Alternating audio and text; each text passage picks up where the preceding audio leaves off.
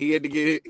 You better be in the house when them street lights come on. Ain't that what your mama used to tell you? But I bet you when she told you to stay out the streets, she had no idea that the YouTube streets would take over the world. Uncle Juice, public figure Boogie, Baby Down So Raw, Detroit Gossip, and the most dangerous voice in Detroit, Dawgface TV. Bitch, I talk more shit than Dawgface. They running shit from coast to coast. Welcome to the Danger Zone. 5, 4, 3, 2, 1. Let's go.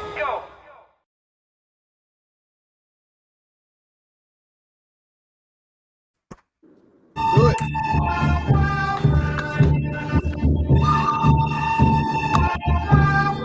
Mic check 1 2 1 2. Mic check 1 2 1 2. My name is Dawgface. Call it wrong.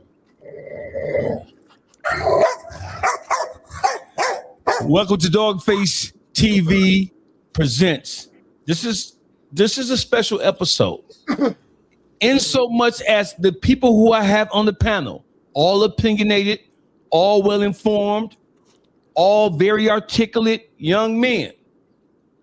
Some of us younger than others. I don't got no grade that Rich Trapper got. I'm just saying. Hey, I'm only 36. I'm arguably the youngest nigga up here. Yeah, Rich Trapper been out there in LA. Man, they worked his nerves out there. You hear me? Hey, listen, my name is Dawgface. Call it wrong. We might as well start right there. We might as well start in the lower right-hand quadrant. It's more than the quadrant, it's a sectant. Because there's 6 motherfuckers on here. Rich Trapper in the business. What's the word with you, Rich? Hey, man, I ain't never mad at being number 6, man. We here to get the truth outside. That's all we got to do is make sure the truth go from in the house to outside the house. The world needs to know. Wait, hey, Rich, did you just bang on wax on me, bro? I just gave you a 6. I just threw you a lot. Man, you owe me, bro. You owe me. I just threw you a fucking live, bro. I just threw you the 6. Man, I'm going to send you an invoice for that shit. Hey, listen, do we want to make the white guy last or no? Do we? No, we don't want to. Hey, listen, Hollywood Way, crime and entertainment. Hey, listen, one of the fastest growing podcasts or pods that has an emphasis on crime and entertainment and how they intersect or maybe not. What's the word with you, Wade?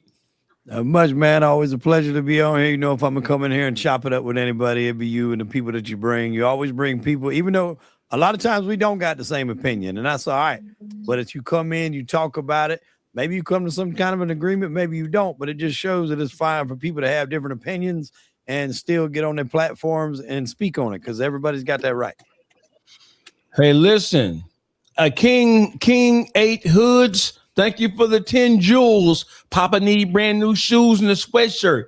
I need y'all to like, share, subscribe, get these motherfucking numbers up. We finna go in. Tell a friend, Doggy in the squad is in the building. In the lower left-hand corner, it is the nigga that they love to hate. They hate this nigga more than me. Byron Blake is in the building. What's the word with you, Byron? What's the word, man? What's the word? You know, it's always a treat when players meet, man. Glad to be here. For sure. That's that St. Louis shit, man. I'm throwing y'all lives like a motherfucker, man. I'm throwing 6s, I'm throwing crime and entertainment, I'm throwing player shit from the Lou. They ain't that but some pimping going on down there in the Lou. I get it. I understand. I get it. Yeah, in the upper right-hand corner, right? It is my dog, Underdog, fresh out the goddamn pit. Fresh out, baby. What up, Underdog, y'all? Glad to be here, man. We got some beautiful topics today, man. Let's get to them. In the middle, right beneath me, which is where he supposed to be. Right? Yeah, you can't see his black ass, but he light skinned. He's the most light skinned, dark skinned person you ever gonna want to meet in your life. GBE is in the building. What's the word with you, G? Man, here to state the facts, man. We don't want you doing shit tonight. This is a time. This is an opportunity for you to introduce yourself and show some goddamn like you got some sense instead of always doing that same shit every time you come up here, man. Say hi to the people, dog. Say hi to the people. Introduce yourself. What's going on, man? It's GBE, man. Yeah, I mean, what's wrong with you? You got some home training every now and again, man. Cause you know I'm ready to get on your ass, man.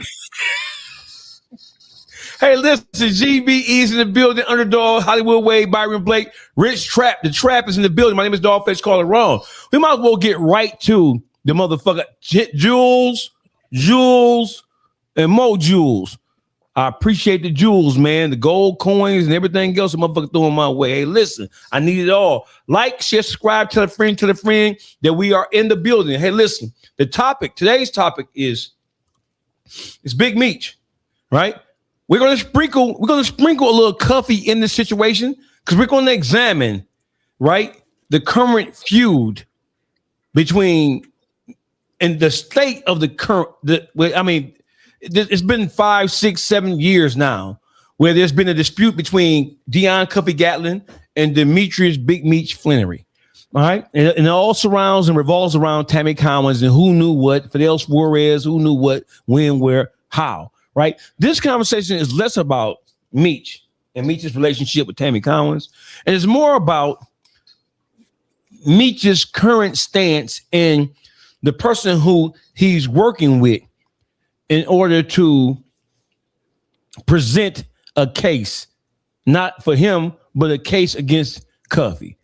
Where do we start, Rich Trapper? I'll let you take over. So I'm gonna just give the panel a little background on my experience just with the BMF situation. I'm from South Central. I'm 36, so no, I wasn't. Obviously, I'm not old enough to be in the club with Big Meech when he was doing what he was doing, but everything's available on YouTube, so we can see certain things like we were talking about off camera. I think that the whole lore of BMF from the beginning never made sense. I don't think that it ever made the numbers that they were talking, the whole 17-5. If you know, those numbers don't exist. The whole concept of everywhere you go, you put somebody on. For example, it's a story where Big Meech told about him being in the bathroom at Magic City, the popular Atlanta strip club, and you see the bathroom attendant, and you see him 2 different times on 2 different nights, and on the third time, you offer him a position running product for you. The product is the best product for the lowest numbers, and you just offered it to a stranger. Well, to anybody who is experienced in that type of underworld of street pharmaceuticals, you know that you're taught to stay away from those type of people because it's number one, either they setting you up to take your life or take something from you, or that's the police. The second thing that I'll bring up before, just kind of as a platform, a foundation, it's an issue where he's on a run from the feds and he's partying with the mayor of Miami. And he's, has this whole club where it's Big Meech night. They bring exotic animals into the club. How are you on a run from the feds and you're drawing so much attention to yourself unless you are in cooperation with these people? So I think when it comes to the girl Tammy, just based off that level of common sense, I think that he had been working, and I think that it just had finally came to the head. I can get into the WACK100 aspect, or we can wait until we get there. Just let me know, Dawgface. We're gonna start with the WACK100 aspect from the very beginning because this current situation, it really sparked because Big Meech was on live stream, he was on Kickstream, and he was being questioned about. I'm not sure if he's being questioned about Cuffy or anything. I think he was being questioned, or somebody brought it up about the turmoil surrounding the whole Cuffy thing. I don't think nobody was point specific about it, but Big Meech said, he called Wack a bitch ass nigga, and he doesn't have a history of conflict with Wack, except for Wack carrying the story coming from Cuffy about the whole Tammy Collins situation. So, GBE, do you think when Big Meech said fuck WACK100, why do you think he said that at that particular point in time? When the issue between him and Wack had really died down, the whole issue with the whole Cuffy situation had really died down. Big Meech saying what he said about Wack really sparked this whole thing over again and threw it back into the limelight. Would you agree? Yeah, I agree with that. Okay, why do you think up though? Because Wack was the most vocal person before you joined Team Cuffy. You was Big Meech team first, but before you. Oh no, I wouldn't. No, I wouldn't. Wack was motherfucking lie. Wack was the most vocal person, and I just think he just finally addressed it. Okay, so why do you think that all of this back up though? It did spark all this back up because it really had died down. You and I, we talk about all kinds of shit, and we haven't had a conversation about Cuffy and Meech or any of this shit in months, right or wrong. Byron Blake. I don't know what's wrong. Man, I my thing is this, right? I don't believe going back to the original dispute. I don't believe in calling niggas rats and snitches and then taking it back. You know, like I think if I say you a snitch, whatever I saw that prompted that, it's still there. You know, so this shit all seemed like a diversion to me anyway. Meech one of the biggest names, hottest names, whether niggas like it or not. And I think dude was throwing this, like you say, this shit all just sparked back up. I think this was done to distract people from the fact that the Big U case is getting closer to going to trial. And Wack knows that he is a vital part to that case. That's my take. Because if he was a snitch, if Meech was a snitch, then it don't change. You know what I'm saying? Like you all of a sudden, even if we let's hypothetically, if Cuffy is a snitch, that don't change what you said about Meech and what you saying you saw originally. So why even throw that man in the mix and try to, you know what I'm saying? It's a diversion, man. To Byron Blake's point, and I will say this, and again, to the conversation me and Wade were having, everything isn't as always, well, the paperwork. Because if it was that simple as the paperwork, we wouldn't have open source reporting, which is what we're watching WACK do against Big U, which is what we're watching WACK do against currently literally against Blueface, what we're watching WACK do against the Armenians. None of that comes with you going into a police station, filling out a police report. But I will what he did against Dirt, he just got brought up in the Dirt trial. He did it to Dirt. You think it? Yeah, come on, man. You got 6ix9ine, one of the most well-known snitches around here. The people know he gonna get on these platforms and say anything. He don't care if he incriminating you or not. But my thing is, they not gonna be mentioning you and shit, and unless they've already spoken to you. I stand on that. If the feds mention you in any kind of way, because they have to be sure that if they need to call you for anything, that they can say, no, he ain't gonna cooperate, or yeah, they don't want to get caught in the middle and be trying to search and, you know, going through a panic. So I can't hear shit. This shit all popping back up. It's a diversion. But to they point, Wack was the person who was pushing that line, which is why I led off with. I don't think once you call somebody a snitch, you got to stand on that. You know, the whole, Meech clear all that shit, that's a tactic. You know what I mean? That's a divert. Really, and it's part two. He want to rally up as many niggas from where you from, you know what I'm saying, to be on his side so he can try to make it, that's tactic. He do, I got niggas that's from over there where you from. They told me this and that. And, you know, like, you a large part of that, too. Hollywood Wade. Yo. We talk. We have conversations. We talk about a wide variety of topics. We haven't had a conversation about Big Meech or Cuffy in months. Mm-hmm. Why are we here? How did we get here? And I want to ask you, because Big Meech has not been very vocal about any of this Cuffy Tammy Collins thing. When he prior to him getting released, it was that I'm trying to get home, I can't talk about it. After he got released, I'm still on paper, I'm still on the monitor, I can't talk about it. He's off monitor, and since he's been off monitor, he has not talked about it. Why do you think that he uttered WACK100's name on that kick stream like that? Why do you think he took a shot at Wack like that? So correct me if I'm wrong, but Wack come out with that first and he responded about it, right?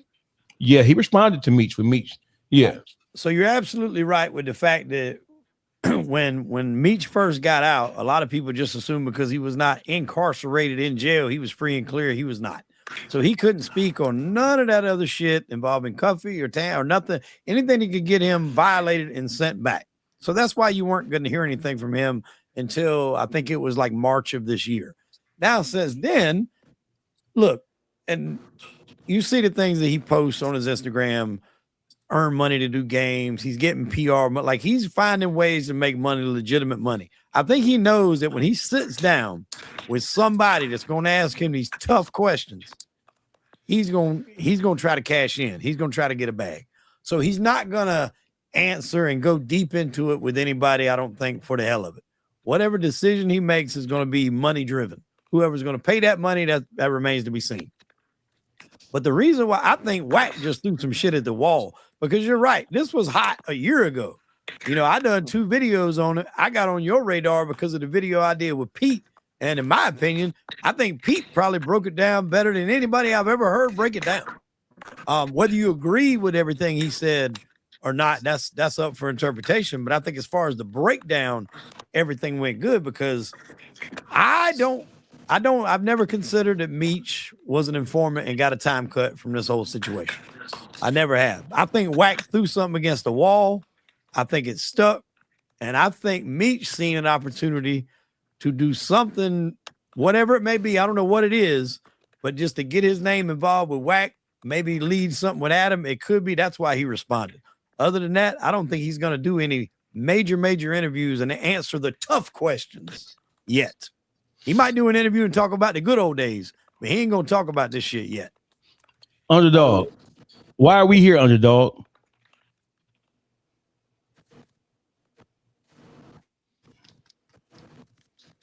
So we basically here for the credibility of a Big Meech, really. I think for the most part, you know, we as like street niggas, we looking at it, a lot of it from the street nigga perspective. You know what I mean? Like if we see a rat ass nigga, if we see a nigga that's not a rat, so-called hanging out with a rat ass nigga, street niggas gonna say that, oh, both of them niggas rats. That's just how we get out. You know what I mean? I think Big Meech is probably at that. Cause like to me, you know, I watched him as soon as he came home, you know, and I did 16 years, so I know how it is to adapt back to society.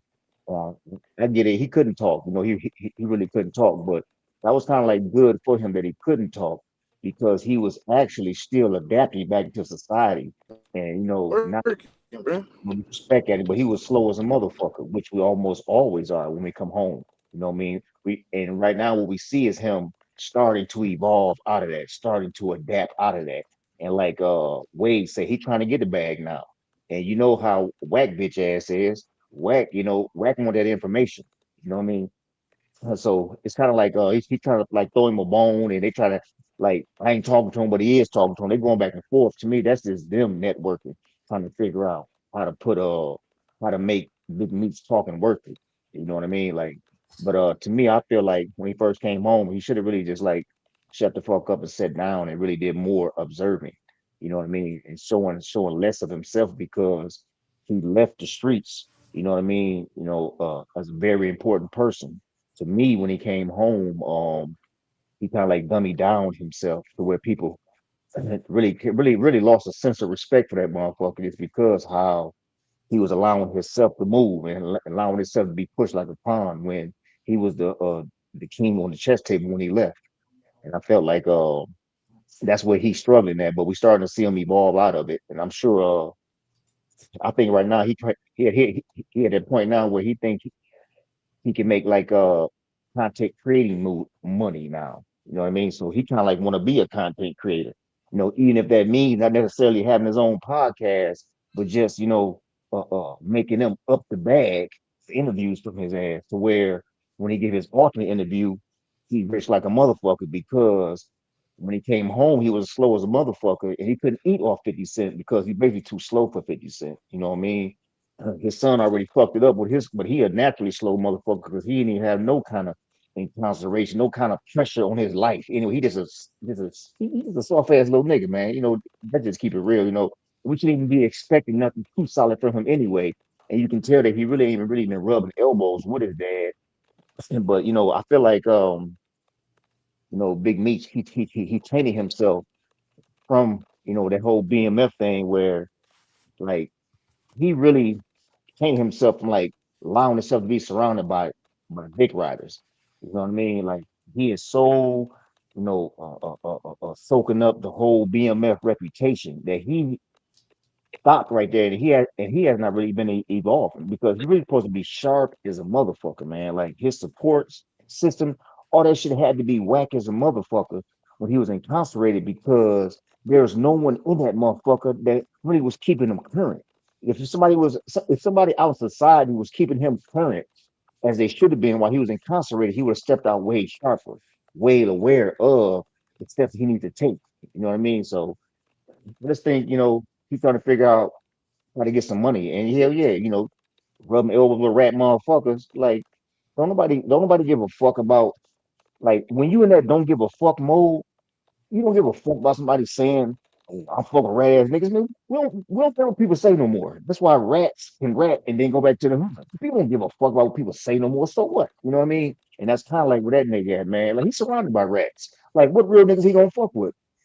You know what I mean? So he just, he basically trying to find like how to get that bag. You know what I mean? But it's a way to go about it. At the end of the day, I'm more so like this. If I gotta have a slow grow with real niggas, then that's just how my growth want to grow. I'm not going to cheat and rub elbows with niggas that I can't trust, aka rat ass niggas or rat ass bitches.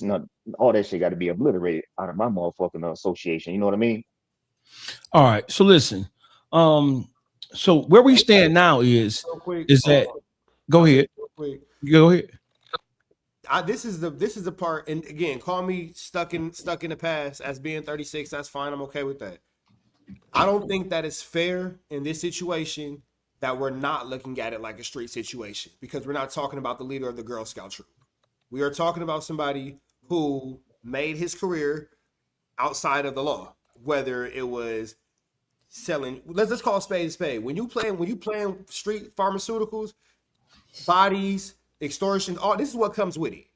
If somebody step in on your territory, if you're not willing to take them off the map, you're not good at your job. Straight up. So we not I don't. The issue for me is we're playing it like this nigga's a Bible school, like a Sunday school teacher. No, the street rules apply because this is a street situation. This is somebody who went to jail for trafficking narcotics over one of America's biggest drug gang or whatever drug rings in United States history. For sure, in nigga history, for sure. So when it comes to the concept of number one, WACK calls you a snitch. Okay, so you have this. We can't play both sides of the fence. Either he's Big Meech, this drug lord, this street nigga we respect, or you sit down and you wipe the piss. Either it is what it is. If you sit down and you wipe the piss, it makes sense for you to be around niggas like WACK100 because he sit down and he wiped the piss too. That makes sense. We know that WACK100 is all through big use paperwork, so it's no question if WACK100 works with the people. This is the only person in our universe who got a conversation with him talking to the feds on YouTube. I'm gonna leave that right there. So when it comes to the concept of Big Meech and you're dealing with WACK100, it doesn't make sense to me that there are so many connections to informants and people outwardly snitching, but you're this big drug dealer or past drug dealer, or you stand on these street morals, or you want to stand in the street principality, and you're associated with these people. Unless, like every mafia boss and whatever, blah, blah, blah in the past, like every drug lord in the past, your ass is telling too. And I'll just land my plane with this. You knew it was wrong when you had to lie and say you wasn't fucking with WACK when you knew you was. Why don't you want us to know that? Why was that a lie? Because you're doing something you ain't supposed to be doing, telling on niggas with this nigga. That's my opinion. All right, so watch this before we continue. Hey, hold on. Hey, make it make sense. 22 nickel. 20. Shut your bitch ass up. You make one more comment on my motherfucking chat, bitch, I'm gonna put your ass outside the motherfucking chat. You never come back in, bitch. So if you want to sit here and enjoy this conversation, act like you got some sense, bitch. Pull up, grab a seat, put your finger in your ass, and shut your bitch ass up. Don't make me block you, bitch ass nigga. Now you make another comment on here that's inappropriate, bitch. I'm gonna block you, bitch ass nigga. Now shut your bitch ass up and just listen to the conversation and take notes and run back and tell Big Meech what we talked about here, bitch ass nigga. You say one more thing, I'm gonna block you, bitch, and you're gonna have to come on for your fake page, you bitch ass nigga. Sorry about that, guys. So watch this, right? Now, Rich Pepper, I feel you, right?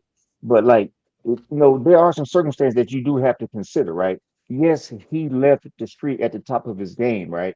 But that game has evolved so much out of them 30 fucking years that he did, right?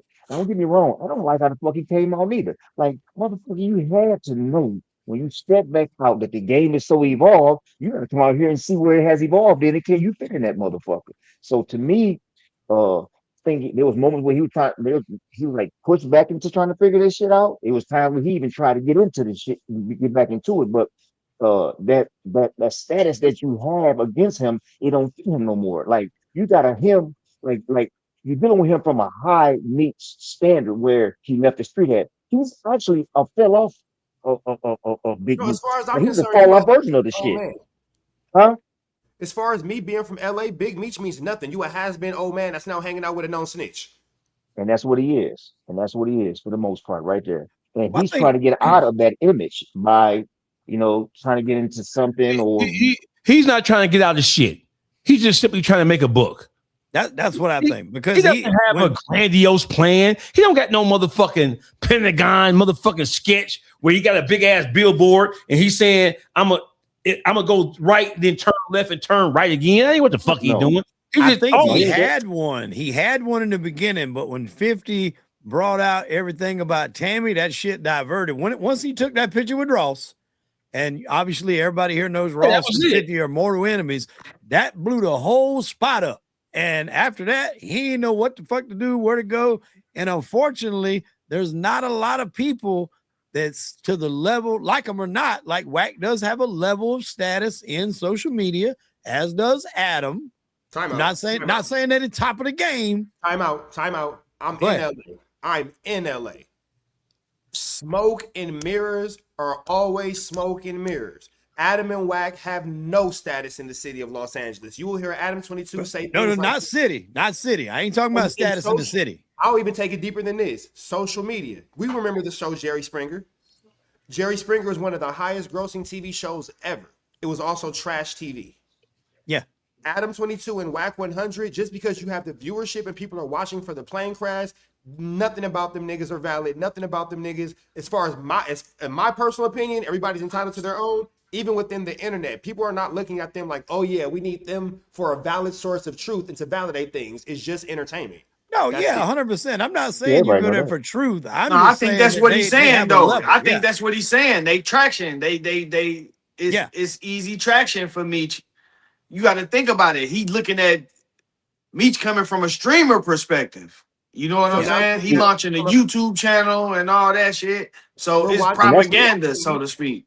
Byron, and that's the part I'm talking about. That's the part I'm talking about. Like himself with people who are failed in the YouTube space. Adam 22 in debt. WACK100 in debt. Last Lean just got hit with him last week for $500,000. Adam 22 got a J Reed issue going on where the No Jumper building is currently up for sale and in foreclosure. So I hear watch this red track. But you can't hold on. Go ahead. That's what I'm saying, though. That's what I'm saying. Like for him to step off. For him to step out and make them fumble the ball that many times stepping out, he would have stepped out with a way more solid program for himself. I don't give a fuck what he was if his support system was keeping him aware. You know what I mean? Like they have not been feeding him, bro. Hey, listen, you give him an excuse. Fuck is you talking about? You just motherfucking excuse. You saying, hey, listen, how much fucking support do me and you have, nigga? No, listen. What he was doing in there was lifting fucking weights, nigga. He wasn't reading a goddamn book. He wasn't studying the motherfucking thing. He wasn't doing anything to avail himself of anything. He nigga wasn't reading no tax books like we was reading and credit repair and none of that kind of shit. A motherfucker ain't put you in there. It ain't a motherfucking job to pro your ass up psychologically while you in that motherfucker. It's on him to evolve himself. When you read a book, it's because you knew and you understood that when I get through doing this motherfucking in 20 years, I'm going to need to have some degree of understanding about what's going on in the world. We used to read National Geographic, Popular Science, Popular Mechanic, Ebony Man, blah, blah, blah. We used to read all that and we digest it as much as we could so that because I don't give a fuck how much somebody writes you. I don't give a fuck how many phone calls you have. You can never replace actually being there and experiencing things for yourselves. We were at the top of the food chain when it comes to digesting and being abreast of what was going on. But when we got home, we was like this. Yeah, but what I'm saying is if he had a support system in the world and if he was applying himself in the MDOC, they would have been able to confirm some things. He thought 50 right, was he his was meal surrounded by ticket. dick suckers. I know it, bro. He was surrounded by dick suckers. No. Hold on, listen. When you say his support system, bro, you got one nigga in your ID. I know niggas who didn't have no support in the street, and they still did. It still did what they had to do. When you say his support system, he didn't have this and he didn't have that. What, bro? What does that have to do with you evolving on your own? What does that have to do with you being self-motivated? He thought he was coming out to a damn hit show on Stars that was going to have him set up and then possibly lead into a movie. And then when he posted that picture with Ross and 50 turned that shit left, ain't nobody knew what the fuck to do because the golden goose was gone. Go ahead, Trap. So before you go, Trap, listen. When it comes to Big Meech, the evolution of him as a man, as a thinker, right? We're looking at him as he was a street genius. He was able to take what he know or what he knew, and he was able to create an empire around that. Period. It was a Fortune 500 company. We ain't gonna get into the illegal, whatever, because the motherfuckers who run Fortune 500 companies, they the biggest criminals in the world. We ain't gotta get into all that. The whole thing is, when it comes to him evolving, I don't think he was ever on the path of evolving to anything. I think he was just doing his bit. I think he was looking for a way out. I think he was just trying to be comfortable. And I think that his main focus was, he had a couple of focuses, but one of them was to sell his life rights and to create a movie or book, a series or something from that to generate some proceeds from that. That was his focus. And he was able to accomplish that, right? So when the whole Tammy Collins thing, the whole Cuppy thing came into focus, that threw his welcome home party totally off track. Because now he's being asked these questions about what happened between him and Cuffy and what the fuck is going on. Listen, put Cuffy over here. Once we understand who Tammy Collins was, and once we understand that Big Meech, he signed over the rights to BMF, the story, to Tammy Collins. And then he also signed over a power of attorney to Tammy Collins prior to her knocking down Terry White. Prior to her becoming an informant, she was Meech's liaison, right? We know that. She told on Terry White as Meech's liaison, as Meech's ambassador. So my whole thing is, I don't think that he had a grand plan outside of busting a move here and there. And then I think his grand finale was the movie, the series. Anything beyond that, it threw him off. And the reason why he came home so unsettled, in my opinion, is because his plan. Because when we in prison, bro, we ain't got no plan C and D. Oh. When you in prison, bro, you got one plan A. We spend zero time trying to formulate a plan B. When you do a bit and you come home, if your plan A don't work, nigga, it's up. It's up. So the whole thing is, when your plan A doesn't work, we don't have no plan B. You talking to a motherfucker who did 17 calendars, and I was surrounded by niggas who did 18, 19, 20 years. Ain't no plan B. If our family say they gonna help us, we expect to see that.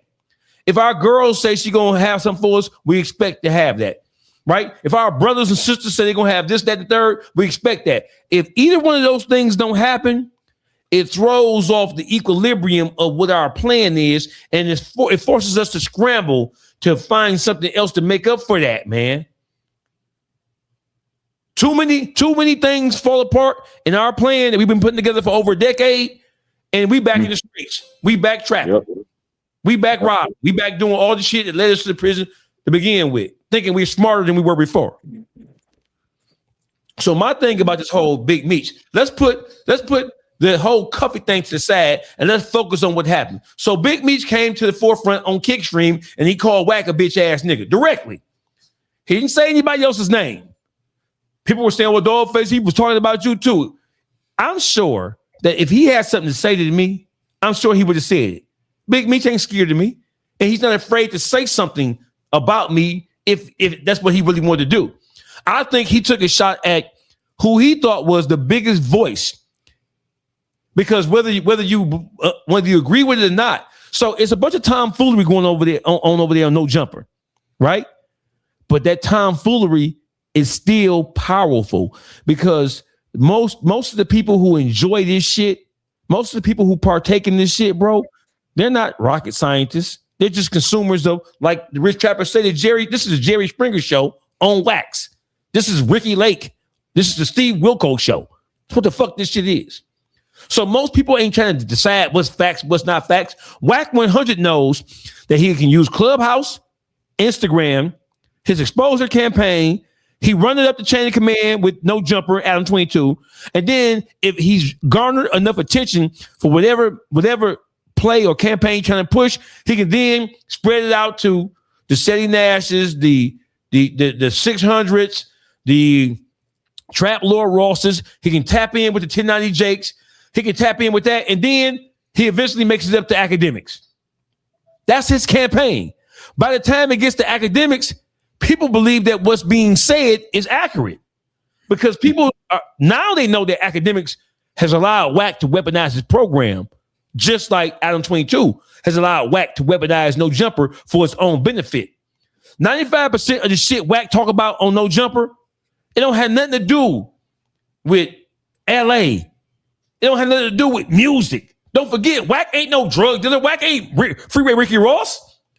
WACK100 came. WACK's not even a Paru. Listen, WACK's not even a Paru. That's coming straight from somebody in Los Angeles, California, right now. Not the outskirts, not the county. WACK ain't no Paru. You can't even go over there. Shut your ass up. Well, we know he didn't go to Gaines party in March. He wasn't there. The Parus had a Paru. There are Parus because they come from Paru Street. Nigga, you can't go to Paru Street. Okay, so here's what I'm saying though, right? And then we're gonna get into a sharper focus, right? WACK100, he knows that he starts his plays on Clubhouse, and then he knows how to elevate, how to walk upstairs until he gets to the big room. Adam 22 and No Jumper, and then the grand stage for him is academics. If it's relevant, he can go on Vlad, but Vlad not gonna let him just run amok on his show. You know what I'm saying? Vlad ain't gonna just let him just drop all them conspiracy theories and all that bullshit without presenting some type of factual basis for it. So it really stops at academics, right? Mm-hmm. So my whole thing is this. Big Meech, I am tired of you. Let me tell you why. Let me count the ways, right? Right? This whole conversation right now is about you fumbling and stumbling time after time since you've been home. We're not even going to look at what happened before you came home. We're going to give you a pass on all that shit because you was incarcerated. But since you've been home, Big Meech, you have done some of the stupidest shit in the world. And everybody is blaming it on you not having solid people around you who's guiding you. But where's your own culpability in this? Where's your own? How could you not know? Who does not? You watch your brother take a picture with Lil Supreme, right? And you watch how 50 Cent responded to Terry taking a picture with Supreme. You know, and if you didn't know, you should have known that everybody that 50 Cent has acknowledged as an enemy to him, if you fuck with him, he gonna have a problem with you. He ain't gonna just cut you off. He's gonna try to destroy you. Everybody know that. So when you went down there and you start running up under Big Meat, under Rick Ross, that was a colossal error in judgment. Colossal. I remember when Terry took that picture with Lil Supreme, I remember everybody was saying, man, what the fuck Big Meat's think about how stupid this nigga Terry is for taking a picture with somebody that he knows is the son of the person who he hates most. He hates Supreme more than he hate, what's the nigga name? The nigga who locked up. Huh? Come on, Ja Rule. No. He wait, over top of them. What's the motherfucker? Jimmy Henchman. Jimmy Henchman. Right. The only person that he hates more than Jimmy Henchman is anything connected to the Supreme team. So when Terry took that picture with Lil Supreme, everybody was saying, well, how the fuck would you? How would you take a picture with this motherfucker's son? And you know that your family is tied into your nephew. has been turned into a star by 50 Cent. Why would you ever? And people, Hollywood Way, we talked about this. Why wouldn't Big Terry's Lil T tell you? Because he been out here. So certainly he knows, hell on, Dad, don't take the picture with this nigga because your brother and your nephew is checking the bag with 50 Cent. And that shit not gonna go over well. Well, I'm gonna take a page out of what Dog is saying. No, I wanted to ask a quick question real quick to Hollywood Wade. Yeah. How can Adam 22, fuck Adam, how can WACK help Big Meech?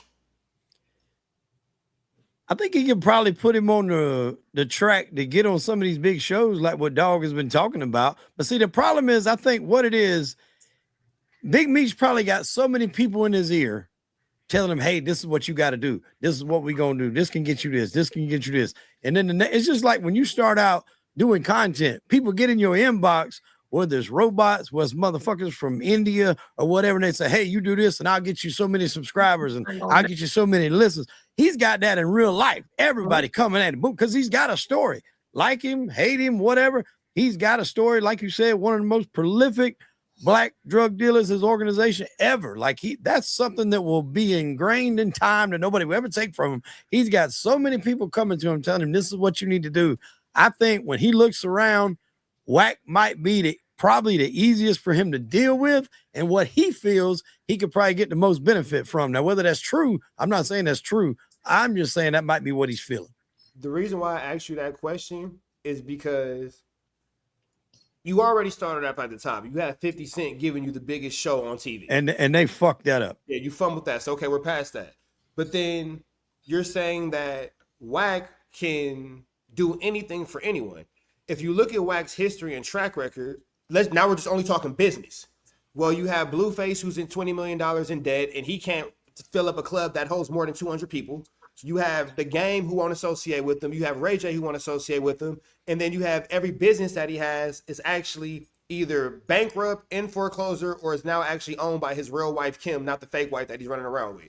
So you can't tell, I mean, maybe as far as us just having common sense, I would assume that Big Meech has some sort of basic money management skills.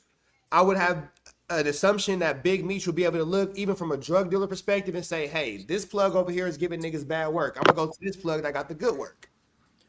Outside of, and this is my opinion, outside of you guys having some sort of legal 1-2 step like Sierra going on where y'all flew flamming and skullduggy, WACK's accolades as a businessman don't even make sense for Big Meech to reach out to him.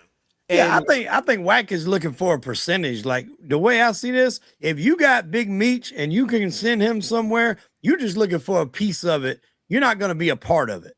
So to my point, why does we can see why WACK needs Meech?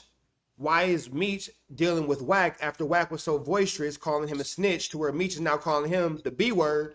And the only thing that I could think of, and this is gonna sound crazy, but I want to preference this with, we are watching people do podcasts, and these podcasts be used in federal indictments. This is a fact. So I get that it sounds crazy, but a year ago, if I would have told you a podcast would have led to Big U getting a federal indictment, you would have told me I was crazy too.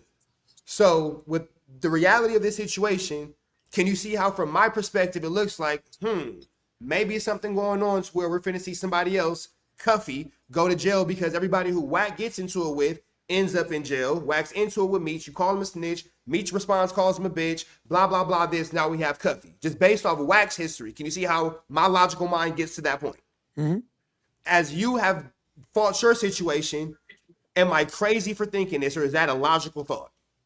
Nothing is crazy at this point. Yeah. When you look at how many indictments WACK100 name is mentioned in, nothing is crazy. Nothing is off the table. So I'll close with this. Chasing Future through the airport. The story with on Adam 22 show where it's academics, trap Laura Ross, blah, blah, blah, the big five. That's what led to Big U being charged with assault. WACK100 and academics in Tekashi 6ix9ine. WACK100 talking about the Armenians led to a federal indictment. And then you have a situation right now where WACK100 is talking about Blueface, which is going to lead to which looks like it's going to lead to the same indictment. I just gave you 4 factual federal indictments and 1 pending. Can you see why this shit looks crazy like Big Meech? What you got going on? So But go ahead. No, well, I was gonna say doing that, right? I don't think it's gonna be like an extended partnership between them two. But then, kind of like what you were saying, I gotta ask who's advising him to go there because if he's not going to anybody else, I can only assume that he think Wack would be the guy to make an introduction. I think Wack's looking for a percentage payday. I think everybody overlooking Meech's moves right now. Meech got a Kick channel, he got a YouTube channel. You see what I'm saying? So he not making the moves, even though we got him on this grand scale, and we look at him like this big Meech, and he got access to certain things and people. He's still making the moves, you know, like he rebuilding the foundation. So it in the grand scheme of that, Wack is useful to him because we talking about him now in the YouTube space. And people gonna go type in Big Meech on YouTube and they gonna see he got a channel and boom, there it go. You know what I mean? It's small, but in the grand scheme of what Meech doing, it's part of the plan. It's working. That's what I think. Because this is the thing with Wack, 1090J, all them niggas. Like y'all was saying earlier, like Dawgface was saying earlier, when niggas come home, they got one plan. What Jake, Wack, all Seti Nash, they all do the same thing. When somebody is getting ready to come home, and you know, people hyping their name up and they talking about them, and then you know what I'm saying? Then here they come, boom. Here go the paperwork. Here go the, you know what I mean? And it just so happened he did this shit with Meech, and Meech ignored it then. But when he got back into the groove of doing shit, how he doing it, and now he's seeing like, okay, that shit really didn't even phase me. I can probably spark this up just for the sake of a hot topic. And it's look what we doing right now. So let me say this.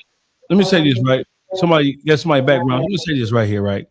So listen, I have said it time and time again. We live in an era where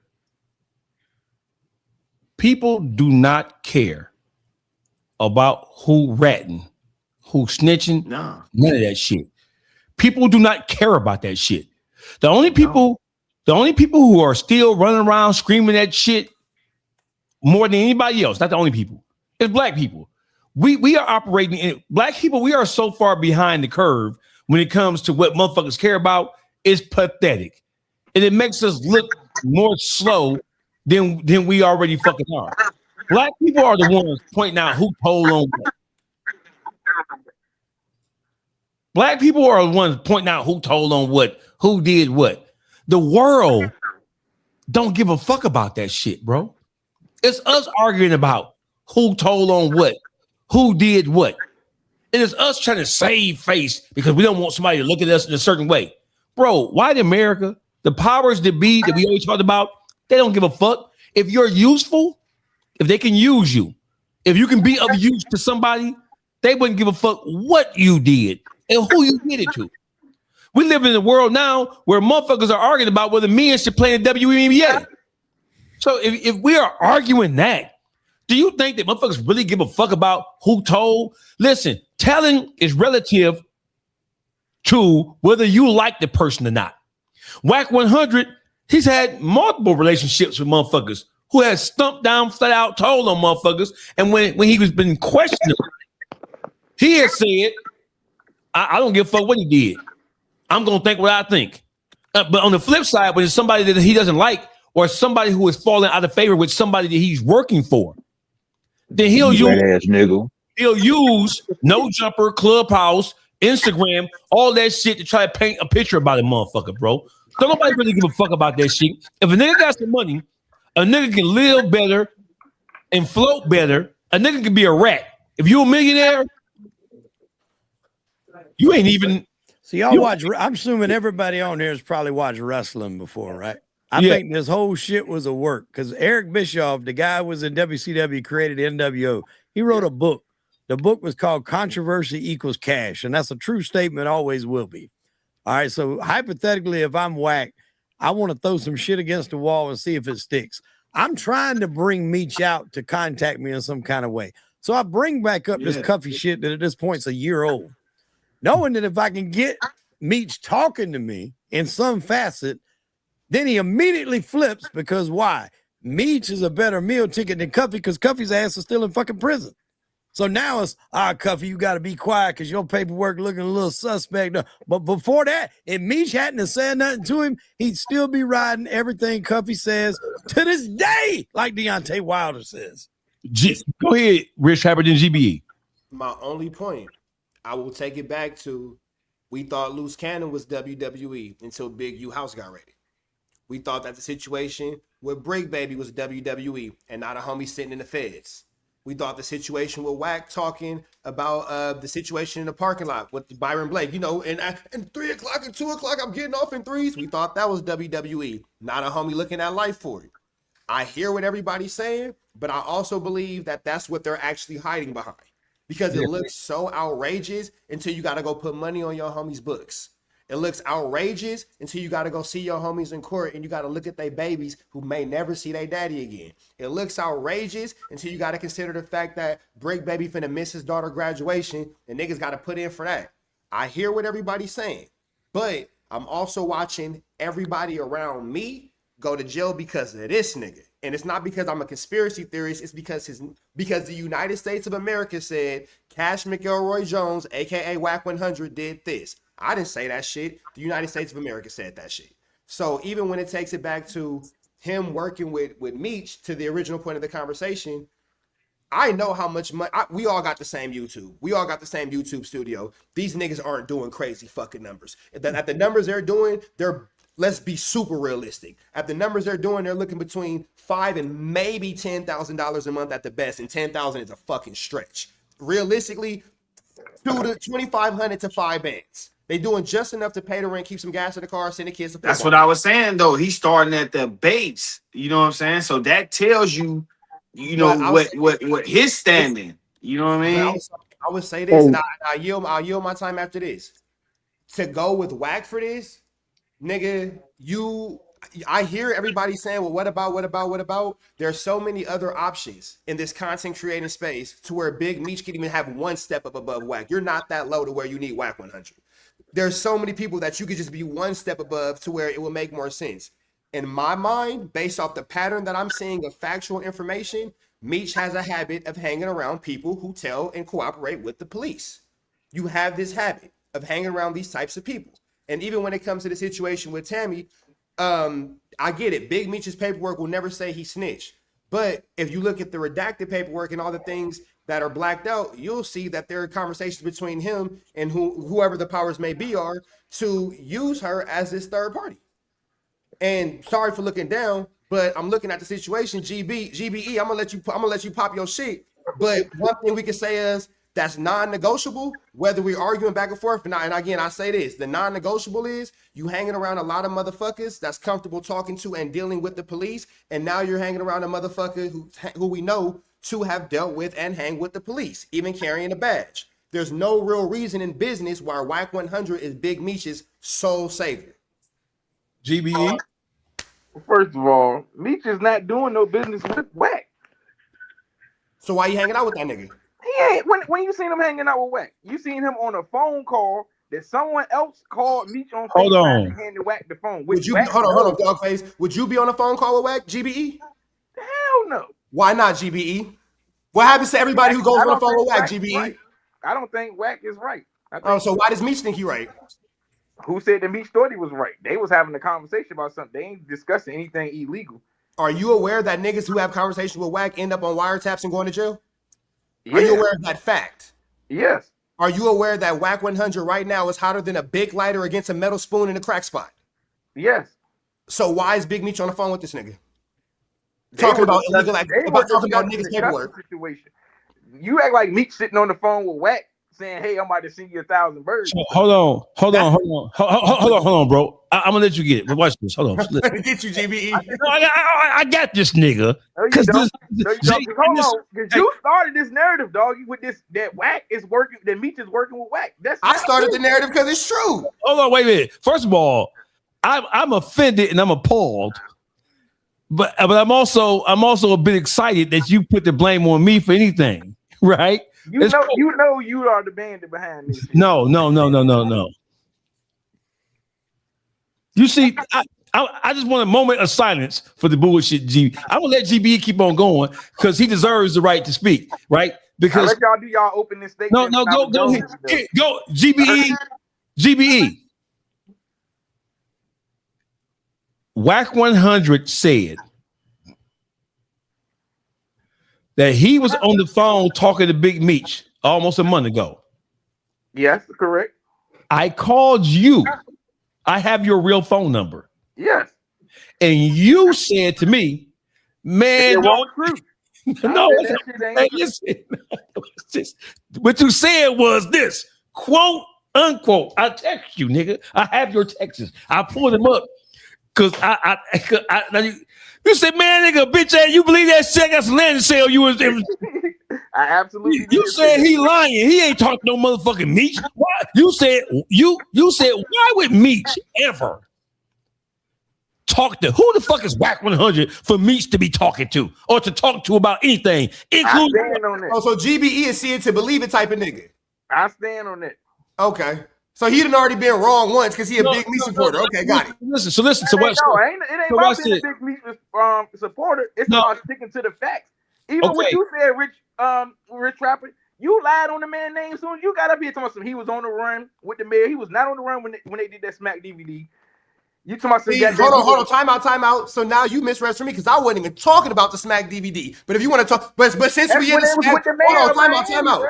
Hold on, but since we talking about the Smack DVD, because I wasn't even talking about that interview, but I'm glad you brought it up. What drug dealer you know going to fucking Smack DVD talking about all the shit he doing and actively drug dealing at that level? That man was promoting what? A label. Did he say, hey, come back? What drug dealer do you know is what drug dealer do you know is actively promoting any type of business on a Smack DVD while actively selling drugs?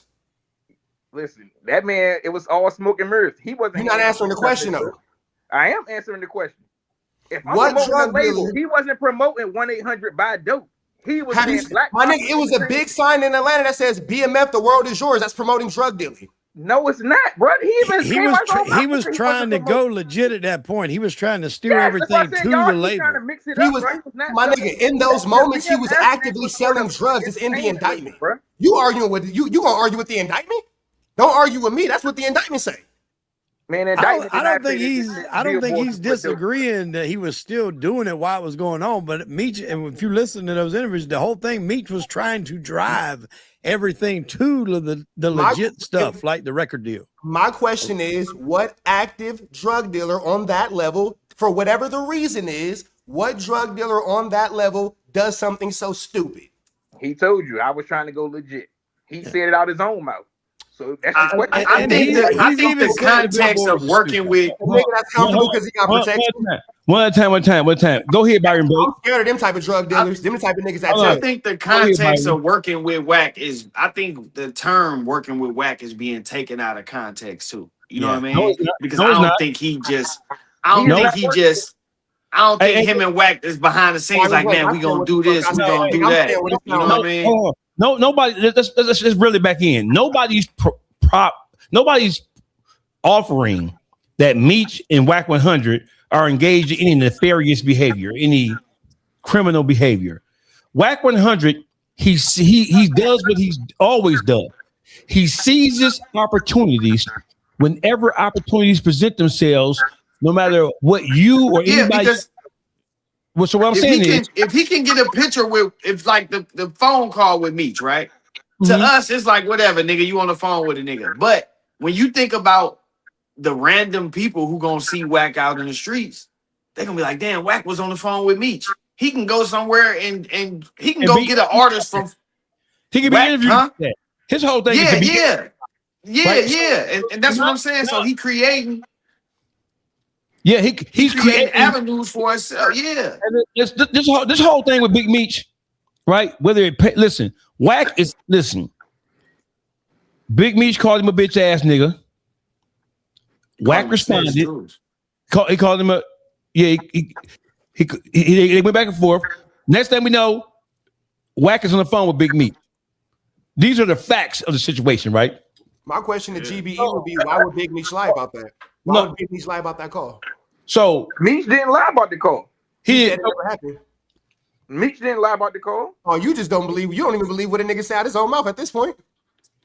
Meech did not say that he wasn't on the phone with Wack, bro. So hold on. Here's what happened. So Wack is the one who came out and told the story. And I was talking to GBE, and GBE said, I don't believe anything Wack says. Like I said, you believe that shit, Dawgface? I know motherfucking well. You ain't calling to me and tell me some shit about what Wack lying, bitch ass, and said. Wack is a motherfucking lie. I say, GBE, I said, why doesn't Big Meech understands how much of a despicable character WACK100 is? And so Wack is using his name as a sounding board. Why wouldn't Big Meech come out and say, hey, that nigga lying? I ain't talking to that nigga.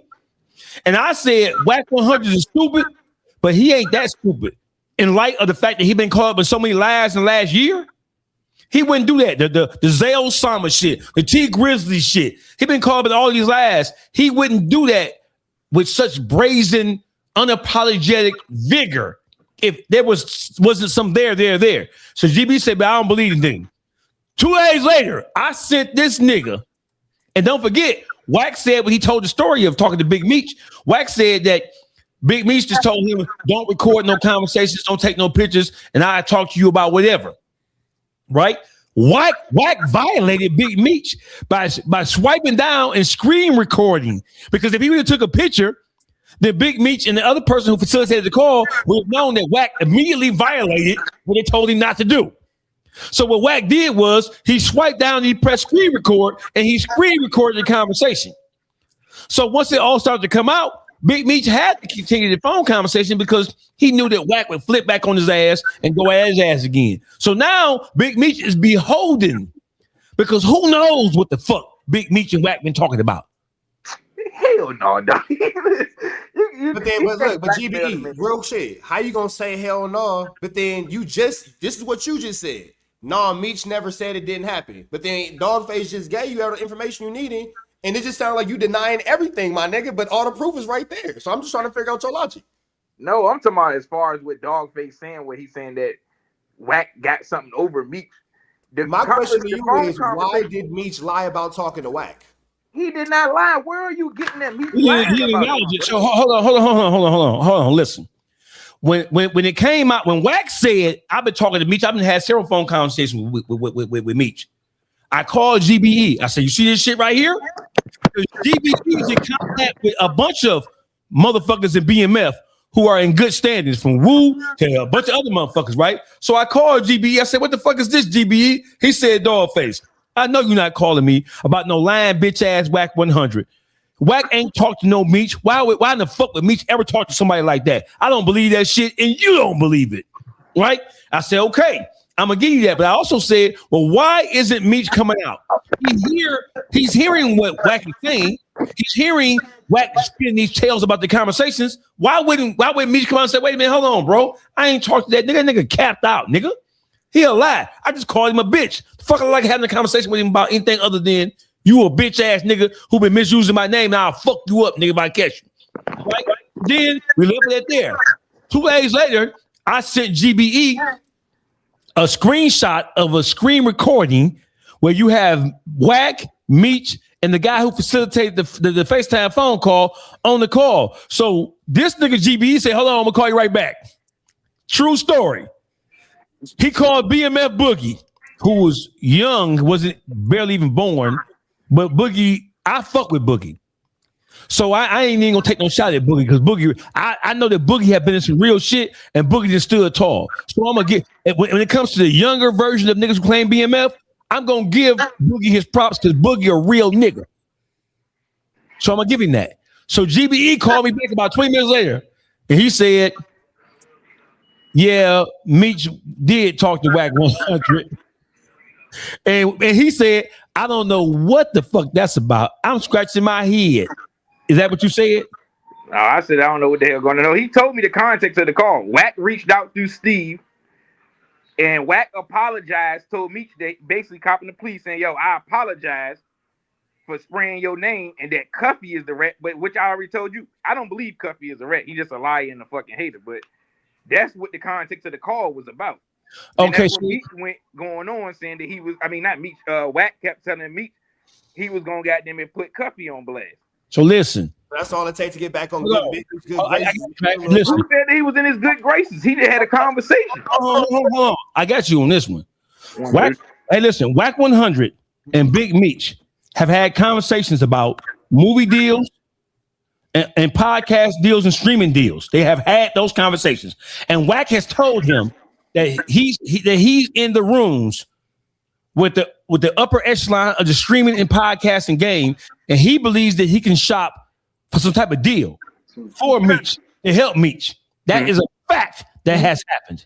The whole thing is, so now we have Big Meech has forgiven WACK for calling him a rat for 4-5 years, and Big Meech is allowing WACK to help find some type of money and some type of deal. Yes, it is. That's a fact, nigga. That's a fact. Go ahead. I got a question for GBE real quick. I'm sorry, Underdog. Real quick, GBE.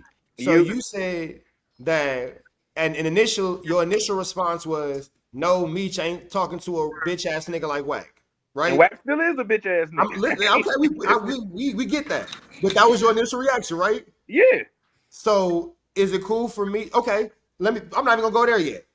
If that's your initial reaction, if that would have been true in that moment, or you would have known that to be true in that moment, would you have been disappointed in Big Meech for fucking with WACK?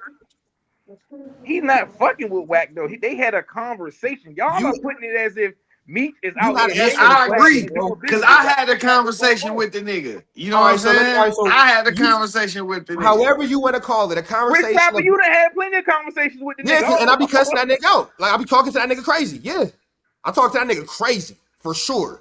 But my question to you is, you said that you didn't believe that Big Meech was talking to a bitch ass nigga like WACK, right? Yes, I said that. Okay, so my question to you is, before I get to my next question, if in that you said that because you would have been disappointed if he was talking to him because you hold this man in a high regard. Is that a fair assumption? No, I just know WACK is a fucking liar, so I don't believe shit WACK be saying. That's what the whole context of the thing was. So you, hey, my nigga, all I'm gonna say is this: you backed into the wall. You ain't backed into the wall. You said that hold in high regard. That don't have nothing to do with me. The question I'm asking you is of him being on the phone with WACK. Hold on. I cannot be disappointed in the man for being on the phone. The question I'm asking is. Hold on. Excuse me. 1 second. Hey, GBE, I'm the one who had the conversation with you. Yes. I am the one who had the conversation with you. I called you and I said, did you see what WACK just said, nigga? And your response to me was, I don't believe shit that bitch ass nigga say. Okay, so my question to you is, hold on, Rich. And I said, well, here we go again. I said, here we go again with, oh, Meech ain't said this and Meech ain't said that, and Meech don't have to respond. Hey, listen, you just called him a bitch ass nigga and a rat and a hoe ass nigga. So now this nigga is saying that 2 days later, he's saying that he's had multiple conversations with you. And he's saying that WACK apologizing. Hold on. WACK called to apologize. We don't know that WACK apologized. No, GBE know what Big Meech ate for breakfast this morning. He know everything about that nigga. Hold on. He know what this nigga had for lunch. He know what Big Meech eat make that nigga shit. Hey, hold on. Because you want to sit up here and go with your theory. You ain't answering the question. You can't answer the question. Got your facts right, bro. My nigga, you can't even answer a question. You don't even have no facts. You have no facts. All you got is this nigga. All you got is this nigga on your bumper. 17-5 number one. Hold on. You went up here and said the man was on the run. All I asked, hey, hold on, baby WACK. We don't need you to deflect. We need you to stay on topic, baby WACK. We don't need you to deflect. Hold on. We need you to deflect, baby WACK. We need you to stay on topic. Hold on. Let's break it down for a second. Listen. This dude can't comprehend, bro. Hold on, GB. I called you once WACK100 revealed to the world that he had been talking to Big Meech. And he said he had several conversations with Big Meech at the time when he revealed that he had talked to him. He didn't just say he talked to him once. He said, I've been talking to Big Meech. I talked to him several times. That's what he said. Right? No, that ain't what he said. He said he had a conversation. And then after the second video came out, he said that they had another conversation. Hold on, bro. On Clubhouse, WACK100 announced to the world that he had a conversation with Big Meech. And hold on. We getting it. I'm trying to figure out where we going at with. I'm going to get to my point if you allow me. On Clubhouse, he said he had conversations with the S, plural, with Big Meech. So say they had 10 conversations. We'll be getting. Hold on. Listen. WACK100 said that he had been talking to Big Meech. When I brought it to you, brother, you said, I don't believe it. And you said, I'm disappointed in you, Dawgface, if you believe anything that lying bitch ass nigga say. I don't believe it. We went live. It's on your live. Yeah, yes, of course, right? So listen, but then 2 days later, we find out that what Wack said was true. Yep. So where does that leave you in your belief that he hadn't talked to him based on it was confirmed. I even told once you even sent me the picture, we agreed that he was on the phone. I'm not denying that he wasn't on the phone. No. Here's the point. I want to make sure we stay on point, bro. Respectfully. When I brought it to your attention, you said that it wasn't true, and you admonished me. You scolded me for believing anything coming out the mouth of WACK100. Yes, I did. so then we left it like that. 2 days went by, and I got that motherfucking picture. I'm the one who sent you the picture. Yes. A screenshot of WACK100. It was Steve and Big Meech on the FaceTime. At that point, I said to you, GBE. Wack said on Clubhouse that the rules were he couldn't record it or take pictures. I said, this is a FaceTime right here. So that if he would took a screenshot, it would alert Steve and Big Meech because it say a screenshot taken, right? Yeah. And so I said that was a screen recording, and what this was a still frame taken from a screen recording. And so Wack had already violated the understanding he's supposed to have with Meech and Steve about not taking no pictures and not filming their conversation. So I told you that Wack was never going to be in the conversation with Big Meech and not be able to prove what he's saying is true. And then don't forget, when I said that, he said, no, I didn't record nothing. When I questioned him about it, he's like, no, I didn't record nothing. And then he dropped the picture of the goddamn conversation. So he lied on top of lie on top of lie. So I'm saying, when you found out that Big Meech had in fact talked to WACK100, you can't decide if WACK100 say he talked to Big Meech every day. You can't say he didn't, and you can't say he ain't, because you're not in the know about whether he has or not. I give you that. That's all we're saying. That's all we're saying. So my thing to you is GBE. WACK100 said that he's talking to Big Meech at this point dozens of times. And WACK100 also said, I don't know if you missed it or not. He said on academics and he said on No Jumper that he's working on some type of deal for Big Meech. No, I ain't see that. Well, Wack always talking about he working on a deal for. Yeah, I didn't see just because he said it. What happened with that? Hold on, hey, wait. Here's the whole thing. So listen, we know Wack to be a liar, right? Yes, correct. But Wack doesn't lie about everything because he doesn't have to. Because some people are stupid enough to fall right into his fucking trap. Yeah. Some people are stupid enough to fall right into his trap. We're not saying that Wack lies about everything that comes out of his mouth, because some things he don't have to, because some people are dumb enough to believe in him. Right. So my whole point is this, right? Wack is saying that he is in constant contact with Big Meech. Nobody can question that from this point forward. Nobody can say Wack is lying. Nobody can say what did or didn't happen. Nobody can say Wack is over exaggerating. Nobody can say that ever again, because Wack is the one who proved it. Big Meech didn't acknowledge it, but now Wack is the one who put Big Meech in a situation where he can't deny it, because Wack delivered us tangible proof that he has been talking to him. And he got recordings when he was talking to Cuffy. He's talking to Cuffy. And he got Meech on the other phone on FaceTime listening to him talk to Cuffy. So that means that Wack and Meech are working in a concerted effort together and running a campaign against Cuffy. That's what that means. I don't know if I say they're running a campaign, but I think if Wack is trying to find somebody to hitch his wagon to, regardless if Meech is on board with anything that he's got planned or not, Meech would be the guy you would side with over Cuffy. Hey, listen, brother. No, not. Hold on. I'm gonna give you the mic, bro. Listen. I mean, one's in jail and one ain't. Who's gonna benefit you? Hey, listen. So listen. WACK has already said we running a campaign on Big Meech. So now the focus has changed, and now WACK is running the campaign on Cuffy. You was part of the run the campaign on Meech too, dog. You want me to answer that or no? That campaign was to bring Meech out to a conversation. Yeah. So see, he don't know that, Wade, because he was in the comment section. So he don't know that. So here's the whole thing. Do you want me to answer that question? Because I know you don't. I dare you to tell me to answer that question. By your campaign you was running. I triple, quadruple dare you to make me answer that question. You talking about your campaign you was running? Yeah, I dare you to put that in question form. I dare you. I triple dare you. You were in, wasn't you not? When you in the YouTube streets was in on the campaign, the smut Meech name. So what I was involved with the YouTube streets, and you have been a part of the YouTube streets from day one, but you were in the comment section. Yeah. So don't act like, nigga, that you went in the fucking mud with the rest of us, nigga. Don't act like that. That's number one. Number two, I wasn't trying to smut shit. I was just examining the facts as they were presented to me, as was Wade, as was everybody else, because it was the hot button issue. We were examining it. Me and Wade had major arguments offline about, I got to see the proof. I don't believe that. We interviewed the sister from Houston. Bro, we went so far into this rabbit hole, bro, I grew tired of it.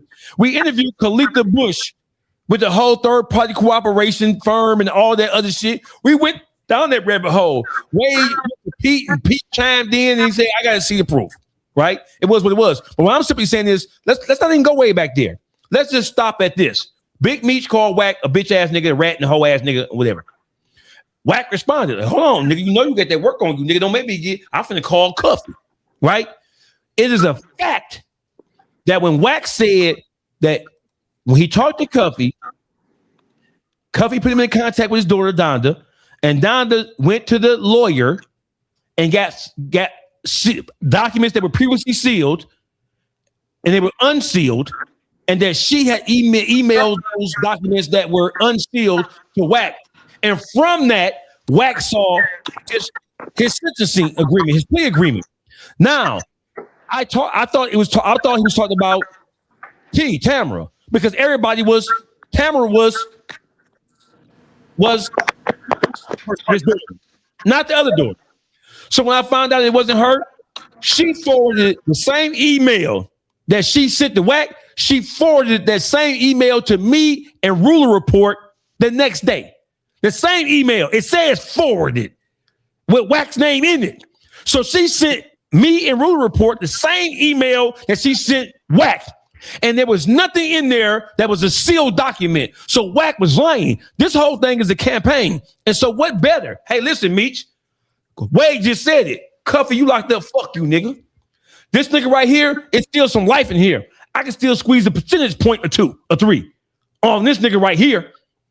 He out here is Big Meech. We're gonna shut Cuffy down with this shit. I'm gonna try to clean up Meech image, and I'm gonna get some money on the back end on whatever deal I'm able to orchestrate with Big Meech involved in it.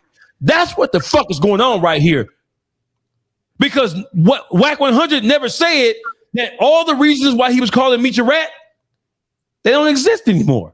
He never said it. He's simply saying, oh, now, Cuffy, you're a rat. You pled guilty with other people's names in the fucking document. So let me say something, Dawgface. Go ahead. Hey, listen, man. Like, hey, everybody on this panel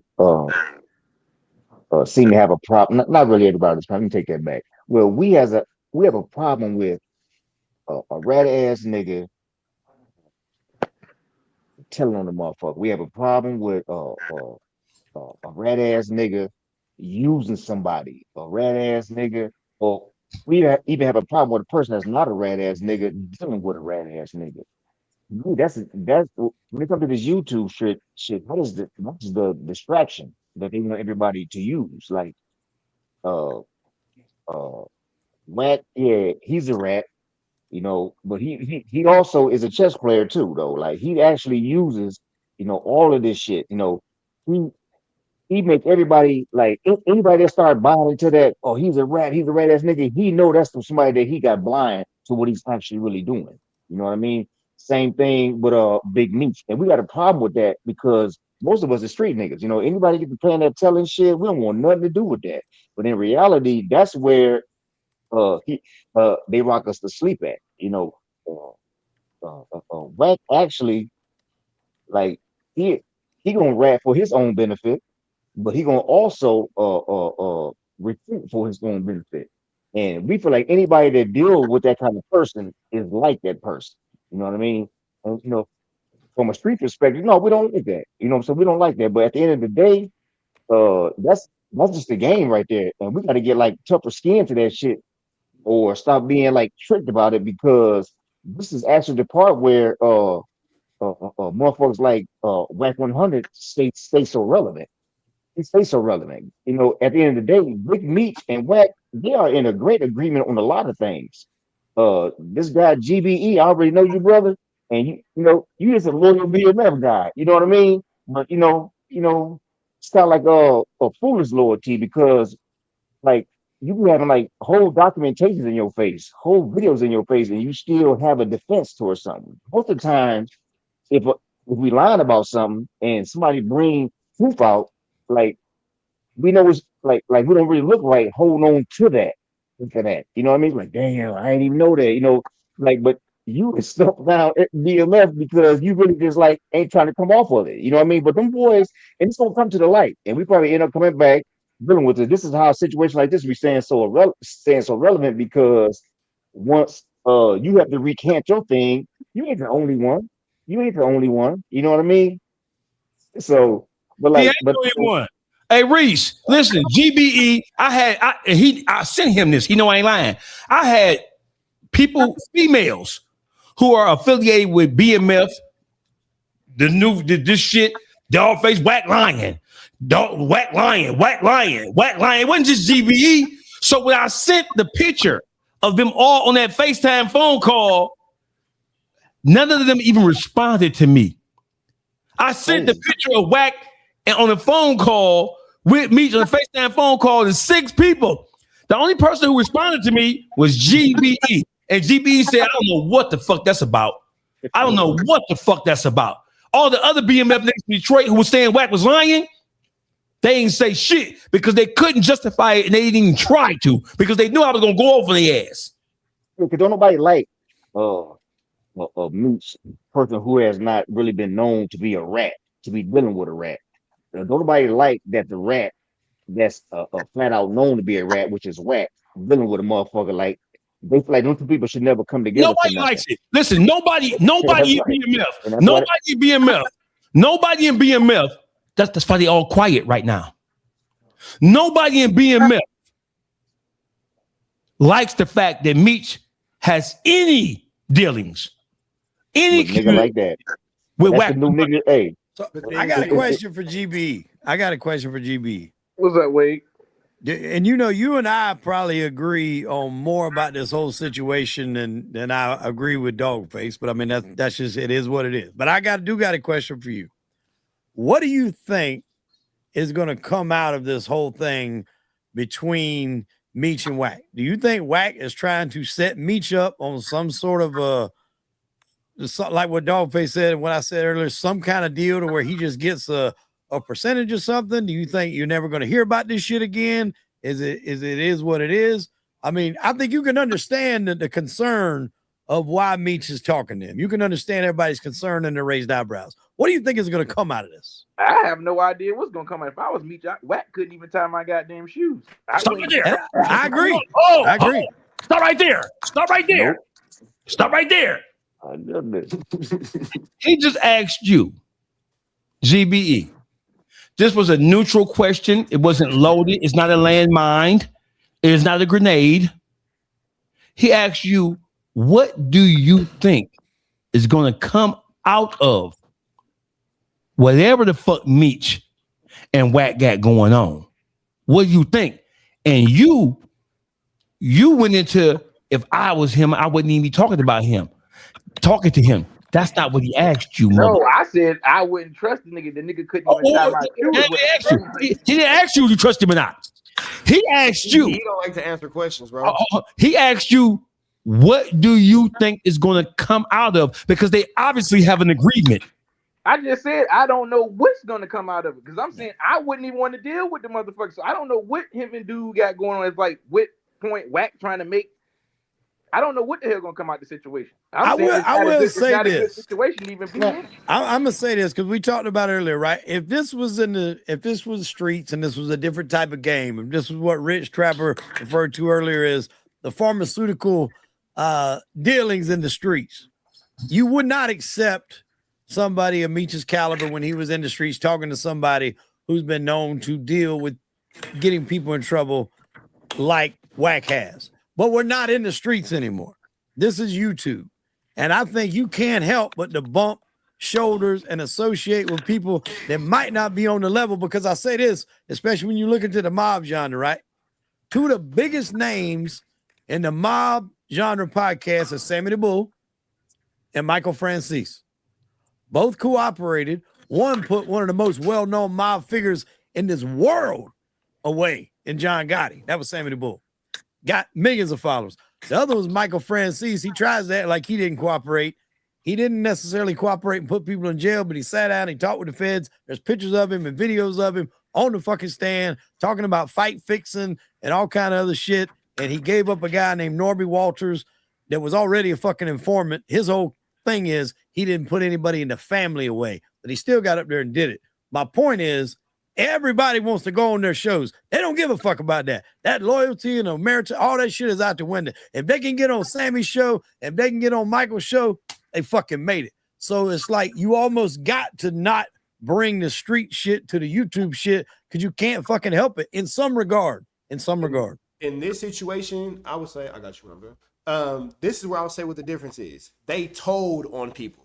Told is past tense. WACK is telling on people in current tense, in active investigations and cases now. So a retired snitch, okay, go tell your story. That's your business. You feel me? A current snitch, totally different. But then let's also take this. We're going to call a spade a spade. We are talking black culture here. So this is another thing where we look into certain aspects, because when you're talking about the mob, their culture comes into effect. When you're talking about the Mexican mafia, Mexican culture comes into effect. This is black culture. And the same, when you're talking about the triads, Asian culture comes into effect. Asian tradition, so forth and so on with all these groups. Traditionally and culturally speaking, this is unacceptable. Period, point blank. And where I'm seeing is, I didn't know that GBE was one of the BMF representatives, and that makes a lot of sense based off your answers. But I'm gonna say this: it ain't no. What I'm hearing is it just ain't no accountability. And I said this in my chat a million times. And this ain't nothing towards GBE. This is something that I've said a million times. A person that's not accountable terrifies me, because a person that's not accountable is more likely to tell them. If me and somebody rob a bank and they ain't got no accountability, well, I'm the only motherfucker you can tell them. That is a person without accountability, 9 times out of 10 is a snake motherfucker. So check this out. I'm gonna give you two scenarios, right? And then I want to get everybody's opinion on this. Say that WACK facilitates a deal with Meech to get on Vlad Academics or somebody. There's a big payday involved, and WACK gets his piece, and Meech has no conversations one-on-one dealing with WACK. All right. I look at that as Meech used WACK to get the bag. Now, if it was different, hold on one second, then you can take it. If Meech actually had one-on-one conversations with WACK and started doing shit personally with WACK, that's different. I don't think that'll ever happen. Everybody who WACK has a plug with has publicly come out and say that either they, number one, won't pay somebody or won't pay them that much.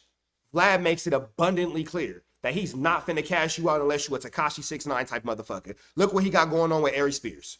But Aaron Spears ain't gonna bring the kind of fucking money Big Meech is gonna make. Let's get real now. Aaron's ain't that goddamn funny. He can do all the impressions in the world he wants, but he ain't bringing Big Meech type history.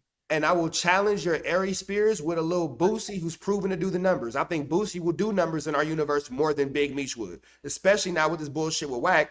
But on a one-off, I think Meech would beat 6ix9ine. on a one-off. I'm not talking about a reoccurring character. That's what all those guys have got in problems with it with Vlad because of reoccurring. On a one-off, what do you think? What do you realistically think Vlad would play Big Meech on a one-off? Vlad what he would pay him? How do you GBE? Don't start answering questions. Nobody asked you. You can't answer the questions niggas already asked.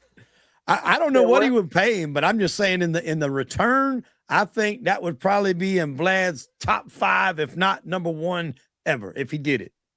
I would challenge it. I believe that if Big Meech keep bullshitting on pulling the trigger on this right here, I think it's gonna get watered down to where it's not gonna even be wanted no more because it's gonna be like touched by so many niggas. We already make that shit at the wall. Yeah, pretty much. You know, I'm just like it won't ever be completely watered down until you hear from him. But I'll also say this, what nobody's mentioning either, back to the conversation with Big Meech on the phone with all these niggas, considering the subject matter of the conversation, all these conversations with WACK start off innocent until in a year and a half, 2 years, that conversation with him, Big Meech, and Cuffy is now used as a conspiracy. And why are we skipping over or glossing over the fact that any phone conversations with WACK100 are recorded conversations? Why are we glossing over the fact that WACK is talking to Meech about Cuffy for shit show? They're going over ways of how to make Cuffy look bad for shit show. He's going over strategies with Meech. Because don't forget, he said Meech told him, look into this, look into that, look into that. Next thing we know, Meech is claiming, WACK is claiming that Cuffy's daughter inadvertently emailed him documents that were previously under seal that Cuffy's lawyer had got unsealed, emailed to her, and then she, not knowing what the fuck she's sent it to WACK. But he's talking about the plea agreement. And in the plea agreement, Cuffy pled guilty to the narrative that the feds put forth, like most people do. Most people don't get to cherry pick what you're going to plead guilty to. Right or wrong? So all I'm simply saying is this. We've used some terms that we've heard before, like WACK running a campaign on someone. Historically speaking, everyone who WACK runs a campaign on goes to jail. We're hearing the switching of the narratives like we've seen with the Big U situation where the narrative is now being switched because WACK is like, maybe it should look like this. Whatever Meech has going on with WACK, we can all agree that we wouldn't do it with WACK. So just off the common sense that we just can say we wouldn't do it, GBE, I'm talking to you. How the fuck is there any excuse for your homie hanging with a nigga that's fucking with the cops or fucking with a nigga that's fucking with niggas fucking with the cops? What's up with your big homie? Rich Trapper, ain't my big homie. You keep talking what's up with your big homie? You keep talking about somebody hanging with the man. He is not hanging with WACK, bro. That's what we keep. That's why our disconnect keep coming. Says who? He don't have to though. He don't have to hang with him. So, hey, listen, now niggas is playing in semantics like they don't understand broader aspect of the conversation. Hey, can we hey, listen, please. Hey, Urban Max TV. Papa need brand new shoes and a sweatshirt. Thank you for the $10 contribution. Who money is that? That's your money, Wade? No. I'm just saying that's the comment. That's what I was saying earlier. Oh, yeah. Thank you for the money, bro, because I'm broke as a motherfucker right now. Thank you. I appreciate you. Carry on, gentlemen. I'm listening. All I'm going to say is this. In proper context, that conversation with Big U, Cuffy, and Meech in proper context can be used in a federal RICO as conspiracy, as X, Y, and Z, blah, blah, blah. It only doesn't make sense if you ignore every other conversation that WACK has literally had that's led to a fucking federal RICO. So I get where everybody's like, well, it couldn't be me, but that's also what Big U thought. That's what Loose Cannon thought. That's what Brick Baby thought. That's what the Armenians thought. I got a question. So this is just for the panel. I'm not going to aim this at GBE. I'm not, brother. I fuck with you. We bounce brilliant ideas off. How does dealing with WACK whatsoever? According to WACK, he's actively dealing with Big Meech. It's not fair at this point for you to say that he's not, because he's as it relates to what has happened within the last week and a half, 3 weeks. WACK has been spot on. He got Big Meech. That's all WACK ever want. Because now Wack can brag about talking to Big Meech. He can brag about Big Meech and him coming to an understanding. He can brag about, well, I'm working with Big Meech. I'm trying to help him find a deal. Blah, blah, blah, blah. Nobody can say he's lying because he hasn't lied to us thus far about this particular situation. So it's not even reasonable.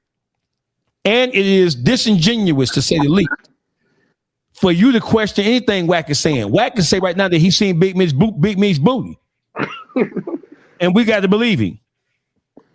Because he ain't lied to us yet about this whole thing with him talking to Big Meech. That's one. Number two, my question to everybody is, what advantage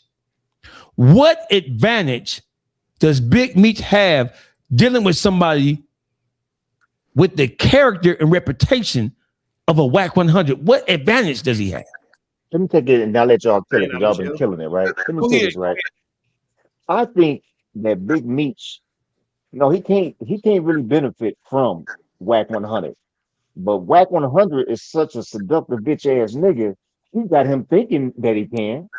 So, Big Meech, he always gonna be feeling like fucked up because he fucked up his best opportunity with the best motherfucker to get any kind of movie or anything out there, right? He fucked it up with 50 Cent. So Wack is making him feel like, to me, Wack is making him feel like I can get that ball back rolling for you. Maybe not at that 50 Cent level, but I can get that ball back rolling for you.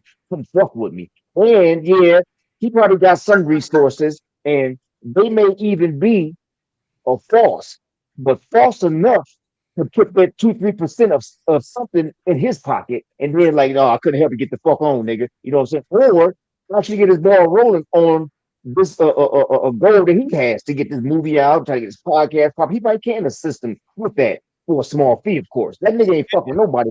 He can. Yeah, I believe that, right? But like I say, I think that Meech is believing that. You know what I mean? But whether Wack do that or not, we would be surprised if he finessed that motherfucker to the fullest. We wouldn't be surprised, oh, you dumbass. I told you, nigga, I'm trying to make you dealing with. Hey, listen. WACK100 has the advantage over Big Meech because WACK100, he has access to the higher inner sanctum of everything podcasting. He has access to it, and nobody around Big Meech, none dumb, ignorant, stupid ass, pickle pig feet licking ass niggas. That's the bullshit I'm talking about. Nothing. So WACK100 can call academics. He can call Adam. He can call Vlad. He can call this person, that person, Flacco. He can call all these people, and he also has inroads into just Hollywood in general. So WACK100 has certainly presented himself as a person can help Big Meech find the bag. So what I need to do is we need to put this nigga Cuffy down. We need to run a campaign on this nigga to affect his overall credibility. He called you a rat? Let's call him a rat.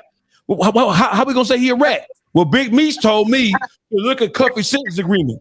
Have you ever seen it before, Meech? No, I've never seen it before. So why would you lead him there if you've never seen it before? And that's WACK100. WACK100 said that Big Meech told him, go get Cuffy's plea agreement. And then when we all said, we don't believe you, bitch ass nigga, we don't believe you. WACK100 came back and said, when they asked him, why would Big Meech tell you to go look there? And he said, he asked Big Meech, have you seen it? And Big Meech said, no, I haven't seen it, but somebody told me it was something there. Now, let's get to the heart of this shit. When it comes to taking a plea agreement, copping out, as we all say it. When it comes to copping out, right? WACK100 said that Cuffy was a snitch because in his plea agreement, and GBE, you're going to start this off. In his plea agreement, he agreed with the DA's narrative. He pled guilty to the DA's narrative of the crimes. That's one of the things he said. Another thing he said is that he was sentenced below the guidelines. We already did a show with Byron Blake, and Byron Blake said, no, he was not.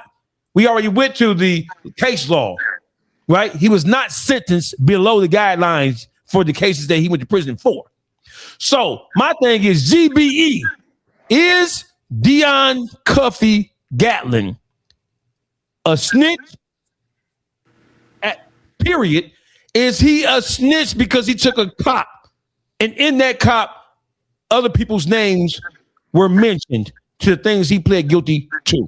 You're next, Wade, and then you, Miss Trapper. No, he not a snitch. He ain't telling nobody. All he did was just plea out. He didn't cooperate. So I need you to explain, because WACK100, and I'm going to say Big Meech. You're going to say, well, Big Meech ain't said nothing. I'm going to say that Big Meech was on a FaceTime phone call when WACK100 was talking to Cuffy, and he accused Cuffy of being a snitch because he played out and other people's names was in that paperwork. That's what he said. Mm-hmm. And Big Meech is just standing there like, get him. They know he won't. He was just listening to the conversation. Hold on.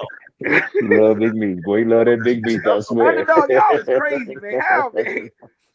You love that Big Meech, man. I feel it, man. Right here, bro. Hey, GB, what they on with you, man? I don't know. GB want to be on the show bad. That nigga trying to get on the show. No, I'll fuck with GB, but hold on. I'll fuck with GB. Hold on. Dawgface, no, I'm just gonna stick to the facts, man. Okay, listen. Hurry, here go right here. Here goes some facts for you right here. You gonna love these facts. Watch this. He ain't doing. Get him. Do the rest of your time, because where Meech is at in his head, he just trying to live the rest of his life because it's a lot of shit that'll come to surface, and if it do, no matter what you say, we know the rules, and the rules say when you utter another motherfucker's name in that courtroom or agree that another motherfucker committed a crime, it ain't right. I just think you should fall back. And then Blue Da Vinci, bro, Blue Da Vinci got a safety valve. Why are you on the phone with Blue? He got a safety valve. You know that, right? Now stop right there. Look at WACK100's phone right now. Look at the phone in his motherfucking right hand. What does it say he's doing?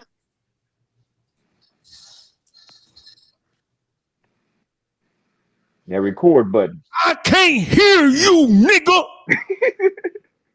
You know he got that ugly ass R&B recorder. So this no. He got both phones in his hand. We know Wack got two phones. No, that's Steve's phone that Wack holding with Meech on the phone. Oh, hey, listen, bro.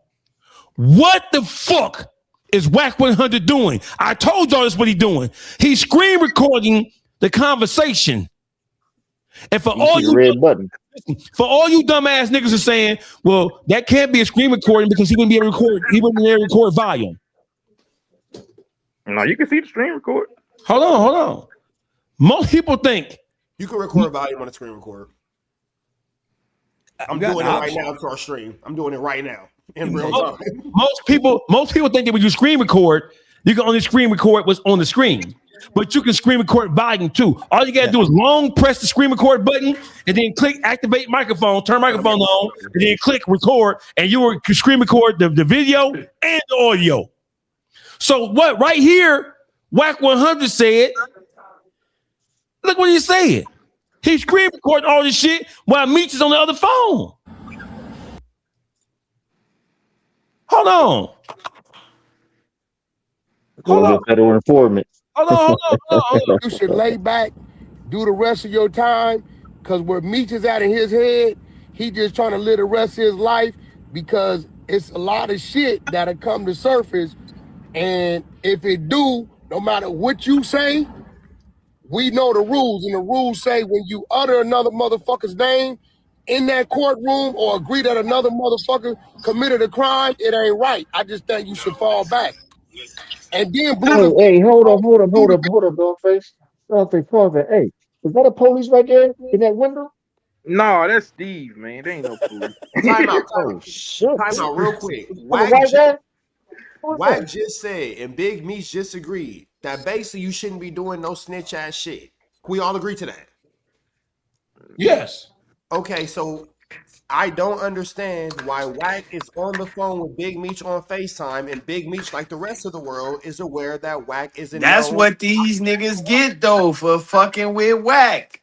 They both in the middle fucking with Wack. That's what they get for that shit. I agree with it.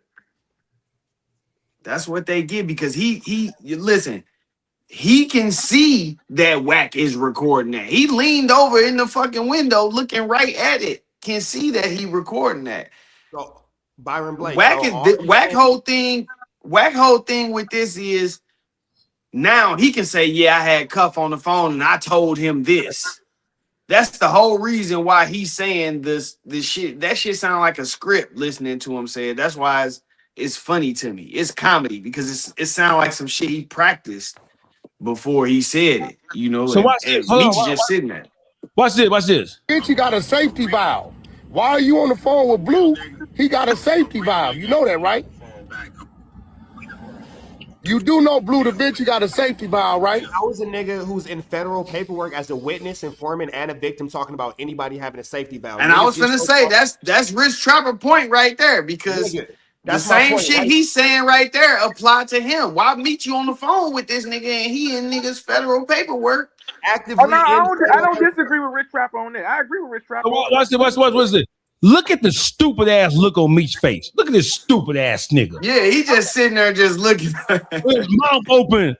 Nigga, close your mouth for a flat fire, nigga. He really listening hard. He trying to see what Cuff finna say. That's what he listening for. He is. And don't forget, the last time we was on this show, I said that I think everybody should take a step back. And I think Meech and Cuffy need to have a conversation. That's what this shit stops and starts at. That's what I said, Wade. So Meech heard what I said because he watched my programs. They watching me. So you decided to go against, you don't want to talk to Cuffy. You sitting back like a little bitch ass nigga, letting Wack guide you, nigga. And you a drug kingpin who made $500 million. And you let this nigga lead you down the yellow brick fucking road. So all I'm saying is, I think Meech just don't want to be on no phone saying shit. I think he just don't want to be, you know what I mean? All I'm saying is, we listening to Wack on the phone with Meech give a description and adjectives of what is unacceptable as far as street behavior. Meech is agreeing with it. The irony is Wack is describing himself. That's all I'm saying. That's all I've been saying this whole time. So if we can bypass Wack having federal paperwork, then whatever Blue Da Vinci got going on, don't nobody really give a fuck about it because it's the same fucking situation. That's been my whole point. And I'm gonna close it with this. You can't tell me that Wack is that Meech has such an infinity of Cuffy being a snitch, but for whatever reason, for business reasons, can bypass Wack unless you cool with a fucking snitch because you yourself are a fucking snitch. Watch this. So according to Wack, we just heard it. Wack said, yeah, because things might come out. You know, because you pled guilty to something with people's names in it. What he said, right? GBE? Yeah. Hollywood Wade? Yeah. Okay. Underdog? Byron Blake?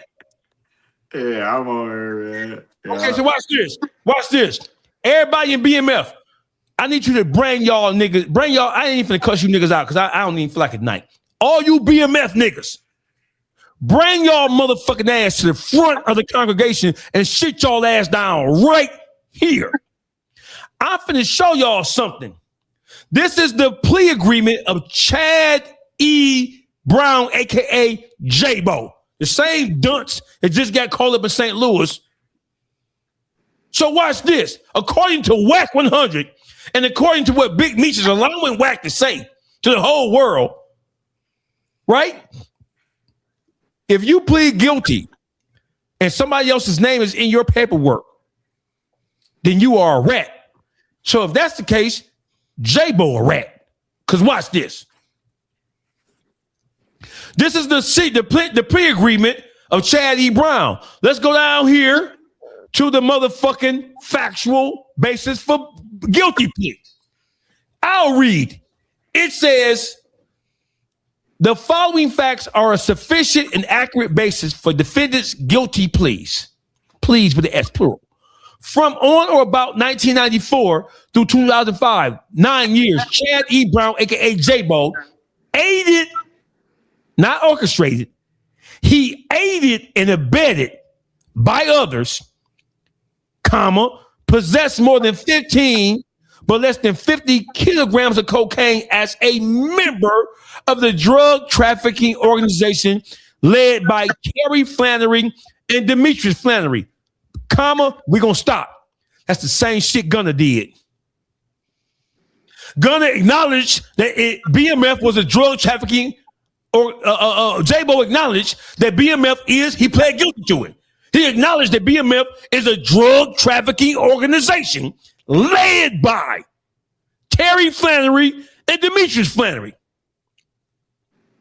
also known as Black Mafia Family, as charged in count 1 of the indictment. Furthermore,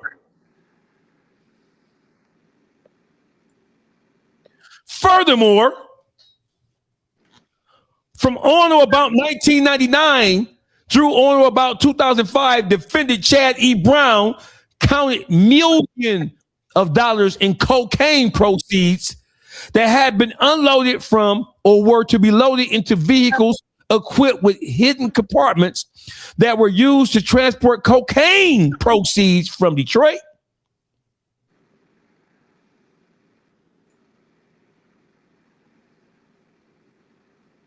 Georgia, Missouri, and elsewhere to California, Texas, and elsewhere for Black Mafia Family Drug Trafficking Organization. Defendant also aided and abetted others to transport millions of dollars in cash derived from the organization's sale of cocaine. Defendant knew that the cash that he had counted and loaded and unloaded from the vehicles represented cocaine proceeds that would be used and, in fact, was to be purchased cocaine, real estate, jewelry, vehicles, in order to promote drug trafficking activities of the organization and its members. And J-Bo's, who nobody is calling a rat. I'm not calling J-Bo a rat. In J-Bo's plea agreement, he's doing exactly what WACK and Meech and all them flunky bitch ass hoe ass niggas is saying that Cuffy did. And J-Bo took this cop in April of 2007. Big Meech and Terry, they didn't take no cop wait until November, 6 months later. So this nigga J-Bo went up there and took a cop and admitted. How was that different from what Gunner did? Gunner admitted that YSL was a gang, and he admitted that he knew about crimes being committed by members of YSL, and he acknowledged that Young Thug was a leader. J-Bo took a cop saying that he worked for Terry and Demetrius Flannery. They wasn't convicted yet. They trial hadn't started yet. That's telling. They hadn't took no cop. In fact, the opposite when it comes to Terry, because Terry wanted to take that shit to trial. Terry said, I'm going to go to trial with this shit. J-Bo took a cop 6 months before them. So how the fuck is J-Bo not a rat? Wait.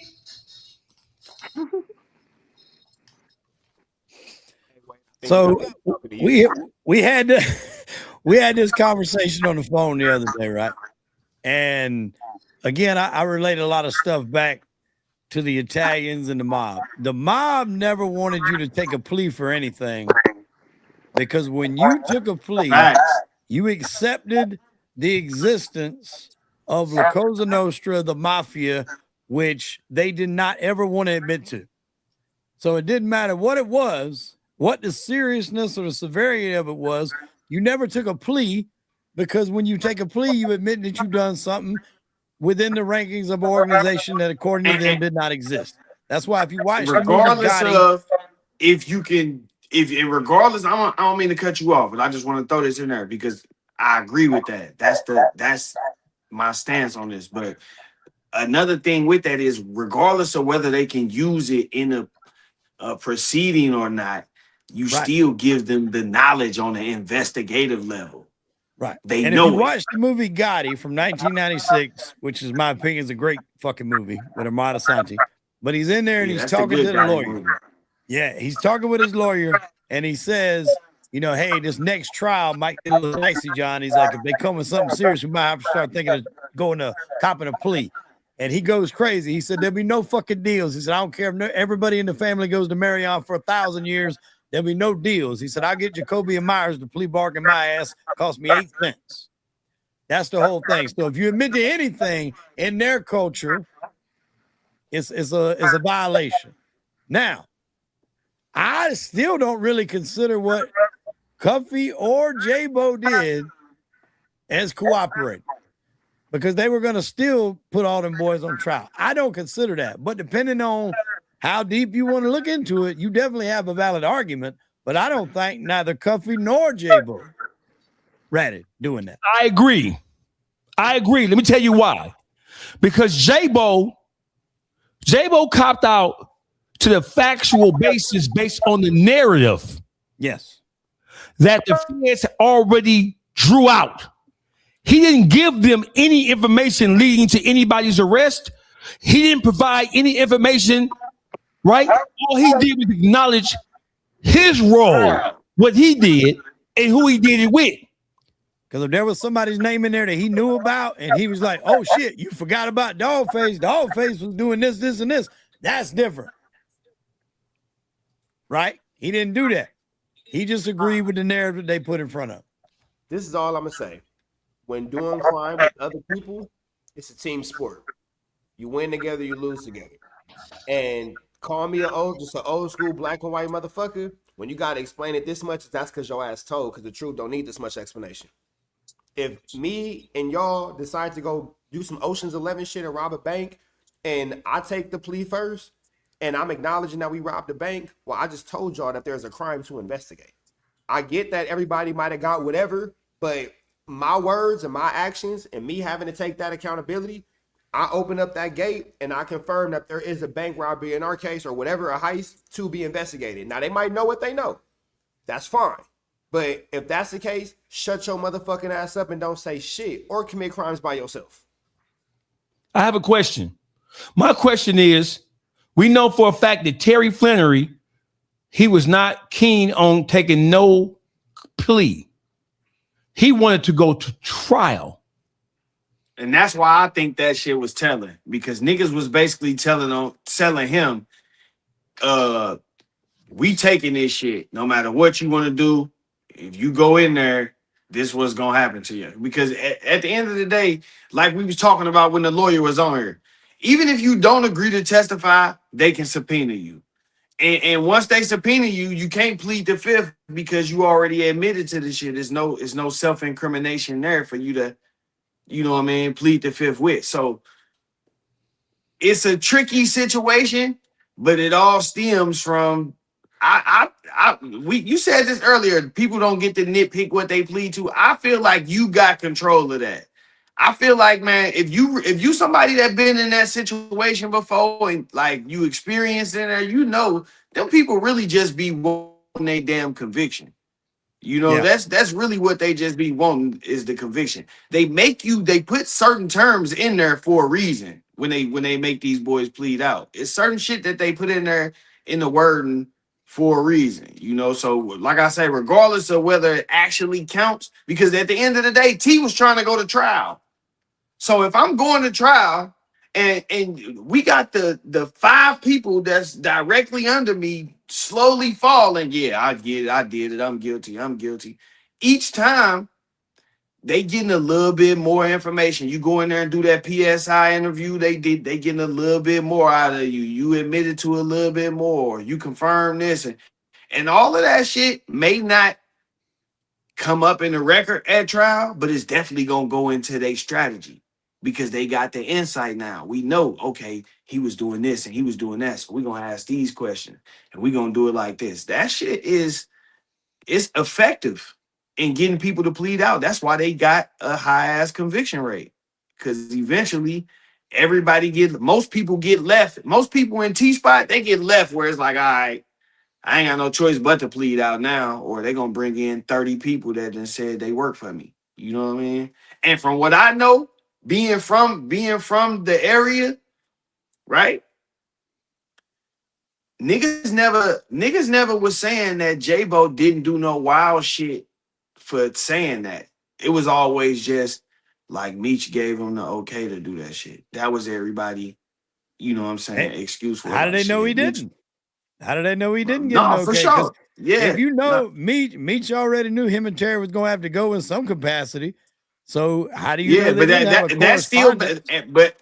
but at that look, think about it like this. Up to 5 days before they took the plea, T was still trying to go to trial. Up to like, you know what I'm saying? Like up to 5 days before the trial, T was still talking about going. He was getting ready to literally, they was finna start the trial when he took the Yeah. plea. So I don't know how well he would have fared in that. now you know but we going back to the Gotti J-Bo shit. They go snitching back ass to the sitting up Gotti to shit. help. I'm pretty sure them lawyers told Gotti like, man, we got you. They got you, you know, but fuck it. I'm going all the way, rack them. So up to right before 5 days before trial, T was still like, no, I ain't taking no plea. You know what I mean?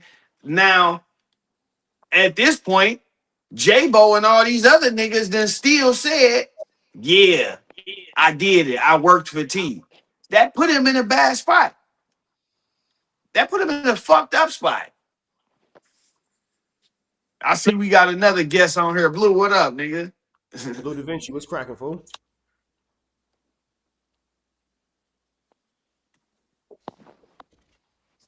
You with this nigga? He ain't there. Oh, I'm gonna call him and tell him to hang up and go right back. Hold on. Hey, GBE, I got a question. Are all the BMF niggas Crips or just Meech? No, all BMF ain't just Crip. So just Meech. No, I ain't say just Meech a Crip. That's it. Everybody ain't. Blue was a Crip. Blue the one who put him on the Crip and shit. That's not see, I'm glad that we on this topic. So now that we on the thing, so Meech is cripping. Back to my conversation with you. How to again, outside of just a snitching situation, make that make sense when hanging out with Wack. Your boss is a crip from BMF to hang out with Wack. How that make sense? BMF was always a different group of niggas. You had Bloods and Crips in BMF. Blue Okay, won't just no Crips. now this is where I'll tell you this. You from Detroit? No, I ain't from no damn Detroit. Where you from? Are you from LA? I'm from Virginia. Okay, you from Virginia. In the mecca of gangbanging, as far as it being the city of Los Angeles, it's a no-fly zone with that particular fraternity in WACK100. So I understand what BMF consists of, but if you're gonna be a part of this, it's gonna go one way. So as far as Big Meech having his affiliation with WACK100, even on that level, if you're trying to intermingle your streets of your drug dealing with what you picked up in Los Angeles, it's a violation for so many reasons. Because it's very clear amongst the Crips that WACK100 is a no-go because out of his own admission, he wants to destroy the Crips. I can't argue. I'm not disagreeing with you with none of that. That's what I was trying to say earlier. I'm not disagreeing with you about what him and Wack got going on. My bad, you went out. Can you say that one more time? I said I'm not disagreeing with you on your stance on him dealing with Wack. So what's your opinion on it? I said it from the jump. I wouldn't fuck with Wack. I keep telling you this. I wouldn't deal with no Wack. I said anybody who would deal with Wack is crazy as hell. Who I wouldn't trust the nigga. Can't hear you, Dawgface. The same play he running on Cuff is the same play he ran on Blue. Blue, you in there? Can't hear you, Dawgface. It's the same exact play. He doing it again. It's the same play. Oh, my bad. Blue, Blue, can you hear me? Yeah, I hear you. Blue, can you hear me? I don't know. What's Blue wrong? Bunch can't hear nobody.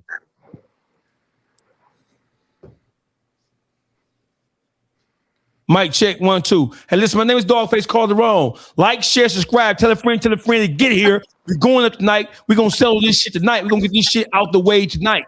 We leaving no stone unturned. Ain't nobody ducking nothing. It's on and popping tonight. We finna get this shit out the way and get this shit settled. Blue Da Vinci, are you in the building? He texted me saying he's talking, but we can't hear him. He got something going on with his earbuds or something. Blue.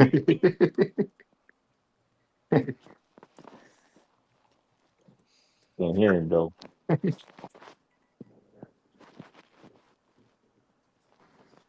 I just told him to make sure the mic wasn't muted and take the headset out.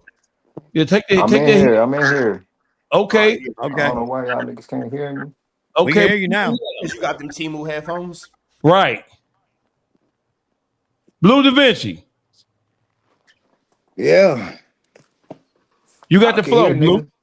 All right, you got the flow.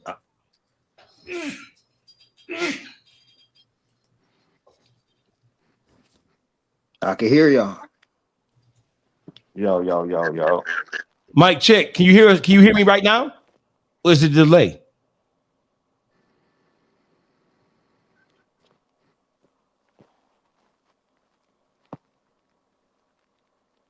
Yo. Yeah, I'm you in the hear- building. I'm in the Yes. building. It's showing my shit got volume. Yep. Yeah, We can hear you. Y'all Can can you hear hear it? us? Yes. Y'all can't hear me? Yeah. I'm gonna come back in on my computer. Well, ain't that? I hate that they gave you old niggas technology, bro. I hate that they gave you old niggas technology. It got a crazy delay. Yeah. Nah, it ain't no That headphone. nigga's in It ain't no yesterday. headphone. I'm using my phone. Can you hear us now? Nah, what's happening is it's a crazy ass delay in it. And y'all hearing me like a whole minute and something later. Okay, so listen. Go ahead and take over and have at it. The floor is yours. Yeah, see, I'm Whenever you listening hear to y'all. this, I'm listening the to floor is y'all yours. through my computer, but I'm using this on my phone. No, you got to break that shit down and just use one device. Yeah, If see, you're this using shit your phone, is just use your talking phone. late.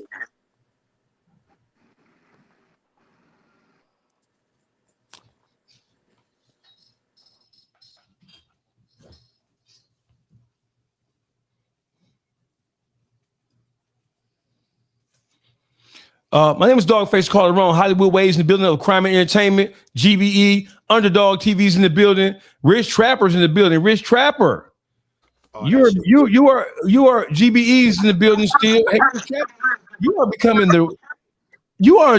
becoming the established authority from the West Coast.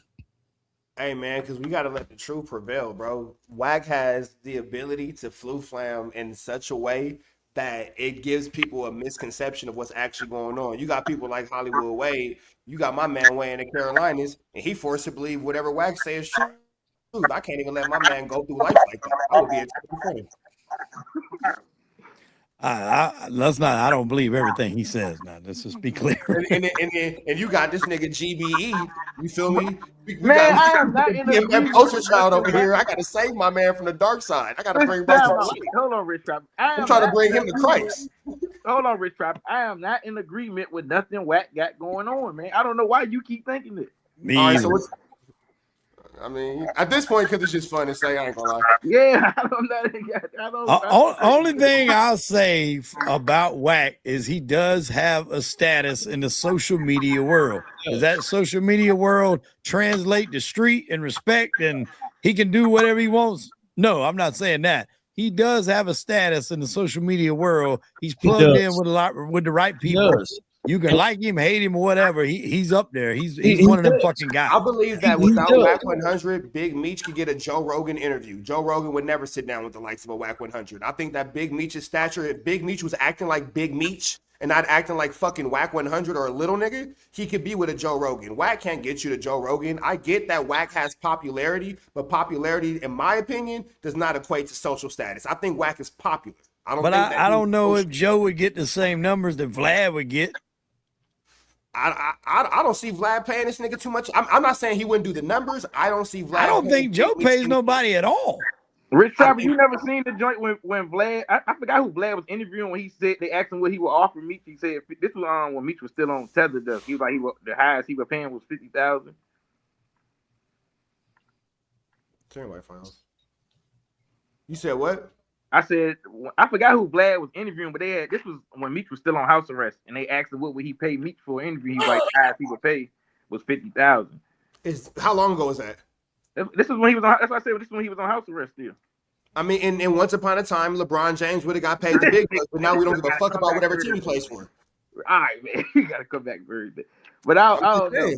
Yesterday's price isn't today's price. Numbers. He paid Joey Merlino a bag to go on there. I know that.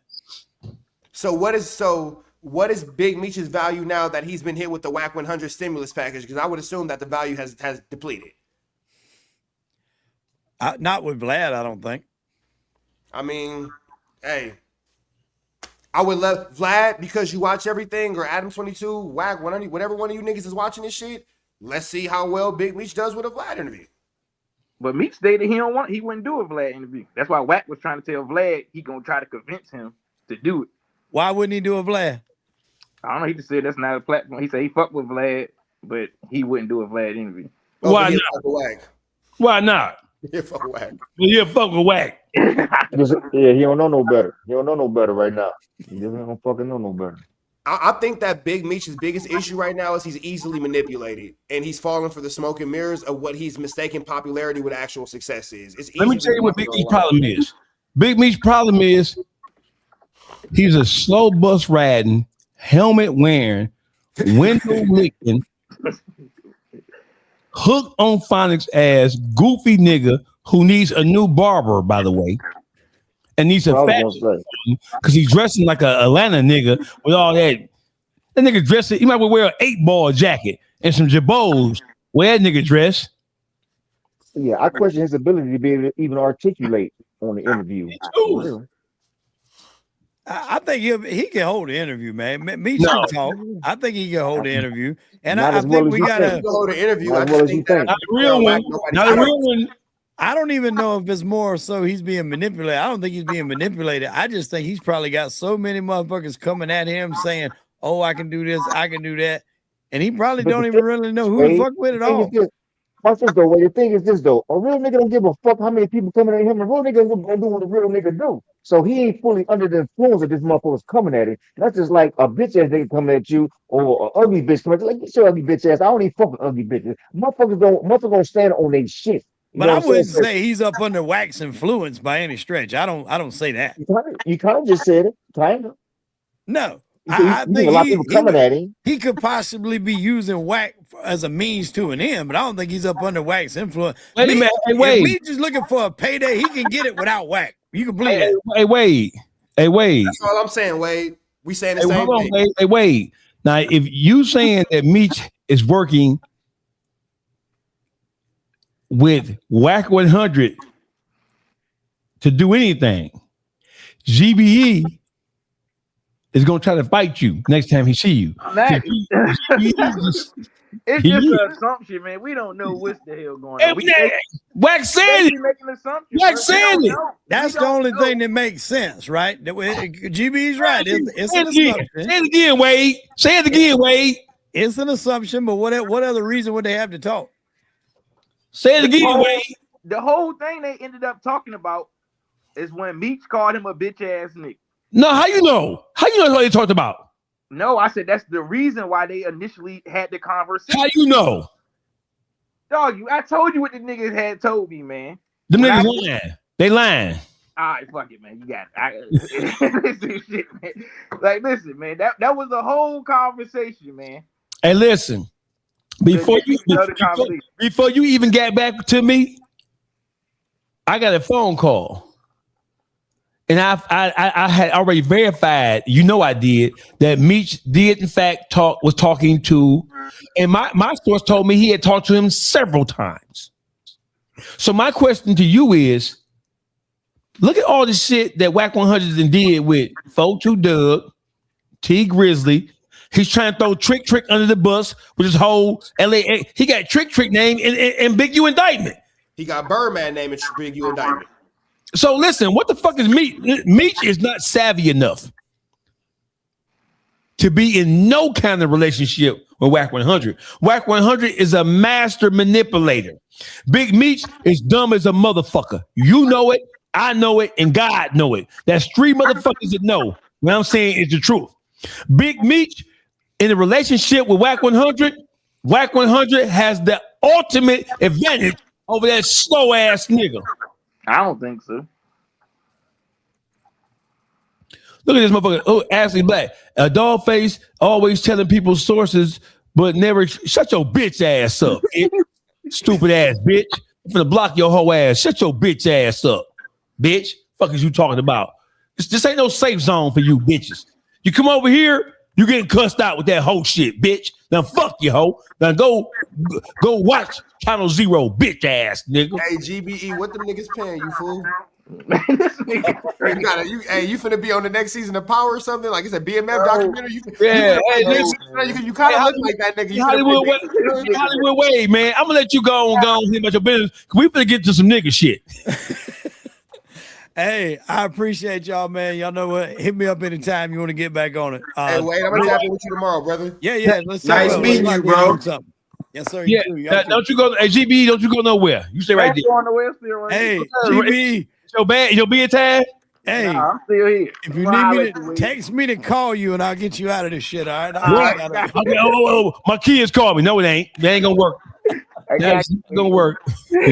Not tonight, motherfucker. Not tonight, motherfucker. Hey, listen, GBE. GBE the one who put up the billboard in Atlanta, nigga. He put that shit up by hand, by himself, nigga. Shit. What's going on? Hey, listen, we trying to get Blue back in here. So listen, because hey, GBE, who has the advantage in the relationship between WACK100 and Big Meech in terms of this media shit? Who has the advantage? WACK as far as the media, because WACK know how to play the game. Meech don't know how to do shit but sell dope. The nigga don't talk. And apparently he wasn't good at WACK. WACK will have the advantage. That's how WACK got the advantage over Cuffy, just like he got the advantage over Cuffy right now. Because he gonna play the game. Blue Da Vinci, are you in the building? Can you hear us? Yeah. If you look at the play, he basically doing you can hear me now? play that he did. Yeah, we can hear you. We can hear you. Okay. So listen, Blue Da Vinci's in the building. Rich Trapper, take over this leg of the interview. Come on, let's go, Rich. Blue Da Vinci, what's cracking, fool? Man, so look, man, let's just keep it on the topic. Y'all niggas going crazy in this bit. Hey, what you think about Big Meech's new relationship with WACK100?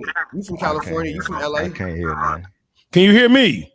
I can hear you, but everybody talking at the same time. All right, everybody mute up right quick. Everybody mute up, except Rich Trapper and I got a lag. Hold on. Yeah, you got a lag. All right, go. Yeah. Go everybody mute up except Rich Trapper and Blue. I'm listening. WACK. You gotta unmute, Rich. Unmute, Rich. My bad. WACK. With you being from the LA area, what you think about WACK100's new relationship with Big Meech?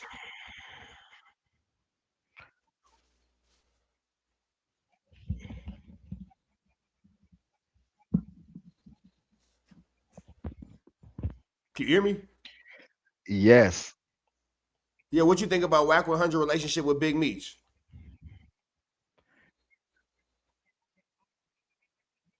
It's a lag, bro. I don't know what the fuck going on with this shit. It's a lag. Can you hear me, Blue? I can hear you. Is you saying that right now? Yeah, see, he ain't talking. I hear his voice. Okay, all right, so just listen. Just let me talk. I'm gonna say yes. this shit. Listen. Yes. Listen. That nigga WACK gonna get Meech to do whatever he want him to do, bro. All he got to do is seem like it make a little sense and make a couple dollars. First of all. Second thing is, a lot of this shit that niggas been going over, to me, the points are wrong. They're not correct.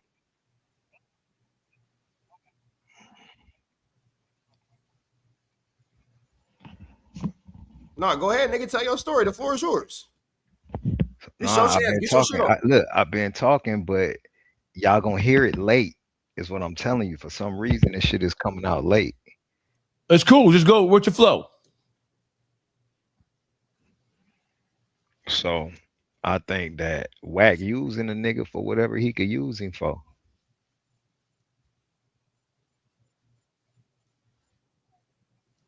See, now I hear the old conversation right now. Can y'all hear me right now in real time? Oh, so that shit just happening in my head. It's like I'm hearing everything twice late. All right, so I'm gonna just talk. So as long as y'all can hear me, I'm gonna just talk. So it's like this, bro. That nigga Whack is using Meech for whatever he can, just like how he use anybody for whatever he can. You know what I'm saying? He don't give a fuck if he telling the truth, if he telling a lie. All this shit is about information age clicks, bro. It's about how much money a motherfucker could get rolling off that YouTube and off of the hype of whatever the situation is. And once we focus our attention on that, then a lot of these back and forth arguments they go off the table because the motive behind the shit ain't what we expecting. It's not the paperwork, it's not who told, it's not none of that. It's just all about what's gonna get the most attention, bro. And that's what niggas gotta understand. So it don't matter no more if a nigga told, if a nigga didn't tell. Niggas don't give a fuck who told. I don't give a fuck who told. My whole thing is this.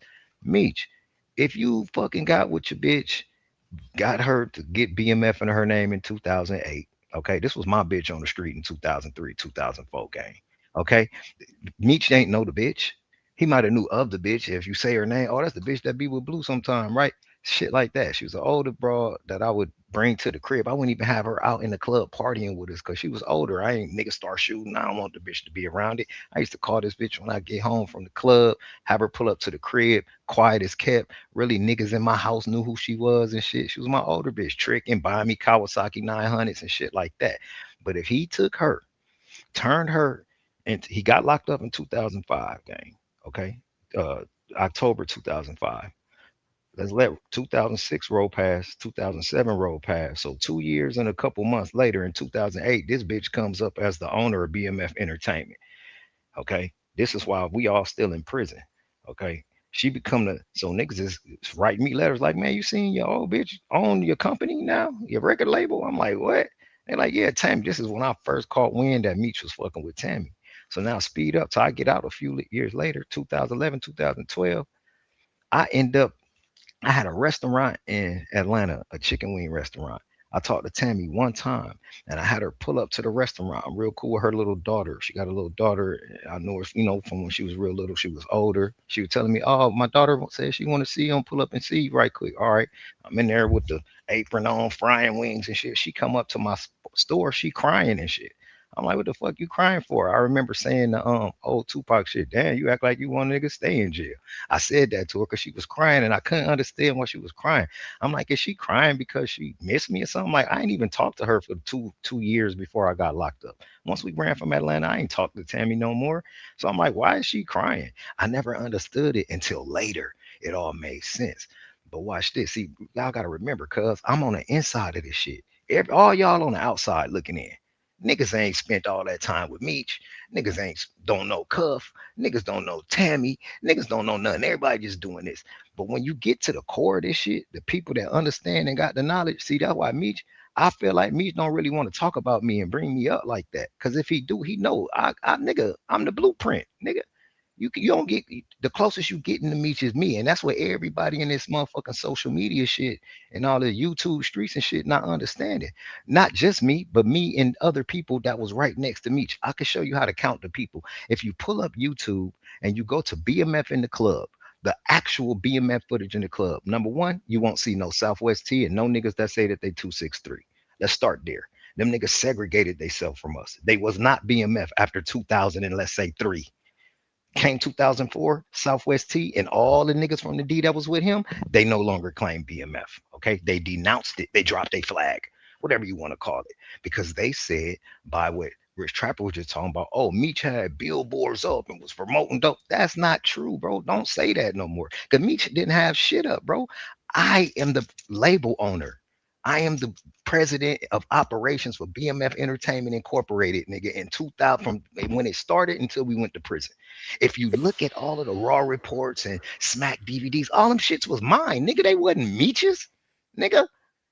Meech ain't know how to get in front of no camera and talk to people. That nigga's a drug dealer, bro. He don't know nothing about busting drugs, bro. And he would tell everybody that back then. If you knew us or was around us back then, and you talk to Meech and try to say, "Hey man, I got an artist or some music," you're gonna say, "Man, I don't know nothing about that shit, man. Talk to Blue about that shit." That's what Blue do. Nigga, you trying to do something, talk to me, nigga. But if you trying to talk about some music, entertainment, and all that, man, Blue do that shit. That's Blue shit. So nowadays, everybody on the internet is giving Cuz this credit like he put that shit together, which made us popular. Let me tell y'all niggas something, gang.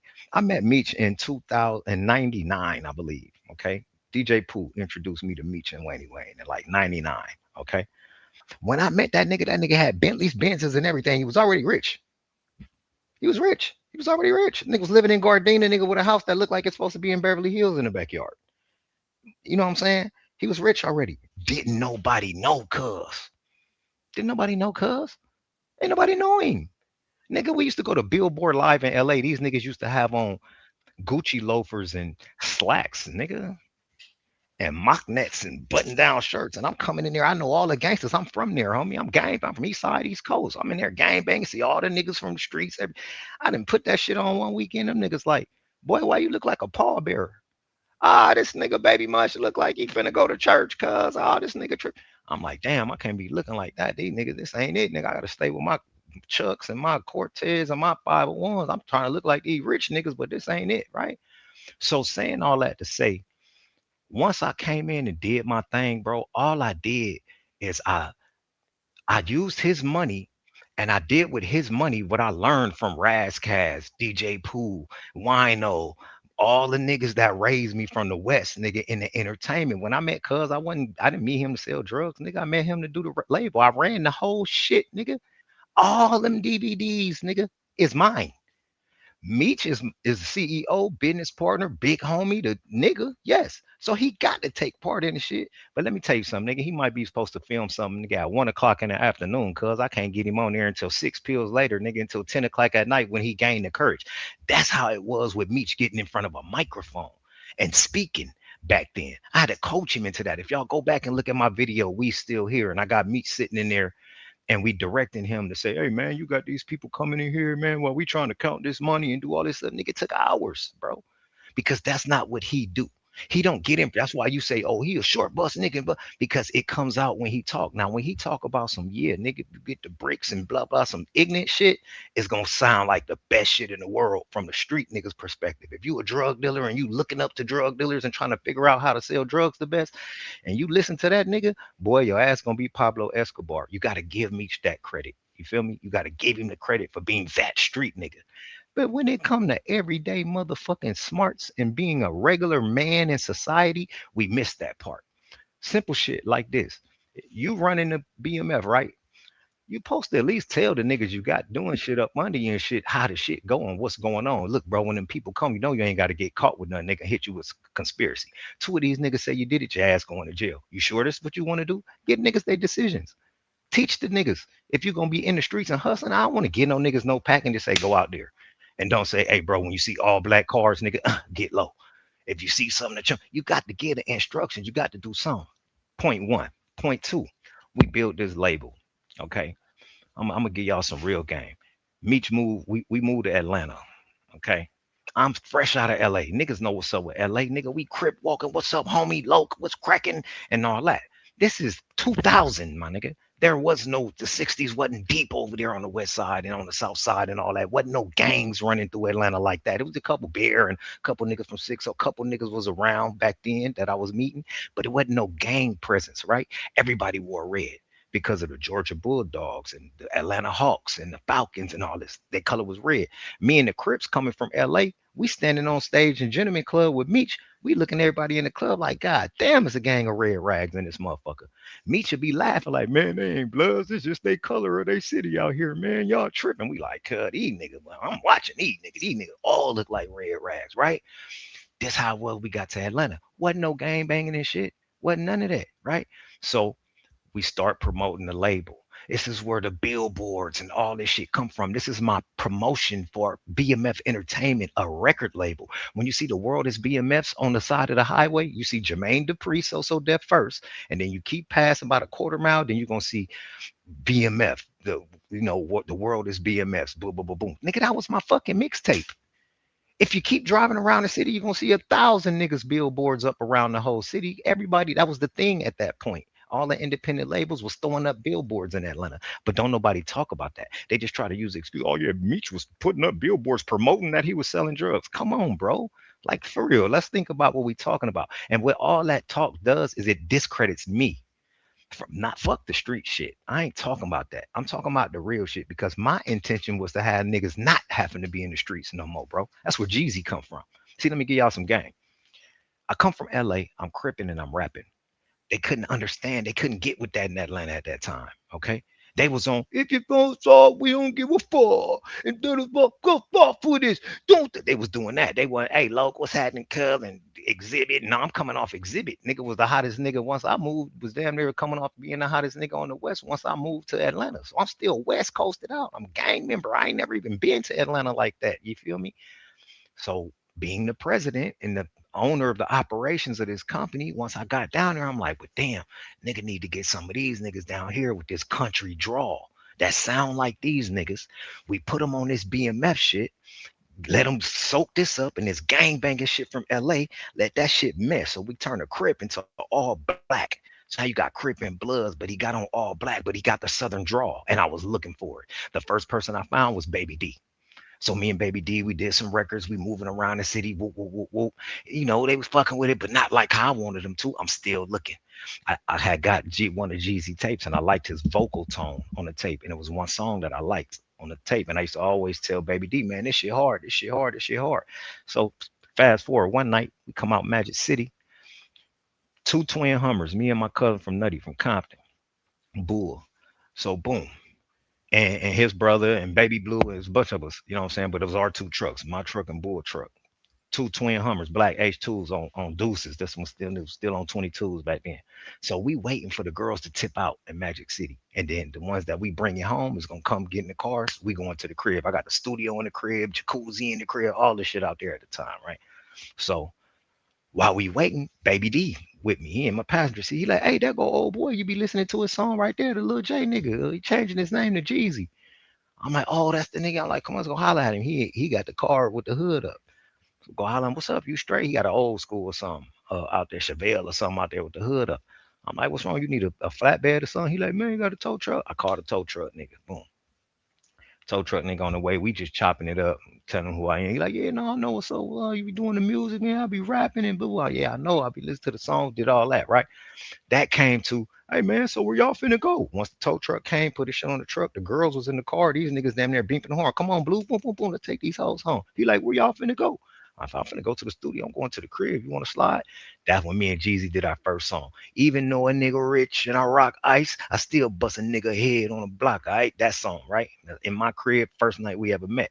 But I met him with the intentions on finding this artist from the South that BMF would start promoting. This where Jeezy come from. Fast forward, Meech everything I do, Meech with at this time. Anything I'm doing, Meech is with it. So boom, like, all right, what we need to do here? We need to pour the bag behind this nigga. Go grab the red tour belts. Go do this, paying all these DJs everywhere to play the music and do all this crazy shit. So we just dumping money. Mind you, I'm the artist. I didn't stop doing myself. You feel me? I'm doing this nigga shit. I'm trying to make sure, you know what I'm saying? We all in the club 30 deep. We throwing money for his records and not mine because I'm the president. I am the artist, but I'm the president. So I got to make it run. And if I feel like it's going to run better like this, then this the route we going, right? Fast forward, the shooting happened with Wolf, right? Meech called a shot. He tell all the niggas from Cali, go back to Cali until we figure out what's going on.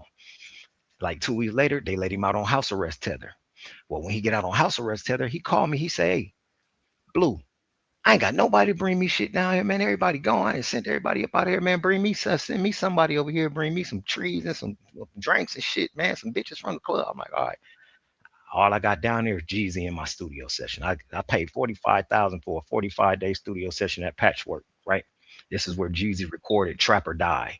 This is where Jeezy recorded most of the shit from 101, his first album, out of my recording sessions for BMF Entertainment. Trapper Die, that whole tape, all that music, Air Forces, and all that shit was recorded BMF recordings, bro. For BMF executive production, bro. Jeezy recorded it in BMF sessions. So y'all know if you know anything about music and who owns the sessions actually owns the so if Meech don't even know even to this day, all that Trapper Die shit we own. My nigga, we own. I could go right now, nigga, and have Curtis go in his docs, nigga, and pull up them studio sessions and all them records that was recorded for BMF Entertainment. Since we was on some street shit and it didn't matter and it was a bunch of money around when all the shit was going bad, niggas didn't even pay attention to that. We were too busy running from the feds. You know what I'm saying? So we didn't even visit that again with that Jeezy shit. But look what Meech allowed to happen while we was gone. This is what I'm saying about decision making and smart and being responsible and understanding the future. Cause see what you know what I'm saying? When you the boss, you're supposed to see past, present, and future. You got to for the people that's under you. You know what I'm saying? But nigga couldn't see the future because what he allowed Jeezy to do was sign away from us. And I wasn't there, bro. I'm supposed to be in control of all this shit. But he sent us all home on some street shit until they figured out what was going on with this, right? But while we was gone, I sent Jeezy over there to be taking him the weed money. So he started giving Jeezy the money every night. Jeezy go kick it in Magic City all night until it's time to go. Give the girls a couple dollars that he want and Meech want to bring home. Then he bringing the girls home, the weed, the drinks, and they partying. This is how Meech and Jeezy become like best friends at this time. Prior to this, Jeezy couldn't even be around Meech, my nigga. When Jeezy used to come to the club to Magic City, bro, it'd be 8 of us that could stand on the stage and 25 niggas down here in the crowd. Could be me, Meech, J-Bo, Bull, Big Cuz, Baby Blue, Ill, D-Shot, Tito. 9 of us on the stage. I counted them out, right? Niggas would come. When Jeezy would get to the club, they wouldn't let him in. Niggas is gonna come grab my pants like, hey man, your man out here, bro. You gonna come get him in? I'm like, bro, y'all niggas know this nigga with me, bro. Why you ain't just tell the people to let him in? This how niggas was handling Jeezy when he was first coming around. He couldn't stand next to Meech, be around Meech or none of that until he started going up to the house, taking them girls. That's where they developed their relationship. Meech high on them pills. He smoking, he drinking, he got the bitches around, they vibing. This nigga in my studio session every night, every day, and they come up there at the end of the night playing all the music. So they playing the records, you know, they partying. It's a vibe. I hate I missed that time. You know what I'm saying? They was vibing out. But during this same time, see, Jeezy smart. I never say that nigga stupid. That nigga a smart nigga. Him and Coach K. Because what they figured out is Meech. I hate to say this, big dog, but this shit the truth. Nigga, you ain't had the motherfucking mental capacity to understand the play that they was running back then, nigga.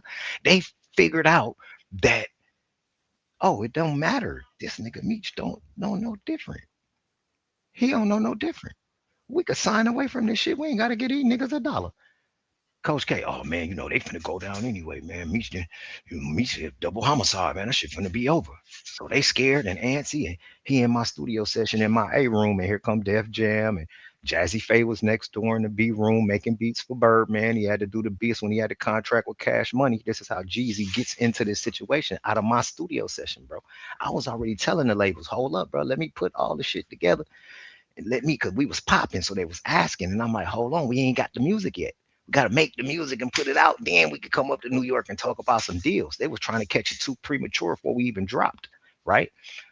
These niggas didn't give a fuck. They signed for 700,000 to Def Jam or whatever. They signed one album to Block ENT and Jazzy Faye and Diddy and all this shit. So he signed 2 record deals at one time while sitting in the house every night with Meech, and we ain't get a quarter. Meech ain't even never asked the nigga like, so what's up with the payment? How do the money go? Did you talk to Blue about it? None of that shit happened. Well, let me tell you what happened. I get a call one day while I'm at home in LA.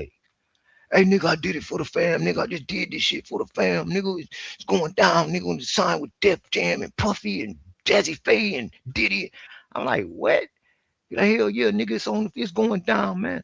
Oh, I'm hang up on this nigga, call this nigga Meech, bro. What this nigga talking about, man? This nigga talking about he didn't sign all kind of record. Yeah, man, he didn't sign with this shit, man. I'm like, nigga, what? Hold on. Where we at in there? What?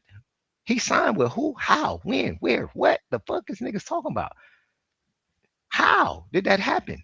After all that money we just spent and all that promo we didn't put behind it, got the whole city talking about this nigga BMF. I got him in all black talking his crib shit and doing acting like me. all motherfucking day. Everybody turned looking like me. Meech grew his hair out like me and Bull, start wearing braid. Nigga had a widow's peak and a ducktail, nigga. That nigga wasn't crippin', nigga. We crippin', nigga. We the Crips, nigga.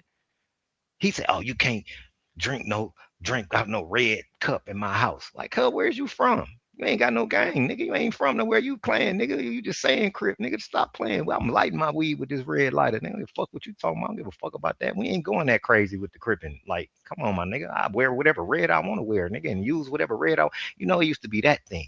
You know what I'm saying? So all of these decisions that he was making throughout the time, not all of them, but a lot of the real regular life decisions, they just wasn't good decisions, not boss decisions. Let's just say this: if it was me and I was Meech, and that nigga Jeezy said to me, Def Jam is talking about blah blah blah blah blah. The first thing I would have said is the same thing I would say to everybody every time people said this shit. Bro, you talk to Blue about that shit. I don't know nothing about that music shit, how it go. I don't know none of that. Holla at Blue, make sure he know what's going on. So then once he put it on my radar, I'll put a call in to Coach K.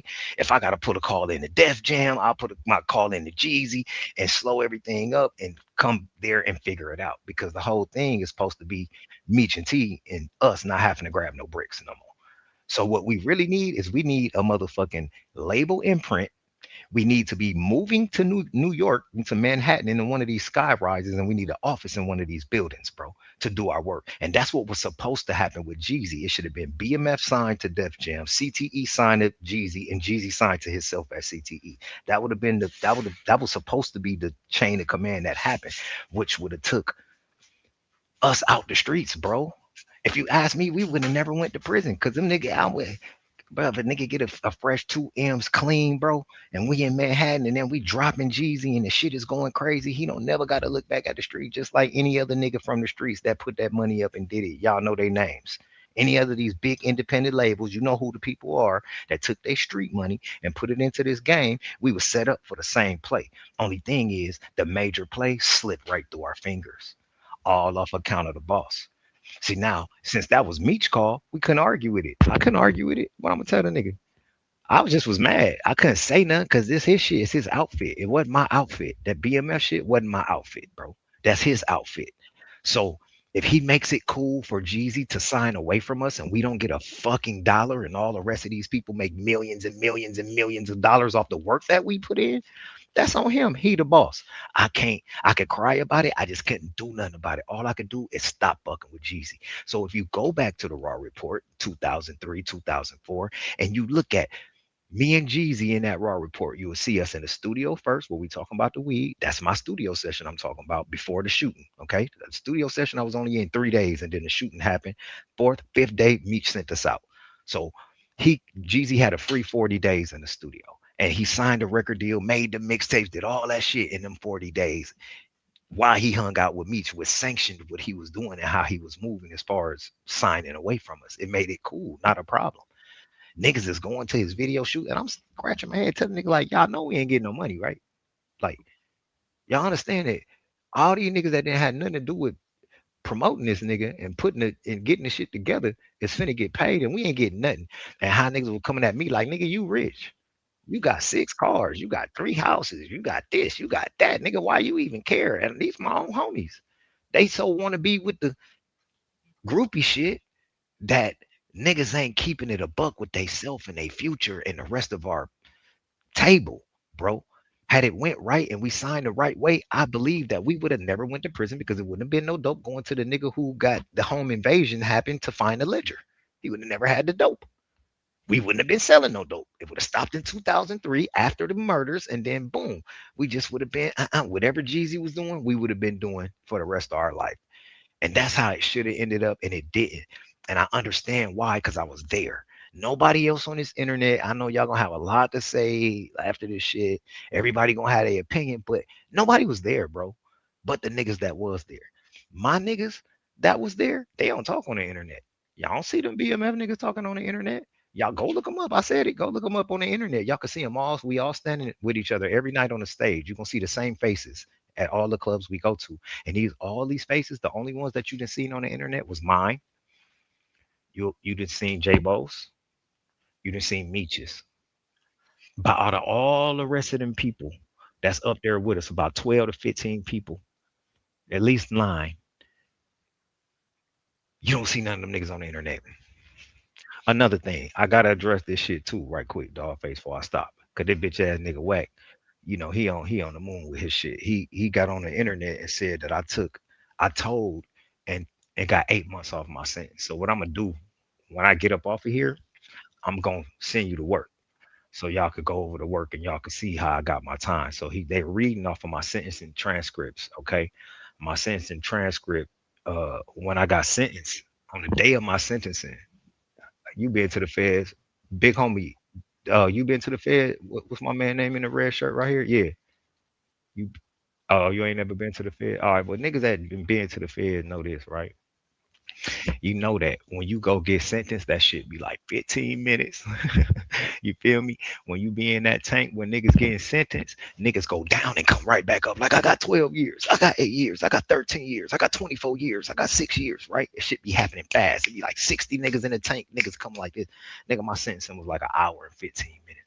Let me tell you why. They went to lunch during my sentencing, bro. Like it was some kind of trial. Because what happened, this is how this 8 month differential thing came. First of all, I got an immediate, what they call an immediate role reduction. Okay.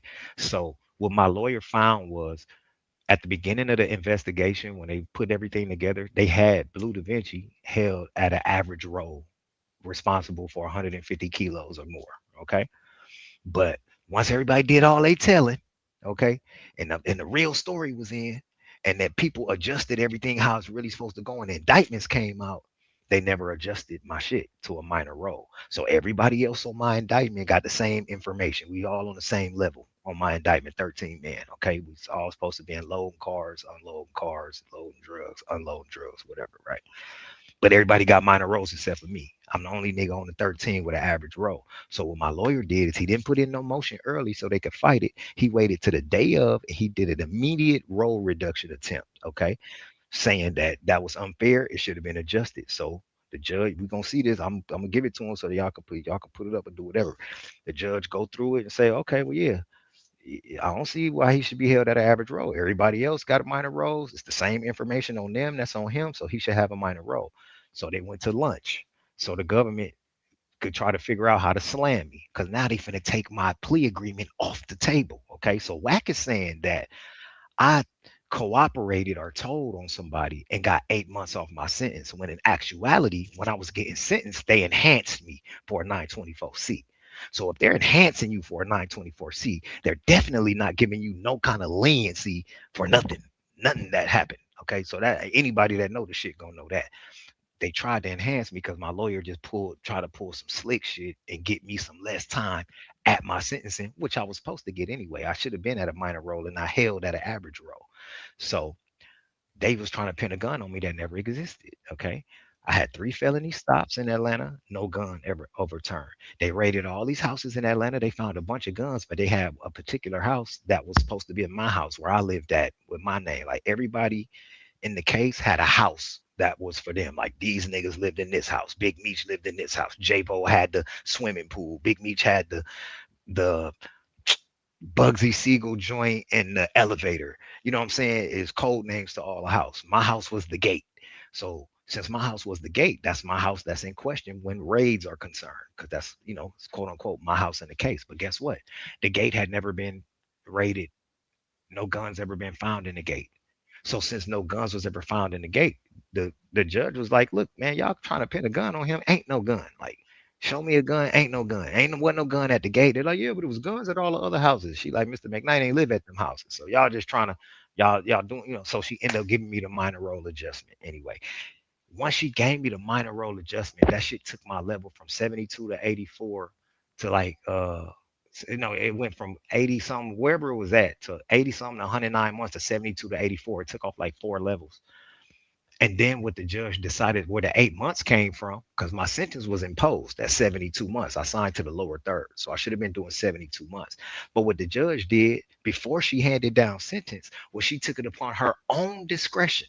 Okay. If we know what that means, judges are allowed to do this again in the federal system. At first they wasn't for a while, but now they back. Well, when I went through it back then, they was back allowed to go into their own discretion. She went into her own discretion and departed from the guidelines and gave me 64 months. And the reason why she did this was because what I feel, I don't know this to be a fact, but what I feel is because of my fucking rap sheet compared to my positive accomplishments, my nigga. I got movie scripts, record deals, and everything else that I done done positive in my life, like this, in front of her on a big ass stack. And then this is my first offense, bro. My rap sheet is a paragraph, which is this case. So she looking at that and she weighing it out and looking at me and looking at this. And then she said, I'm sick of this. She was like, I'm tired. I done seen 13 of these people. It's the same information on everybody. One person is look like and told on all these people with all this information, the same one person. I'm tired of hearing his name. And she departed from the guidelines and awarded me 64 months. So I'm gonna send the paperwork because that's in my sentencing transcript. So niggas could take that, chop it up, read through it, and do what they want. Because I'm tired of niggas get on here just talking, running they dick suckers, not having no paperwork behind it, or read some particular part of some paperwork to try to make it sound like something that is not. You know what I'm saying? So we ain't gonna do that. But for me to touch on one more thing, and that's this Cuff and Meech shit. Cuff ain't told on nobody. Number one, nigga signed a plea agreement. Them niggas told on him. First of all, okay. Number two, when y'all looking through this paperwork, everybody looking for Meech to be a rat, okay? And you're not gonna find it because that's not how the work was set out to be. It just was never set up to do that. It was never set up to show you where Meech is working at.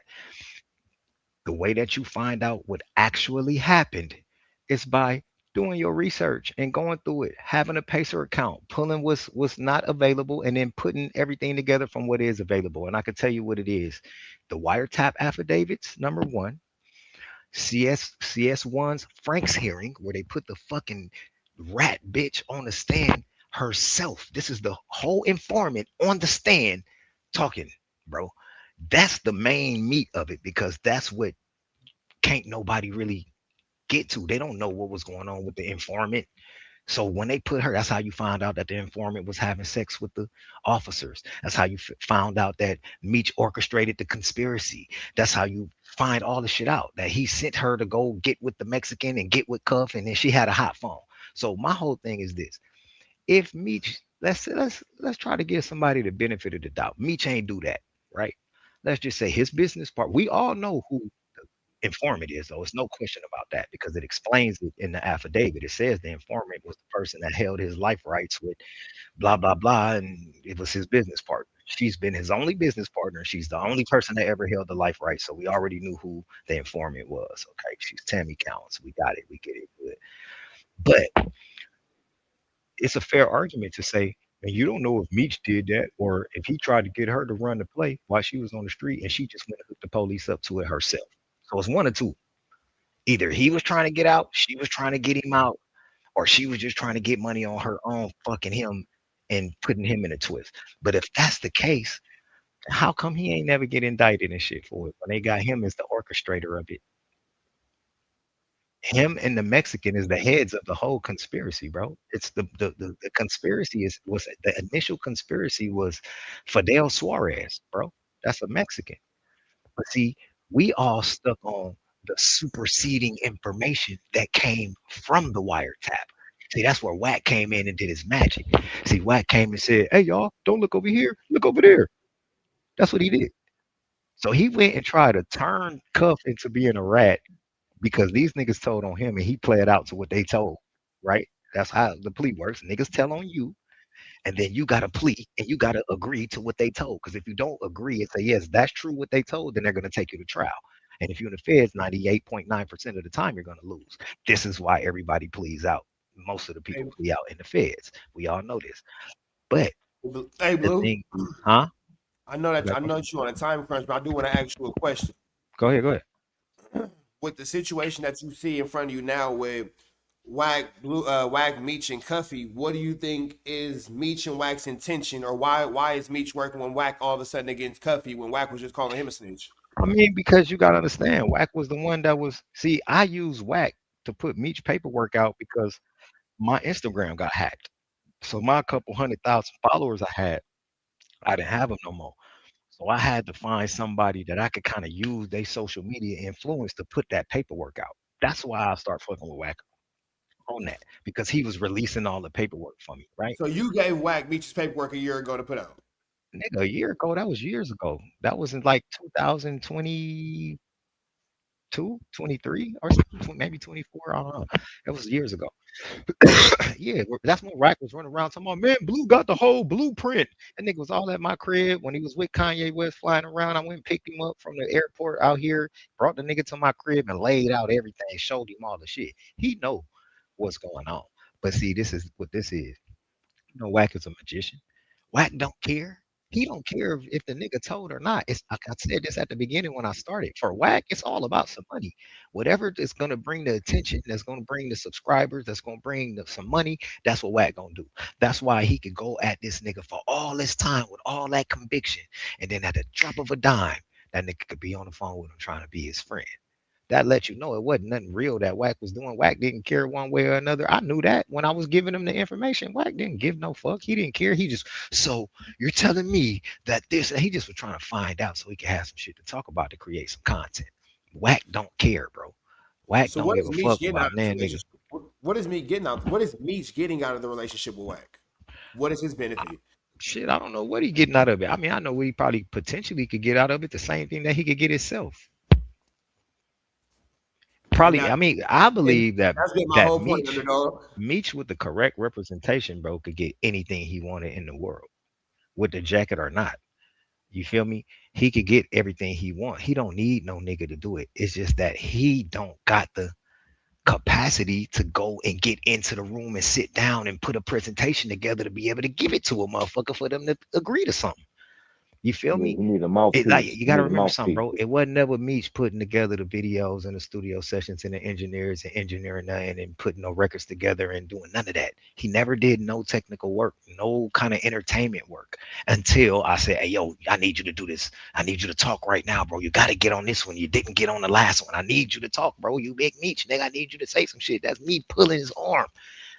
And So then, basically, it's just another but look, when situation of y'all WACK get it, finding when y'all somebody get dumb it, to take advantage of. it look, when y'all get it, it's the historical speech. Yeah, we got all bitches. You gonna get one of your bitch, you get my bitch, and all that shit. But let me tell you something, gang. At this point, this is what I really want to say. Fuck all that shit. Fuck the cuff shit, the meat snitch shit, and all that. This is where I'm at with it. Nigga, you got that influence, and these people saying that they don't care what you did, if you ratted or if you didn't, they still love you and they still rooting for you. Take that shit and do something good with it, bro. Take it and do something positive for your people with it, gang. Fuck all this extra shit. Stop right now and go fucking start you a 501 and start doing collecting money from all over the world and going showing up in every fucking urban community in the United States of America and doing something for these people. Period. Outside of that, this all this shit we doing is just talking and it don't matter. My whole thing from why I even put the shit out, cause nigga was trying to call me a rat, and Meech know way better than that. That's why he won't come out like, yeah, that nigga Blue told on this nigga and he told on this nigga. He won't, cause he can't. He can't. He can't do that, cause I ain't told on no nigga. I ain't told on nobody, bro. I signed a plea agreement just like the rest of the niggas signed, bro. And they showed me to where my bunk was at. It was just my first offense, and I was eligible for safety valve. And let's talk about that safety valve shit too, because that's one more thing I need to touch on. Niggas be talking about, oh, you took a safety valve, you snitched. No, no, no, no, no, no, no.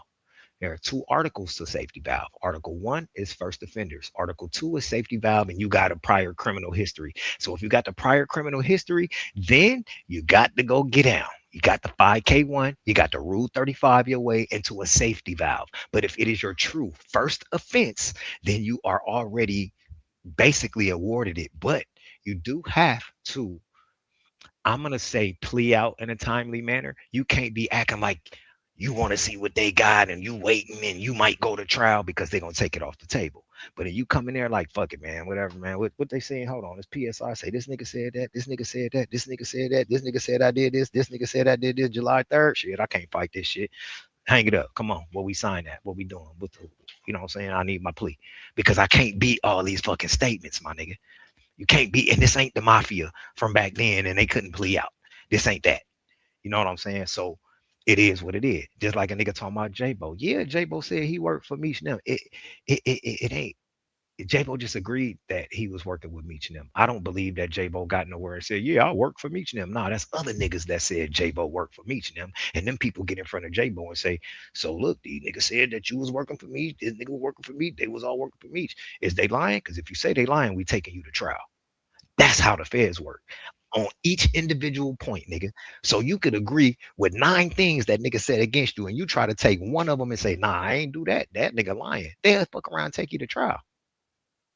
And then you're gonna go do 27 years or 34 years, 40 years.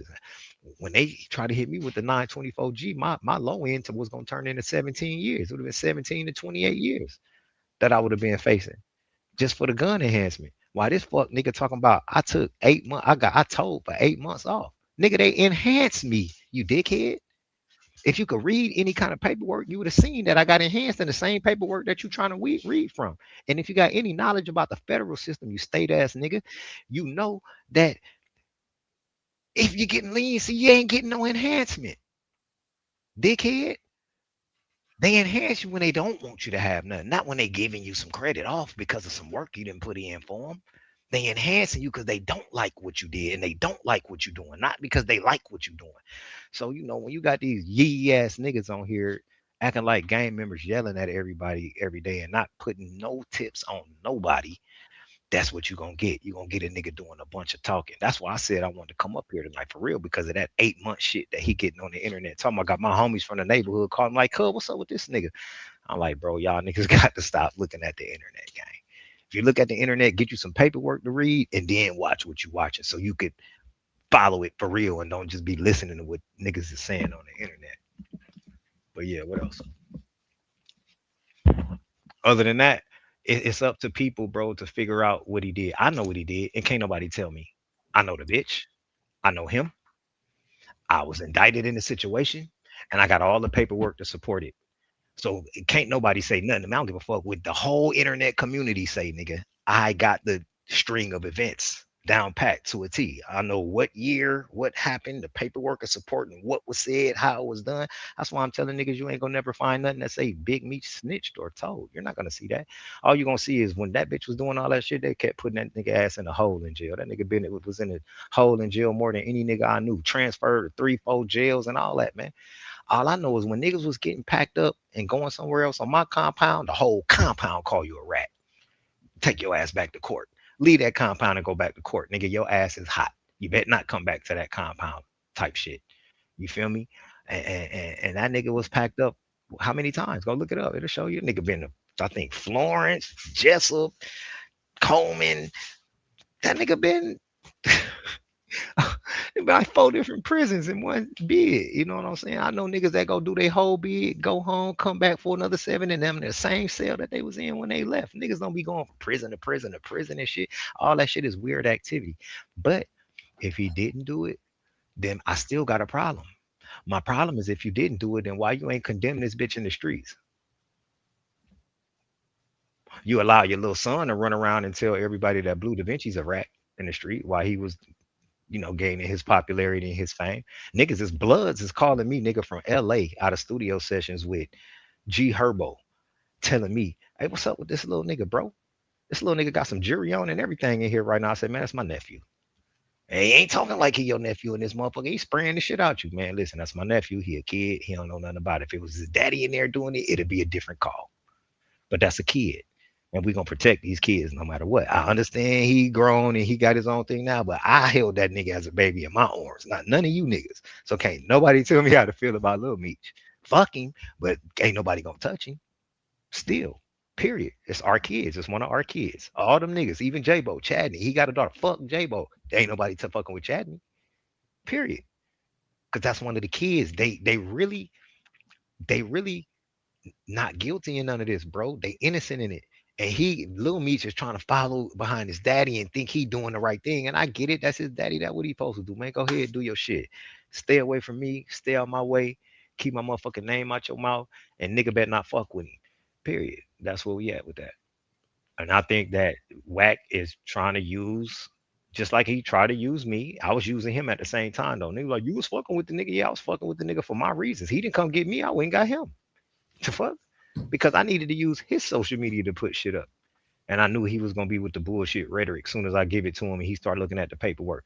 Oh, he was sure as a motherfucker then what was going on, but now the shit didn't change. Come on, man. That's how you know that shit WWE. That shit ain't nothing real about that. Ain't nothing real about Wack and Meech relationship. Meech don't give a fuck about Wack. Wack don't give a fuck about Meech.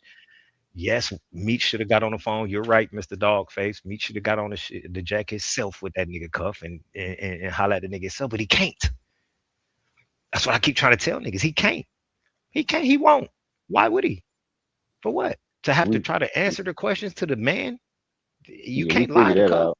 He ain't gonna be able to lie to Cuff. Like he could lie to everybody else. He can't lie to Cuff. He can't lie to me. Can't lie to me. I already know. You ain't got to tell me shit. I already know, bro. I know what went on. I know what went on. Why y'all think Fifth went so hard at that nigga? Can anybody answer that for me? Why does anybody think that 50 Cent went so hard? Like he fucking knew. It's nothing that nobody could tell 50 Cent about that shit. Didn't nobody think that was funny? Or didn't nobody hear 50 Cent say, the bitch told me everything? Come on, Did nobody hear GB. him say that? Hold on. The bitch told me everything. Meech know that that bitch told that nigga everything they did, how they did it, when they did it, why they did it. And 50 Cent got that motherfucking knowledge, boy. So That's let me why say he this. came how he came. Can you hear me, Blue? Yeah, I can hear you. I just still hear me talking. I talked to Tammy Collins, Mm-hmm.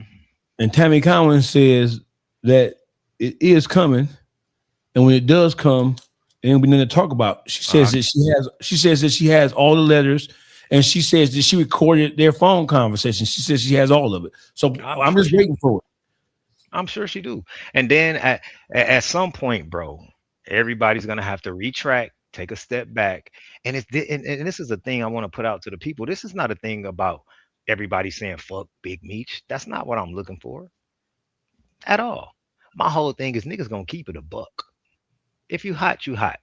People don't give a fuck, bro. It don't matter what the public opinion is no more. Obviously, look at 6ix9ine. He told all kind of shit, and look, he's still out there getting money. People fucking with it. He having a ball all on stream. So obviously, if you tell or not, it don't matter. It ain't no mafias killing no snitches no more. That shit is over. You feel what I'm trying to tell you?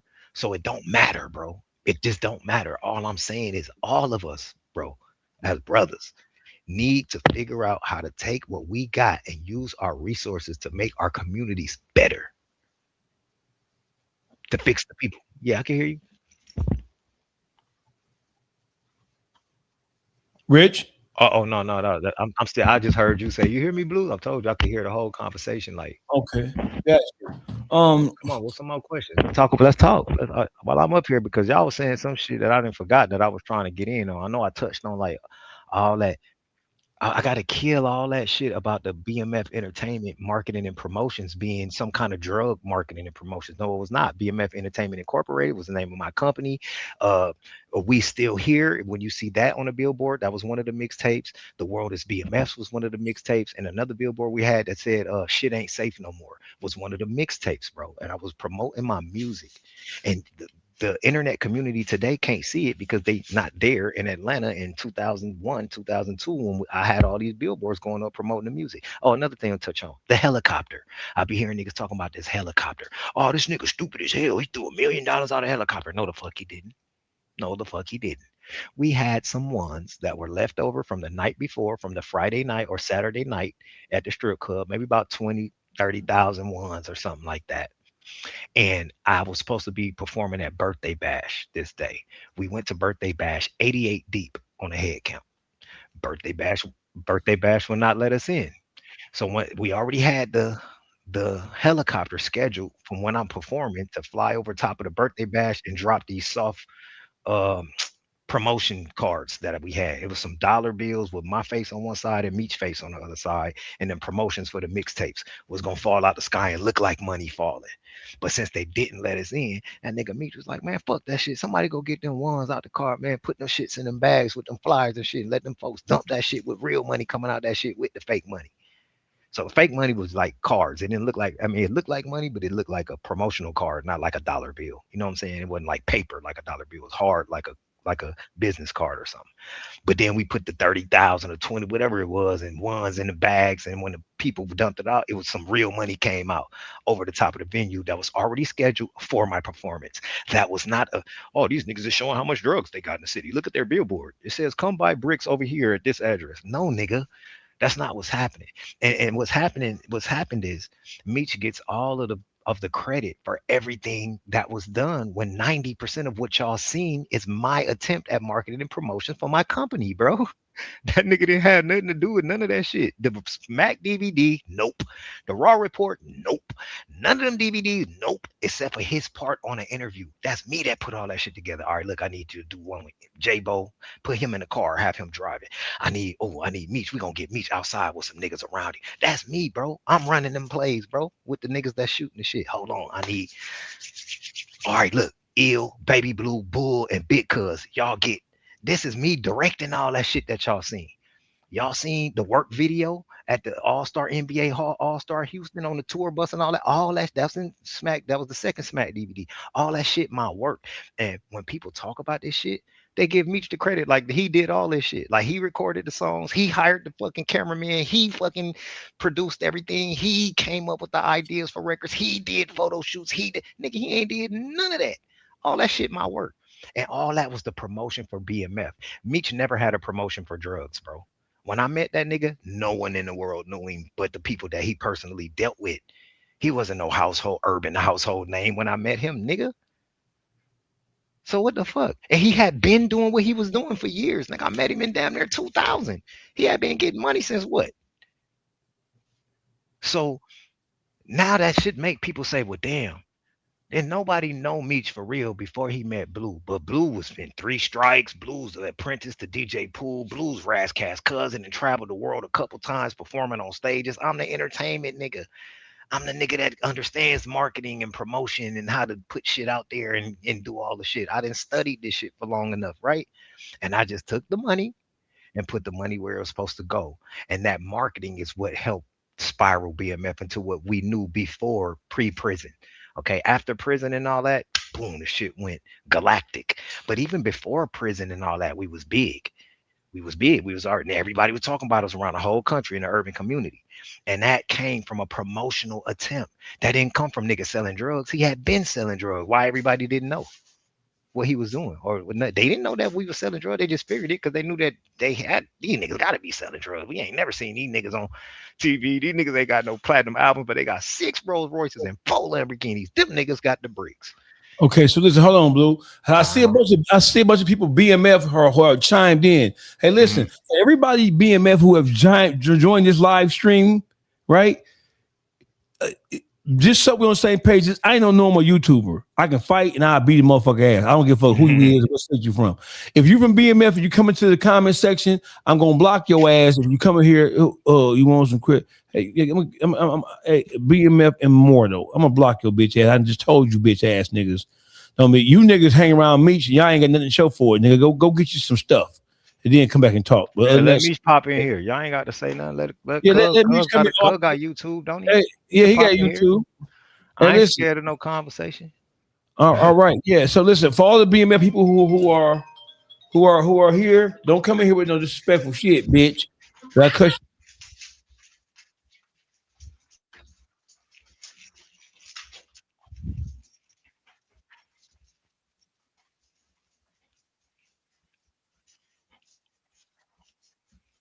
Yeah, all you BMF guys, y'all welcome to come in, ask a question, whatever you want to do. Everybody from BMF, come on in here. But don't come in here disrespectful. I'm going to cuss y'all bitch ass out. This is Dawgface TV, bitch. This is not the Church of Latter-day Saints, bitch ass niggas. So if you come in here, you want a question, Blue, he's here, ask your question. Fuck, that's right. Fuck wrong with him. GBE, you have something that you want to ask, Blue? You're here. He's here. Ask Blue what? You have anything you want to say? You want to rebut? I can hear you. I can hear you. He's saying, I'm letting my dogs out right now, but I can rebut what he's saying as far as what they had going on in the entertainment realm and what he was, responsible for. All right. One thing about it, GBE, is I don't say nothing without documentation to support it, bro. So if I said anything that you got a question about, you can ask me about it, and I could send you to documentation that supports what I'm saying. So I don't talk about shit that I ain't got no paperwork on. So that's why I ain't saying Meech told. Meech told on her. I might say, yeah, man, Meech hot because I know what the third party is about. I know the girl. I know she didn't know our controlling officer, and that's the first person she worked under. I know she didn't know Cuff. I know she didn't know the Mexican. So all that shit came from Meech. Meech had to tell her all that for her to even come in contact with those people. So the question is, did he tell her to go do all this? And she took it on her own recognizance to go hook the feds up to it and then fuck everybody up, and then Meech didn't have nothing to do with it. And if that's the case, then all I'm saying is he dead ass wrong for not putting it out to the streets that she was bad, because that shit was happening in 2009, 10, 11, 12, 13, and 14, 15, 16, 17. And last time I talked to Meech was 2017 in the summer. And the last thing he said to me was this. I asked him, what's going on with that TV show? And it's for GBE. I said, what's going on with that TV show that y'all? He said, man, shit, we doing it, man. It's almost done. It's for sure. Y'all niggas don't be saying shit to that nigga 50 and blah, blah. I said, man, we ain't gonna be saying shit to that nigga 50. He was like, yeah, but we getting it done. I just gotta wait to holler at Tammy to see where we at with the paperwork. Tammy? I said, nigga, you ain't heard what's going on with Tammy, but all this paperwork she got your name in and shit. He's like, man, I heard some shit, but whatever it is, it ain't got shit to do with me. Boom, that was it. When he said that to me, to me, that was it. That's all I needed to hear. For me, I ain't even need no paperwork because I know him. I know the man. I know the person. Had it been another way around, that nigga would have been like, that rat fucking bitch, nigga. My man, you know what? Blah, blah, blah, fuck the rat bitch and da da da da da. I know him. That's how he go in. That's how he'll go in on you. But then when he said that, oh, it ain't got nothing to do with me. Matter of fact, let me call you back. Nigga, that's the last time I ever talked to Meech in my life. Nigga, 2017, that conversation. That solidified it for me. He never could get back on the phone with me and talk to me because he felt like I had this paperwork and I knew something I wasn't supposed to know. And I ain't convict him of nothing or nothing. All I asked him was, you ain't seen, you talking about Tammy. Nigga, you ain't seen this paperwork that she got with you floating around out here? Man, I heard some shit, but whatever it is, it ain't got shit to do with me. So you mean to tell me? But Blue, when you read that paperwork, it you can't say that he did a third party cooperation, and then she can't do a third party cooperation because she was getting compensated. She was a paid That CI. don't matter, nigga. That why she can't? Why can't she? She was doing that work, so she gets compensated for. She didn't even get See, you got to understand one thing. You got to read this shit. I She read ain't it just Blue from front to listen what I'm back. saying. But okay, when you read it, you got to comprehend it correctly. Let me change what did. I'm saying. No, because you didn't.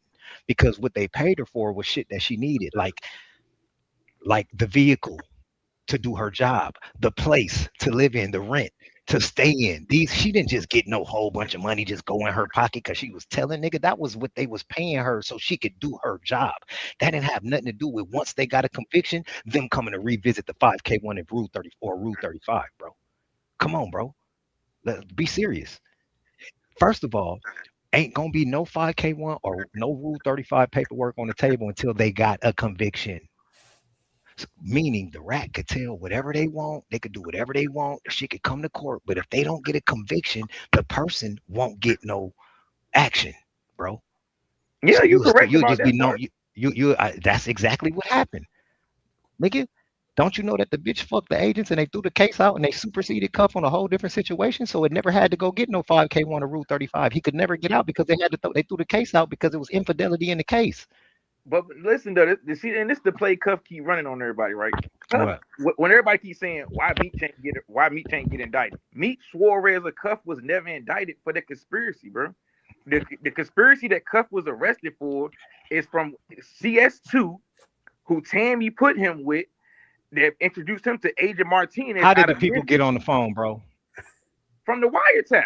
Where did the wiretap originate from, bro? Tammy. But y'all no, it don't. I'm You're wrong. listening. See, no, stop. This is what I'm telling you about comprehension. No, the fuck, it didn't come from Tammy. It came from Meech, and it tells you that in the paperwork. No, Demetrius Flannery orchestrated. Demetrius Flannery orchestrated the sale of the of the bricks to go to Tammy. He orchestrated it, bro. It It didn't says say it to in the go to Tammy, paperwork. bro. It did not say that, Blue. All right, my nigga. You trying to tell me Blue. about some paperwork I done had since 2014, nigga? Blue. I done had this shit for 12 years, nigga. I Ruler know this report. shit damn Ruler near report by even had the heart. same paperwork. It does not say that, bro. So everybody, all so right, everybody else finna, can read the hey, paperwork. so And do you the only anybody, one that seen that said Dawgface, that do you me. want to put it up? Do you want to put it up? Because I Yeah. don't know how to put it up right here. Do we got that paperwork? That way we can Yes, kind of get to the that shit business that and just Dawgface straighten it posted all the on way his out. listen, bro. Everything that I'm saying, that shit that Dawgface posted on his page yesterday, you could go to the bottom of it, to the last page of it, and it's got where you go find all of the information, bro. Where's It's that on got your it right there. Instagram, dog? Man, that's AI, bro. We can't go off of that. That's not No, actual. nigga, the AI sends you to the documents, nigga. It's got all the docket Bro, numbers on the there. AI is not gonna give you the Frank's motion Oh, hearing, this bro. nigga here, bro. Blue. Okay, So you right. telling me you can You go to right. AI on your phone right now and pull up the whole Frank's motion hearing transcript? No, you cannot. yes, I can. That's the Pull only it up way right that I now. got it. That's how I got it. You had the 32-page document from the motion that Cuff filed. That's what I put out 3 years ago. Yeah, sir. and then once the Frank's motion This hearing nigga came said, out, I love a nigga that's screaming in the motherfucking mic telling me I'm about not some shit that screaming, I bro. got. I'm talking. Listen, all you got to do is stop what you're doing right now. Go to Dawgface page, go to the bottom, and look for the docket numbers. And that Frank's hearing is one of those docket numbers, bro. Dawgface, have I broke this Frank's motion hearing down a million times? Be honest. Let me go to the paperwork, and then we're gonna pull it up. Hold on. I'm finna pull it up right now. Yeah, I'm getting it up. I'm finna pull it up right now so I on my can read phone. along with y'all. The Frank's motion hearing says that Tammy told the agents that Meech put her with Suarez to do a conspiracy. It says that, and I got it. I don't even gotta go there. It said on all the places. It ain't even gotta just be there. I'll pull it up somewhere else. I'm gonna pull it up in the wiretap affidavit. Hold on. But that wasn't it. But Cuff never got indicted. What I'm saying is, I'm finna show Cuff you, never bro. got indicted, bro, for that incident. The incident that Cuff got indicted for. Look, watch this. Which Rule Report even went over on his page was the joint when CS2 put him with Agent Martinez. It wasn't for this. Suarez never got locked up or indicted.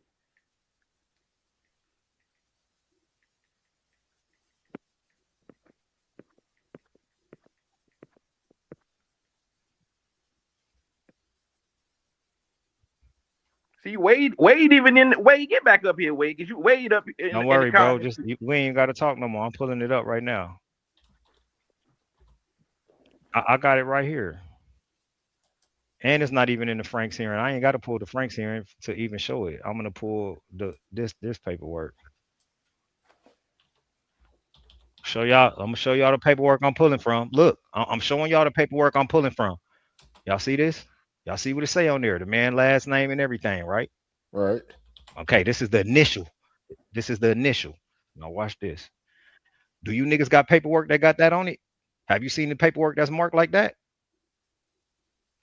With the Gatlin Watkins on it? Nah. Yeah. All right. So then let me know that I'm seeing shit that you ain't seeing. I'm gonna show you. Hold on. I'm gonna go to the exact page. It's the page where they.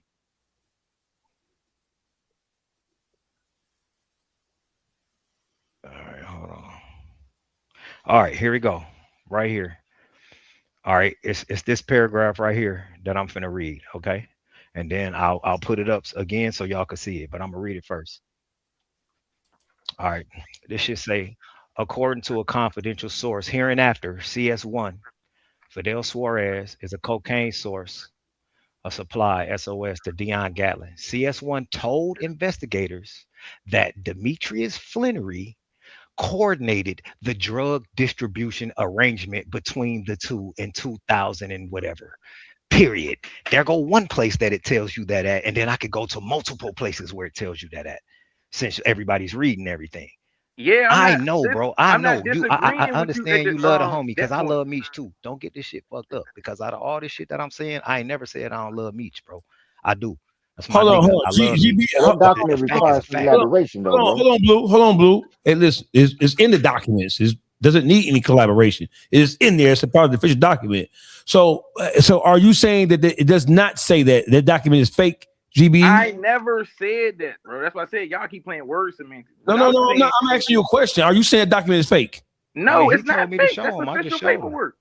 Okay, so when it says that Demetrius Flannery, we know that Tammy told him that, but what my point is that I'm bringing to y'all is so they never got indicted, bro. Okay, hold on. Exactly, nigga, because it's a third party. He ain't supposed to get indicted. Wait, hold on, talking about? Hold on, wait, because I want to respond to what he just said. Why would Meech get indicted on a third party situation? No, I'm not even saying just didn't Meech Blue. I'm not saying Meech just not the only one that got indicted. Suarez never got indicted for that situation, bro. Cuff never got indicted for that situation. What I'm trying to explain to you that you're not trying to listen to is Cuff was indicted.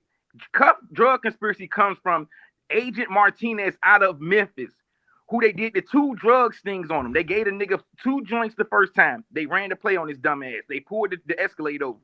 Agent Martinez told Cuff, now you owe me for the Escalade and the books that was in the Escalade. Then they sent the truck to St. Louis. That's when Cuff and them got knocked. The niggas that Cuff sent to the 18-wheeler, they got knocked, and then they indicted Cuff, bro. Cuff never got, Suarez never was arrested. Hold on. All I'm saying is this: no matter what, bro, how do you think they got on the phones in the first place, sir? I said Tammy from the get-go. You told me how? no. Okay. All right, stop there. So if you said Tammy, how did Tammy know who to plug the phones up to? Tell me that. See, we ain't being honest here. We know that they was that. Nah, just answer the question I asked. Just answer the question I asked. How did Tammy know? Tammy was Fidel's working. Okay, so if Tammy, so that's what I'm saying. So you saying that? So you saying that Tammy was working, right? And you saying that Meech was cool with it the whole time? No, because I did he not been cool say with it that. the whole time. No, I ain't gonna let you can play these words. So you saying? I'm just trying to figure out where you're coming from. So was No, Tammy, I'm trying to break it down with y'all. That's what I said. It's like you ain't trying to hear already stuff. Okay, let me ask you. Hold on, GP. Hold on, Dawgface. I'm about to break it down. Cause listen, he's trying to say that. Hold on, though. If you're gonna ask questions, ask, answer. So watch this. We already had this conversation earlier. So there's a couple of misconceptions. One, Tammy Commons became a DEA informant while she was Big Meech's liaison, while she was representing all things BMF. She became a federal informant while working in close capacity with Big Meech. Right or wrong? Yeah. Okay. So let's stop right there. So we're just gonna keep it fair. We're not gonna say that makes Meech bold. We're just gonna keep it fair. We'll make sure because general public don't know. People think that she knocked Terry White down before she formed a relationship with Big Meech. She knocked Terry White down in 2009 while she was the owner of BMF Entertainment. Yes. So she knocked here's Terry White down in 2009. I want to bring some clarity to this. We got all the parties here, so everything on the floor, everybody ducking shit. So listen. So Dion Cuffy Gatlins, he got indicted in part because of the surveillance, the wiretap. The wiretap originated with the whole Big Meech Cuffy Suarez situation. The case blew up because, like Blue said, this has nothing to do with Blue Da Vinci. This is just the facts. The case blew up because it was discovered, and Tammy Commons admitted that she had an inappropriate relationship with the federal agent. We gotta stop saying discovered because she the one that blew the whistle. So we gotta stop acting like tough lawyers went and found out. Listen. When I say his family put a private investigator. When I say discovered, it was discovered. She didn't just come out and admit it.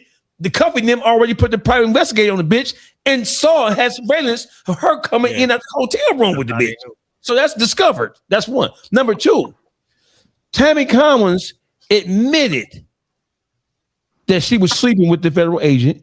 She admitted that she was receiving inappropriate payments for information that she did not even give the government. He got it from other motherfuckers, but he just paid her. So here's the whole thing. Cuffy's indictment, right? The wiretap that continued all started with the whole Tammy and Big Meech situation. Right. Yeah, So you can't get the Cuff. So that's what I'm trying to say. WACK can't get up there talking about, yeah, but Cuff did this until we go ahead and address the issue of how the police even got on Cuff phone to hear him do all that. That's what I keep saying. Nigga ain't no, oh, look over here. That don't work with me, gang. Nigga got to Oh, come no, to the front I of the ain't never congregation said and we Cuff got ain't to no rat. figure out one thing, bro. Let's go ahead and free Meech of all this shit tonight. Let's go ahead and I'll get on that motherfucker and do a public service announcement first thing at 8 o'clock in the morning, nigga. If that nigga Meech could get on here and tell me that he knew that she was doing that, like I heard he didn't say it to a nigga on the phone, but he kept fucking with her because she had his business tied up. Okay, she had his life rights, so he couldn't really do nothing about her working with the federal government, basically in his name. That ain't cool. So either way it go, to me, it just ain't cool, gang. It's not cool, especially for him because I looked up to the nigga like that. I looked up to a nigga that I would never in a million years have thought that nigga even did nothing remotely close. So hold on, let me. I have a question. So since I have you here, GBE ruler gang, is it true that when Tammy Collins switched over from Ruler Report, what up, boy? What's going on with you, Blue? When she went from Jack Harvey to Cromer. She went to Jack Harvey Cromer. How'd she get to Jack Harvey? That's our controlling officer. When you read Did the you know that? paperwork, it says it What? says in the paperwork. It clearly says in the paperwork even when Jack Harvey got on the stand, he said an ex-convict that knew him, that was working with him, connected him and Tammy. You can't say it's Meech because Meech is an ex-convict. He was currently serving his time, so you can't say Meech is the one who put her with Jack Harvey. He could have been lying. He didn't say the ex-convict's name. So anytime if somebody throws Meech under the bus, it could be. It's No, hold on, bro. let me ask you Come something, on, Dawgface. Hey, listen. Come on. So Dawgface. So You- Tammy got on the stand and listen. said Meech didn't know nothing about it. So now was that bitch lying? You say who? You say who? Tammy got on the stand and said that Meech never didn't know nothing about They it. proved that to be a lie. They proved it to be a lie, though. Yeah, because How did they prove that was a lie that she did? Because that she had knew that multiple she was an statements in the DEA sixes that said otherwise. She told the truth in all the DEA sixes, and when she got on the stand at the Franks hearing, she tried to change it, and the judge told her, "Hell no, I ain't finna let you change that." Yeah, she did. She said that she lied during the DEA 6. No, she lied. No, she didn't. She lied. She never said she lied during the DEA sixes. She said she tried to push him away from it during the Franks hearing, and the judge never told her that she was lying because of the DEA sixes. She couldn't say nothing back about the DEA sixes, nigga. She couldn't say nothing back about that shit. No, I'm speaking on when she got on the stand during the Franks motion hearing. She said that when they asked her, "Did Demetrius Flannery know that you were working anything?" She said no. Then that's when they went back and they considered that a lie. The judge considered that a lie, and they pulled out 4 different things from Why she ain't get a 3 perjury different charge DEA sixes, bro. Is what I'm trying to tell you. The deep look, this is what was happening, bro. She was riding with the police in real time. Okay, they're together, they're fucking, they're busting up checks with each other and everything. So, like, if you look at what happened when the plug called her the first time, she was riding in the car with the agent, and the agent motioned to her when the plug started talking about pills, and the agent motioned to her, "No, ask for coke, ask for coke." That was their relationship. So ain't nobody right. They said he told her to say yeah about the pills, but yeah, he told her that he wanted her to ask for cocaine. What are you talking about, bro?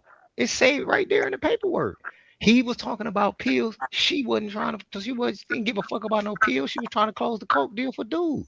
What he sent her to do. So she asked him to do. He got the other shit. Close the deal though, because Cuff beat the man. That's what I'm saying. Cuff playing like, oh, Meech put a play with me, then the feds just came, they just tried to lock me up. No, So the listen, man 3 different transactions. Beat the nigga. Go ahead, GB. I'm gonna let you finish the point, and then go ahead. I said Suarez did 3 deals with the man. The third time, Cuff beat the man on the money. The man called Tammy going off about how Cuff fucked him over on the money. I know. Months later, after that, Suarez stopped fucking with Cuff. He was cut off. Months later, Cuff down bad again, hit Tammy up. "Do you know anybody who can throw me some work?" She said, "I don't know nobody. Everybody locked up."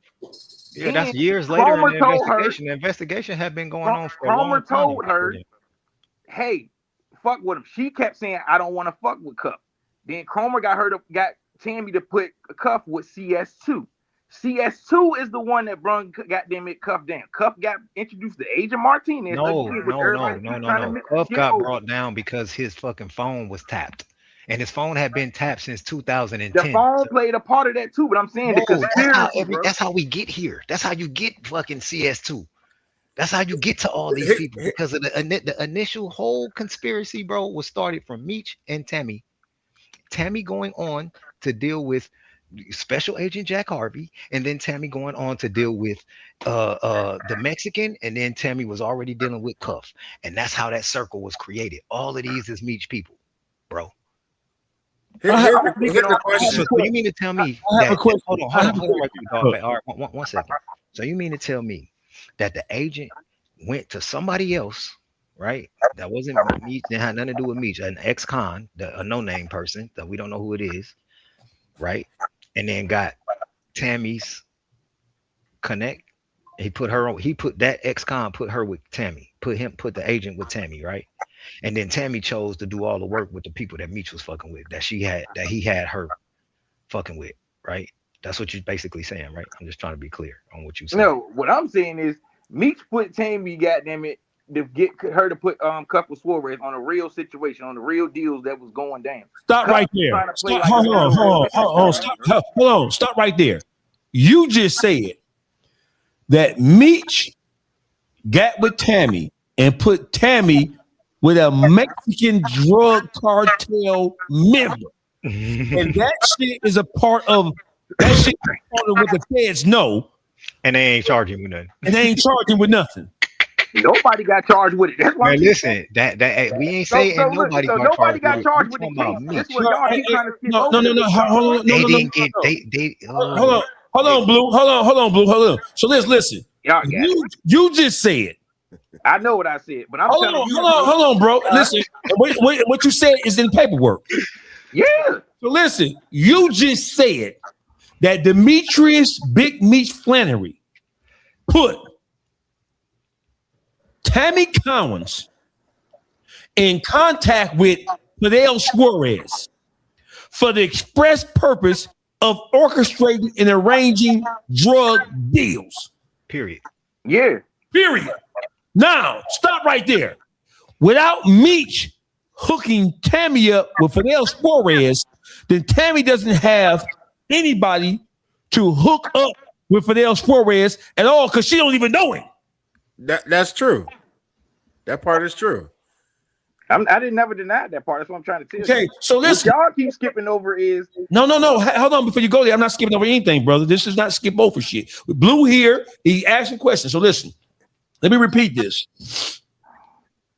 Big Meech met Fidel Suarez when he was in the St. Clair County Jail. He was indicted in the southeastern district of Michigan. That's where the initial BMF indictment came from. Not Atlanta, not LA, not St. Louis. It came from Michigan. While he was in Wayne County Jail, which is Detroit, it was deemed that he was too influential. So they moved him to an offset. That happens. They put Big Meech in St. Clair County Jail because he had too much power and influence in the city that he's from, in Wayne County Jail. While he was in jail, they put Big Meech in close proximity with a Mexican drug cartel mule that had just got knocked with bricks in a semi truck. what do you think federal? No, hold on, bro. Listen, do you think it's normal to put a motherfucker who had $500 million and been running a drug conspiracy for fucking over a decade, for they didn't catch another nigga and put the other nigga in the same goddamn bullpen with Big Meech so they can establish a friendship? Yeah, it's happening. In the feds, you're gonna be around other niggas that's doing the same thing you doing. If you saying that though, dog, who did they place in there? Yeah, did they place Meech there? Did they place Suarez there? Because Suarez ain't in jail either. No. Yeah, because the girl fucked the agent. So that whole case went down the drain. Suarez beat information, and that's what covers in jail. I'm just pro-offering a couple of things. Suarez beat. Hold on. Suarez beat his case that he got locked up for. He beat that shit. So listen. So the only we talk about connecting tissue, bro. One thing connects to the other. It's like in the feds. We can infer that this happened because we have this, and this happening. Big Meech is the only person who knows who Fidel Suarez is. Big Meech introduced Tammy Collins to Fidel Suarez, For what? To facilitate drug deals. The feds know that this is true.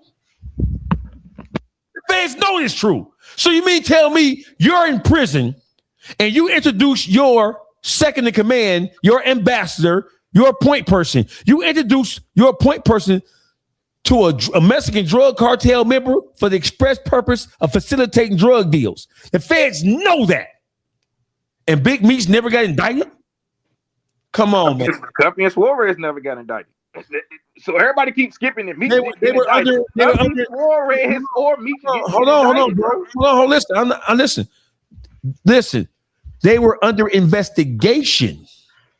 When you all of them was under investigation. Hold on, bro. When you keep on talking about how Cuffy ran off on Suarez and Cuffy did this and Cuffy did that, how did Cuffy meet Suarez? Cuffy met Suarez because Big Meech introduced Tammy Collins to Fidel Suarez and to Cuffy. So Big Meech used Tammy Collins as the connecting tissue. Tammy Collins don't know Fidel Suarez if it wasn't for Demetrius Flannery. That's not a debate. Hold on. And Dion Cuffy Gatlin is never introduced to Fidel Suarez if it were not for Tammy Collins. Tammy Collins got that contact information from Big Meech. If the feds know that, why did the feds never say, hey, motherfucker, you in prison, put niggas together to do key deals? Fuck is up with you? It wasn't never set up for that. That's why. And nigga can try to same way that Cuff is in Gregory Griggs in the paperwork of moving 300 kilos and he didn't get indicted. The same thing, bro. Just because your name come up in paperwork, bro, that does not mean. No, his name didn't come up in paperwork. He's named as the orchestrator of the fucking conspiracy. Just like I just said, Cuff is named in the same. Cuffy, that is the leader. Cuffy. So listen, hold on, bro. Listen. Cuffy is not the low man on the totem pole.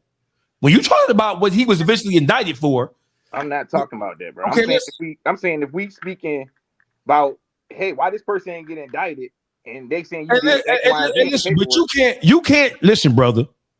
You can't answer that question about Cuffy because that shit ain't got nothing to do with Meech. You got to answer the Meech question. The Meech question is this, and this is what stands. Big Meech met Fidel Suarez in the St. Clair County Jail. Big Meech goes to prison. Big Meech starts to have a relationship with Tammy Collins. Tammy Collins, she knocked Terry White. Wow. She was working in close connection with Big Meech.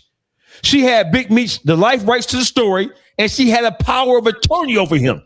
If Big Meech would have died in the federal penitentiary, Tammy Collins at that particular point in time would have been the person who the BOP would have contacted to figure out what needed to happen with his body. He didn't get a life rights to his mama, his sister, or nobody. He gave it to this bitch who had knocked the motherfucker down. That's one. Number two, Big Meech introduced Fidel Suarez to Tammy Collins, and Tammy Collins introduced Fidel Suarez to Cuffy for the sole purpose of having a drug goddamn deal. So if they know that Big Meech, you introduced this motherfucking drug cartel nigga to Tammy Collins for what reason? To orchestrate a drug deal. That is a conspiracy. Why was he never indicted for it? Because he wasn't supposed to be. But let's ask this question though. At that point, when he introduced Tammy or told her to link up with Suarez, did Meech know that she was working with them people at that point? My point is this. That's what I asked earlier. I said, okay, let's go ahead and go with the hypothetical that he did not know that she was working with them people. At what point did he find out that she was, and what did he do from that point on? That's my point that I keep making, because you can't run from every scenario. You can make an excuse and say, well, maybe he didn't know that she was working with his controlling officer against his people while she was fucking owning his company and going to get his movie deal, owning his life rights. Okay, let's just take that all off the table. Forget about all that. We do know that she was an informant working against his very own people. The Mexican he was cool with, if he was just trying to run and play with, he's cool with him, right? He ain't trying to bam him up. She's working with him and bammed him up, and then she got cuffed and bammed him up. So you're telling me because the contract was already done and the fucking movie was already getting filmed and shit. The TV show Little Meech was on there fucking acting every day. So where does that stop you from denouncing this bitch to the streets? Because his son was going around denouncing me to everybody that he come in contact with. I just gave y'all one instance when he was doing it with G Herbo and the Bloods called me from G Herbo studio session. So if he got his people running around trying to spray me to tear my character down so I can't say nothing about none of this shit, because that's what happened. Most people on the internet discredited me because of what they came out and start saying about me, but did none of y'all understand the overlay for the underplay?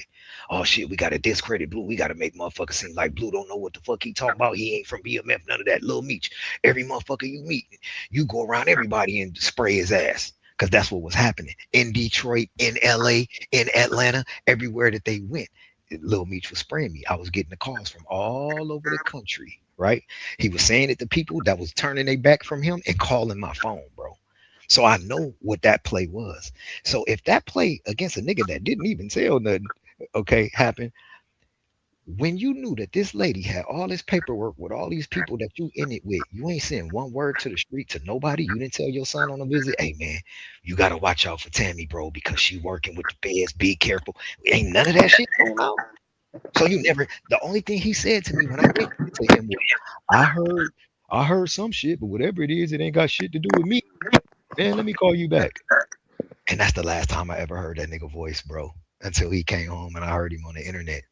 And that day when we talked, we wasn't beefing or nothing. That was big homie, little homie, just like any other day. We were just having regular, casual conversation. Tone Bird say, hey man, ask him about the TV show. I asked him about the TV show, and what he had to say to me was this, what shocked me, bro. I gotta wait to holler at Tammy to see where we really at with the paperwork. It's supposed to be signed off, but I don't know if it's all the way signed off yet. And I said, Tammy, you ain't heard what the fuck going on with her? Because hold on, Blue. We got this stupid motherfucker. This motherfucker talking about Blue was fucking with Tammy first. Why did Blue bring her around? Okay, so let me answer that. First of all, Blue only brought Tammy around to his own home after clubs and shit. Tammy was never around us as BMF.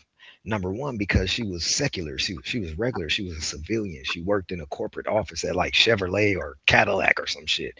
She was old, like 6-7 years older than me. I looked at her as my older broad, tricking on me. She got the little bag. She ain't in the mix with BMF. Like I got young bitches, D and all them would be out with me in the club, partying with BMF and the homies. Tammy was my older broad that I kept separated from all that. She ain't fuck with the homies and homies like that. Tammy ain't linked with Meech, but through letters once he was already locked up, bro. Tammy ain't spent one day with Meech on the street. Hold on. Hey, stop all that goddamn texting, nigga. We can hear you texting. Whoever you texting, tell them to bring their motherfucking ass up on stage, nigga. All that old secret giving you information. Hey, you tell them bitch ass niggas, nigga, tell them hoe ass niggas you texting. I caught you, nigga. Oh, man. Yeah, she was over there sounding like drumline, nigga. GBE over there texting me. Yeah, you over there texting me. Hey, no. Hey, listen, nigga. If you gonna stand on, come on, man. Stick to the strip, man. Come on, man. Hold on. Hey, are you telling me what to do on my show? Come on, man. You tell them niggas, yo, nigga, you ain't never text that fast in your life.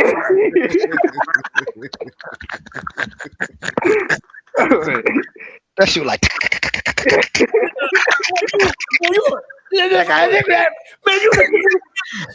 Listen, there's no way you can text like this. Bro, I can tell you what the text said. I know what the text said. The text starts off like this. Ask that nigga Blue. No, hold on. Let's see if you're gonna keep it gangster, nigga. Let's see if you're gonna keep it gangster, nigga. Show us your phone right now. Show us your phone. Ain't no man, ain't nothing going on. Show us your phone, nigga.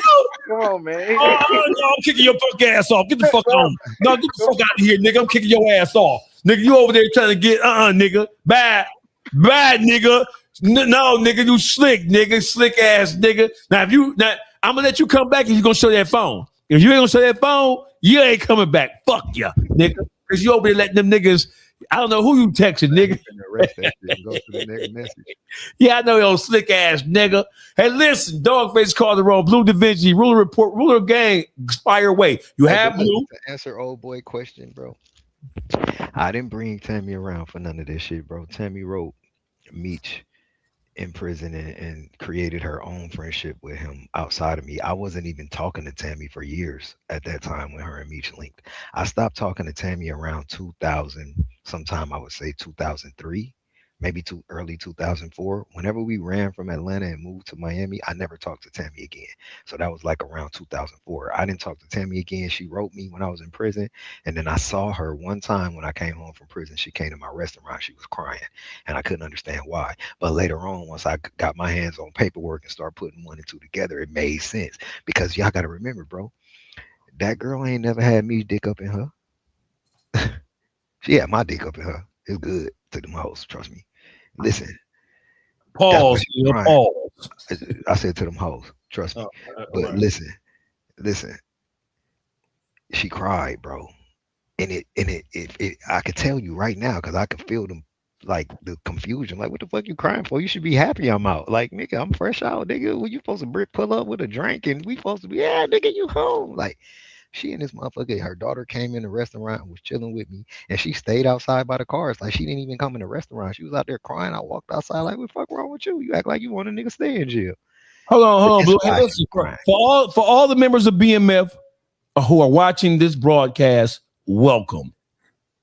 You have been welcome. I know who you are. I know what your fake pages are. You have been welcome. If you guys want to call in, I can put a call in number so you can call in. You want to ask a question? Tonight, we're going to put this shit to bed because I'm sick and tired of this shit. I said about 2 weeks ago with Ruler Report, is it true or not true? I said, hey, listen, it's time for us to shut this shit down.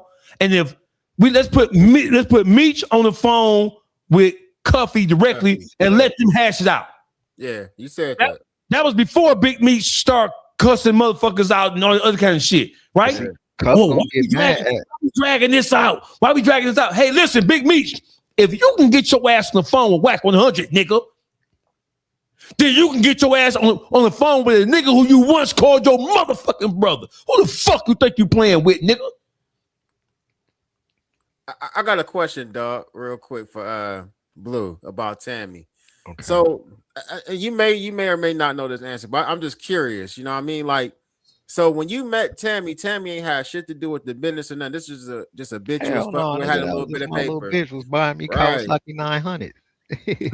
How did she go bad though? Like, how did she begin to work with the? See, there you go. Now you starting to float around where my head is at, because when you ask that question, I got one answer for you. I'm going to get this nigga this TV show. This nigga need to be out here for it. Boom. Soon as she got the BMF shit in her name and she had that position and she knew that she could go and get that nigga some money, she knew she had to try to get him out. So I'm pretty sure that they had their little conversations, and then he had his little plug he had met, and they had came up with their little play that they was gonna do, because the dude knew he was finna beat his case, or he had just beat it. So they was waiting for the Mexican to get out. So Meech had already put his play together in St. Clair. So by the time he get to prison, the real prison where he could catch the visit, was that 2009, 2008, 2009, I say. Yeah. When she started working for the people, by the time she comes sit down on a couple visits and they could put their little play together and he could tell her exactly what's going on, that's what makes sense, because don't nothing else make sense. And then they just got to do it. That's why he told me, whatever it is, it ain't got shit to do with me, because that's the whole deal, man. Whatever you gonna do, keep my name out the shit. I'll hook you up with them here. Go get this, take this number. I met the Mexican. Have Cuff do the shit. You know what I'm saying? I know another nigga that came to me before and told me don't put him on the phone with Meech no more in 2012, because Meech called him and told him, I ain't gonna say their name, but Meech called the man and told the man he trying to put the band back together. He need him to go to motherfucking San Diego. The nigga hung up on dude and came to my house in Atlanta and told me, man, don't put me back on the phone with dog. I don't know what he got going on. That's 2012. Hey, listen, that was 2012. Hold on, Blue. Listen, tonight we're gonna put all this shit to bed. Cause all you sideline bitch ass niggas, Blue this, Blue that, Blue is right here right now. So for all you bitch ass niggas who from fake pages and all this other kind of shit, bitch, we're going to call the number. Call the number on the screen right now and pull up. State your motherfucking name. Where you calling from? We're going to get this shit right now. They got the number right there. Call right now, and you can talk to them your motherfucking self. Ruler Gang is your show from this point forward. And Underdog. Shout out to Big Way, bro. Big Way from the D, man. That's my nigga, man. Big Way. Niggas don't know. Some niggas do know who Big Way is, but Big Way, I'ma call you, bro. I know you sent me your number yesterday. I'ma call you. I just had to say that. Oh, my dog. Yeah, nah, that Tammy situation it's like when you look at it, it's undeniable. Like, okay, he had to have known something, and then even if he didn't know, I'm with you on it. After you brought it to his attention and people brought his attention, then it's like, okay, listen, you can fuck with her if you want to. That's on you, but you should at least let the motherfuckers that you really fuck with, like, hey, stay away from her if you really ain't got nothing to do with it. Yes, I do think that's a little strange. And then even when he asked, I was watching one of his streams the other night, and somebody in the comments asked about her, and he like his conversation was like, "Oh, go ask Tammy," or "I don't know how she doing," or you know, what I mean, it's real vague when the motherfucker asking questions about her, which leads me to believe it's not. What you got to say? What's the deal, Dawgface? I ain't coming on this motherfucker hostile or nothing, but I do feel like that whole Meech situation is like crazy as hell. The fact that he knew baby girl was a snitch and he still chose to deal with her. And it's like, if you from the streets and you know, bro, birds of a feather flock together. If you dealing with a rat, you looked at as a rat. The fact that people ain't questioning him and ain't just, you know, bringing that shit up is kind of like sweeping under the rug. It make it look even worse on his behalf. You dig what I'm saying? That whole shit, man, just crazy, bro. I ain't gonna lie, man. Keep doing your thing, bro, and keep your foot on their neck when it comes to this shit, dog. Because shit, at the end of the day, right is right and wrong is wrong. You know what I'm saying? Like if that wasn't Meech in that situation, niggas would have condemned the nigga. He had a name he had. A lot of people wouldn't be fucking with him because they'd be looking at him as he did some you know, he did some suspect shit by knowingly dealing with a confidential informant, gang. Like ain't that much. I'm trying to tell my story in the world and want the world to know my story, that I'm gonna sell myself out as a man and deal with a rat, man. Like, you know what I'm saying? They talking about Netflix and all this shit. Is they finna put all this in the Netflix? My story, the power and all that. At the end of the day, bro, she was a rat, and you knew she was a rat, and you condoned in the behavior that she was doing, man. You know what I'm saying? That's just how I feel to look at the shit, though. For real. You know what I'm saying? Like, shit, he wrong as hell. He wrong as hell, bro. Meech wrong as hell, bro. Like, he ain't no way he should have been dealing with that lady knowing she was a confidential informant, man. Let me ask you a question, brother. Unless you put her up to it. Where you calling from, brother? Where you calling from? I'm from Detroit. Okay, let me ask you a question, bro. Let me ask you a question.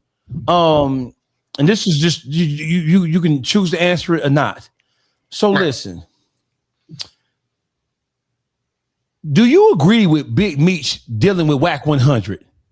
Hell no. Can you tell me why? Cause whack the police. Whack the police. Whack did police ass shit and all that. Like, bro, like I done been around some real OGs and shit like that. Like, you know what I'm saying? Like Dawgface, like, you know me. Me and you done spoke before and shit. I supposed to came on your podcast. Like, I'm from Detroit. You feel me? Like, I went to prison when I was 14, bro, you know, for something I ain't do, you know, so like I was raised in a joint, like around like real OGs and shit. And like how I was taught, like, you don't OGs don't supposed to be moving how they moving, bro. Like, I ain't even gonna lie, like they character is hella flawed. You feel me? But of course people ain't gonna say nothing about it because who is Big Meech? You feel me? Like, and I just like a lot of these rappers running around fucking with him and shit like that or whatever. It's like, what was y'all niggas at when he was locked up? Type shit. Why did 50 have to come and grab his son and put him in acting school and all that? Why none of these niggas from the city ain't do that? You did what I'm saying? It's like they waited till he came home and it's like now they just like nut hanging. You feel me? Just hanging from that nigga nuts like that.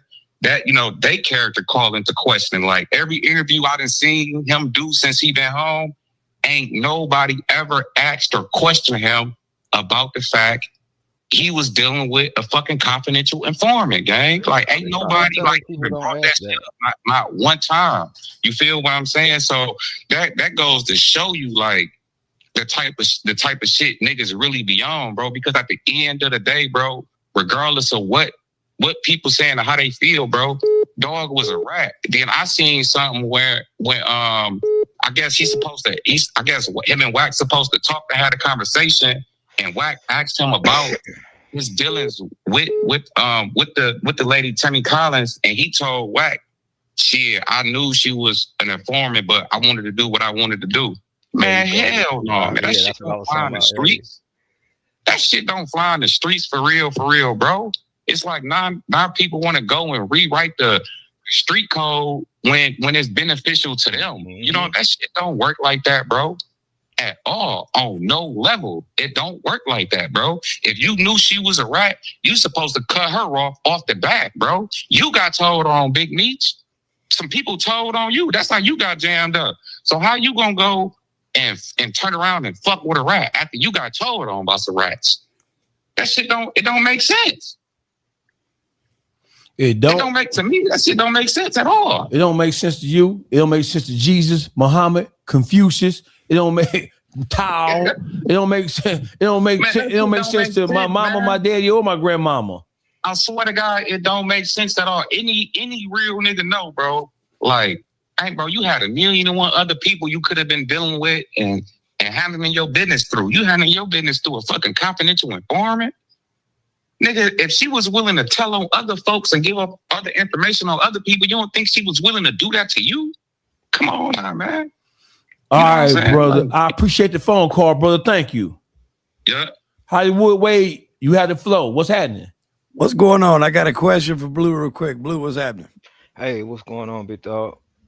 All right, so you tell me if I'm wrong in this, right? So for my, digging into this case, okay, I'm 100% saying that Meech told Tammy to hook Suarez up with Cuffy. I 100% believe that happened, and that's factual.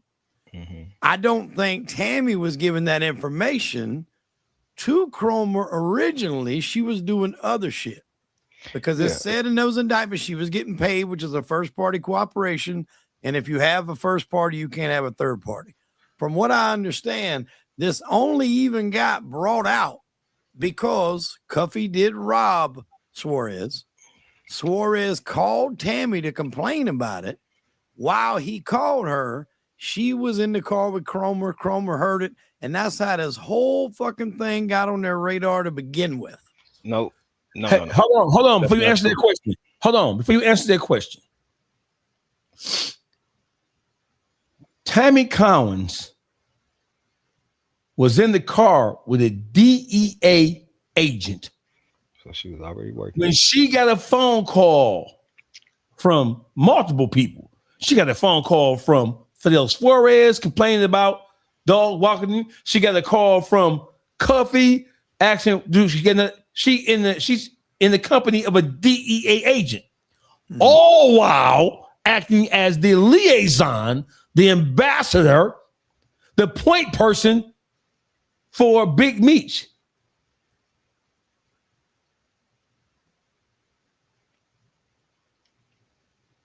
And on top of that, this is a major point. When she went from what's the first Jack Harvey to Keith Cromer, is it true? You know it's true that she said, "Hey, listen." When they were haggling about her being when Jack Harvey passed her to Keith Cromer, is it true? I read it. You read it. She said, "I don't want any payment." They said, "Well, we're gonna switch our focus. We're going from the domestic shit. We're going to the cartel members. We're going to the right." Is it true? Is it true? Hold on a second, brother. Hold on a second. Is it true? Is it true? Turn your phone down, bro. You got an echo coming in here. And hold on for a second. Is it true that Tammy Collins said, "I don't want any money for working with you guys to set up Mexican cartel members. I'm doing this because I'm looking for a time cut for Demetrius Flannery"? Yep. Did she say that? Yep. Yes, she did. Okay, stop right there. That's it. Stop right there. I'm gonna ask the question again. When Tammy Collins was transferred or handed over from one DEA, Jack Harvey, to Keith Cromer, who she eventually formed a good relationship with. He was sticking pipe to that hole, right? They asked her what she wanted in compensation, or a conversation like that came out. And she said, I don't want no money. So you telling me Tammy Collins is going to put her life on the line to set up, not no niggas, not little Johnny on South Side of Cleveland, right? On the east side, on St. Clair in Cleveland. Tammy Collins is going to work with the DEA to set up cartel members. She's gonna put her life on the line, not for no money, but to get a time cut for Demetrius Flannery. Man, get the fuck off my motherfucking. If you believe that, I got some land to sell your ass in North Korea. But that got shot down though. She knew she couldn't do that, which is why it then flipped to a first party cooperation, which is why she was getting paid. Hey, wait. The first party cooperation was, hold on. The first party cooperation was the first deal with Terry White. That new she was information getting, getting that later too, though. No, that happened first. That happened in 2009. That was open and shut. It was over. That was done. And then she got transferred. This dude retired. She got transferred, and then they just went with the shit with Puffner. Man, it was still a first party on that too, though. Man, you was mad because y'all bitch ass was in there, huh? You a hater. Hold on, who was just calling in? You a hating ass nigga. You was mad because you wasn't invited last night. Who, me? You was mad because you wasn't invited last night. Talking about that concert. You couldn't come. Concert? You what concert? Mad. What concert? They had a concert with all them niggas, Bezo and all them niggas. What's your name, sir? Hating ass nigga. What's your name? Hating ass nigga. What's your name? Get off me, dick. Meet your hoe. Your mama a hoe too, bitch. Chatter, bitch. That's my name. Yo, meet your hoe. Your mama a hoe. Hoe ass. Meet your hoe. Your mama a hoe, bitch. They go tell me. Bitch ass nigga, y'all niggas mad. A concert, bitch? Bitch, go watch me on Vlad TV, bitch. You cocksucking ass nigga. Now tell Big Meech to get the boxing ring with me. Now I'll punch his ass down, nigga. Tell WACK100 to set that up for some prize money. Bitch ass nigga. Fuck is you talking about, bitch? I'm no way tired, ho. Fuck is you talking about, bitch ass nigga? Now, Big Meech, you watching this motherfucker. Get your ass in the ring with me. I'll punch your ass down. Put some money on it. What are you talking about, bitch? This ain't that bitch ass nigga.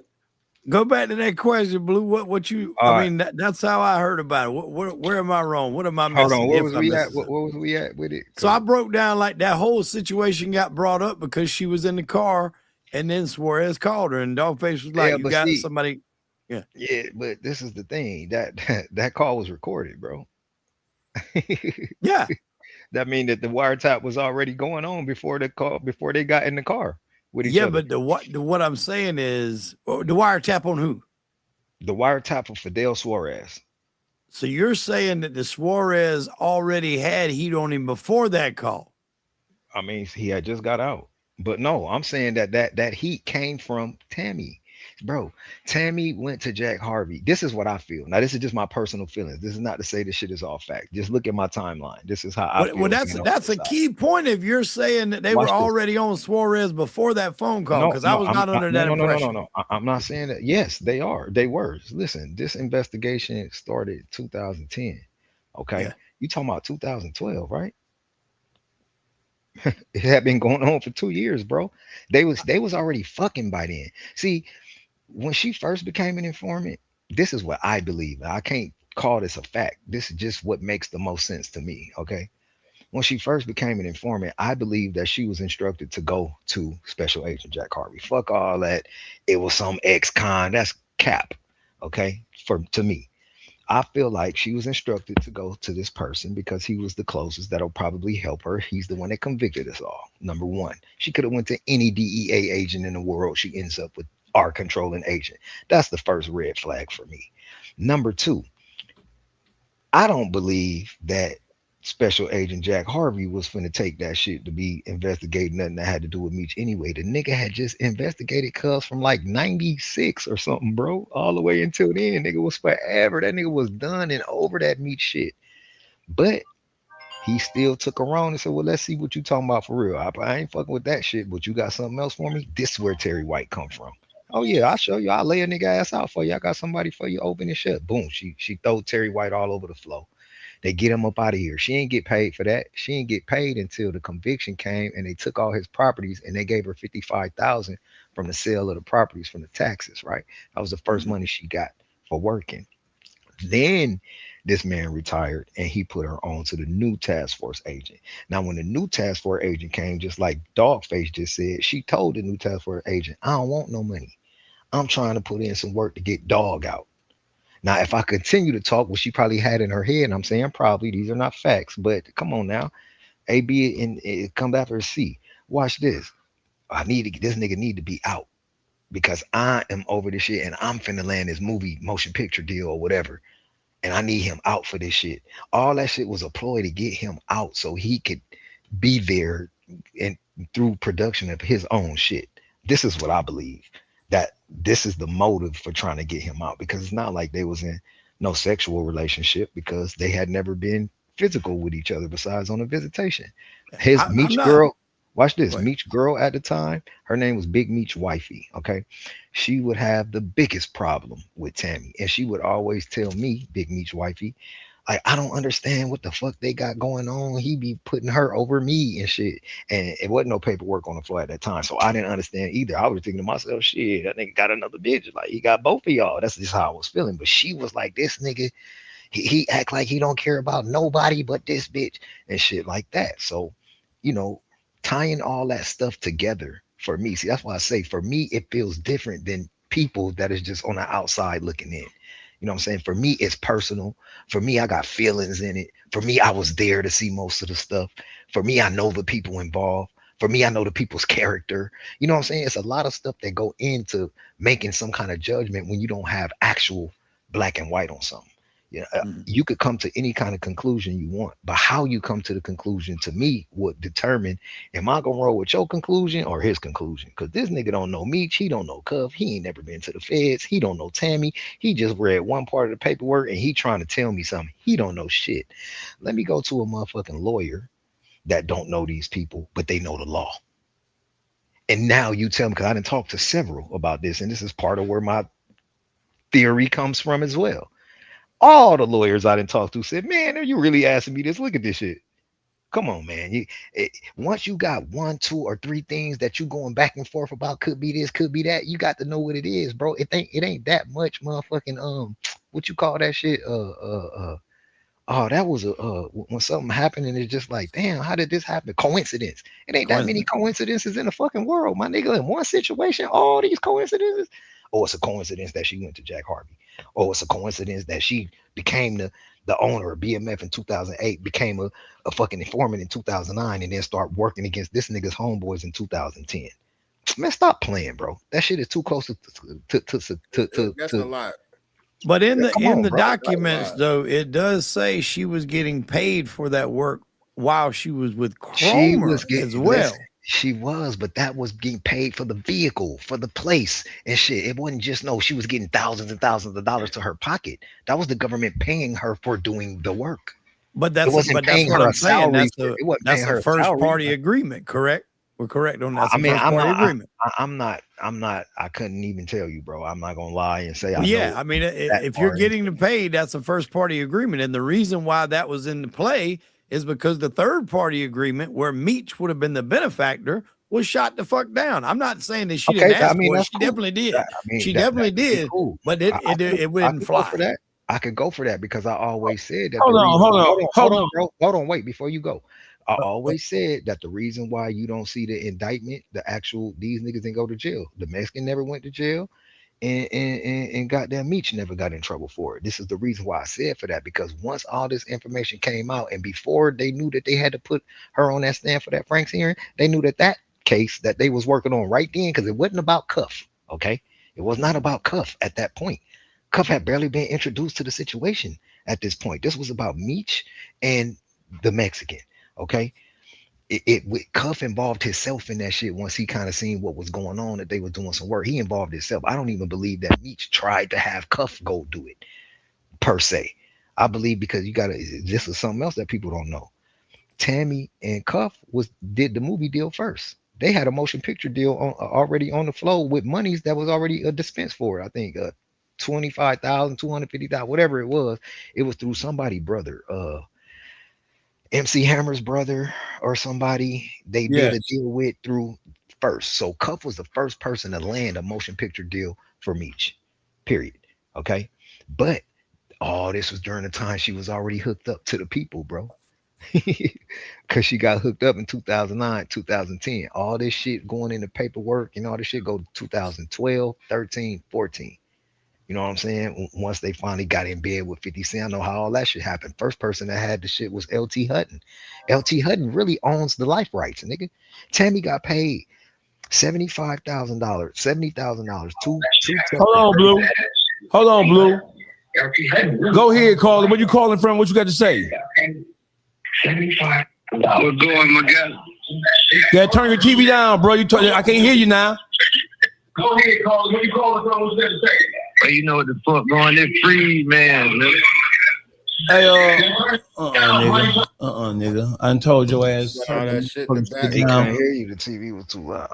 No, so listen, here's my thing. Go ahead. Tammy Collins knocked down Terry White while she was working on Big Meech's behalf. Wow. During the time. Tammy Collins was introduced to Fidel Suarez. Why? If her thing was life rights, shopping book deals, and working in with other people, why did she need to know who Fidel Suarez was? And why would Big Meech trust her? Who the fuck is she to be hooking up with a Mexican drug cartel, motherfucker? Come on, bro. And if you in a Big Meech position, a boss ass motherfucking role of a black mafia, you definitely ain't finna do that. Hey, listen. You got Big Meech wifey. You have other people who able to duck the indictment. Mm-hmm. Why wouldn't you pass that information to somebody who you know and trust from the street?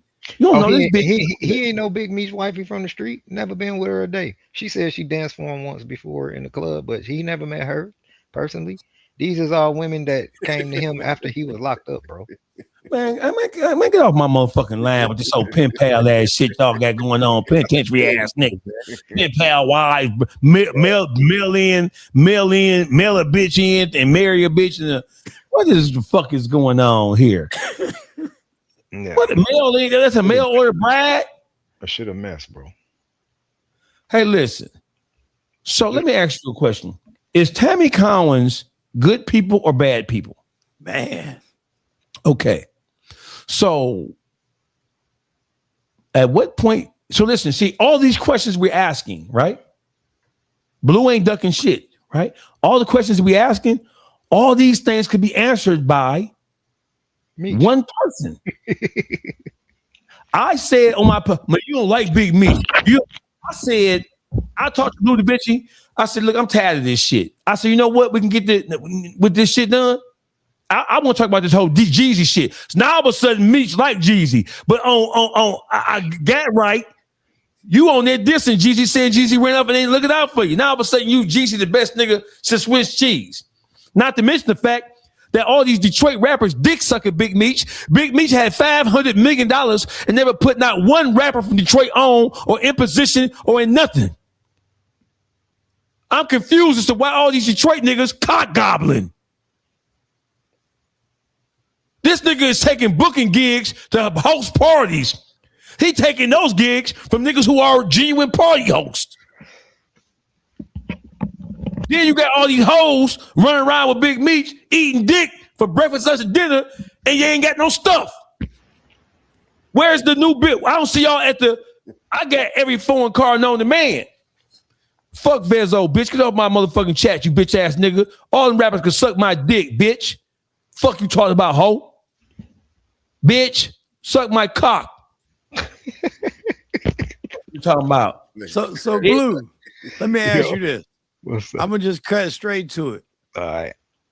You think Meech a rat?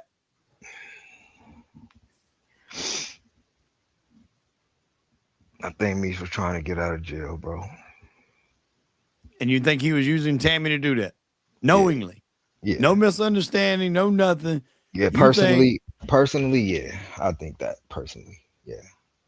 You never answered my question, Wade. I mean, because bro, I'm sorry. No, my question was when Tammy Collins was being transferred from Jack Harvey to Keith Cromer.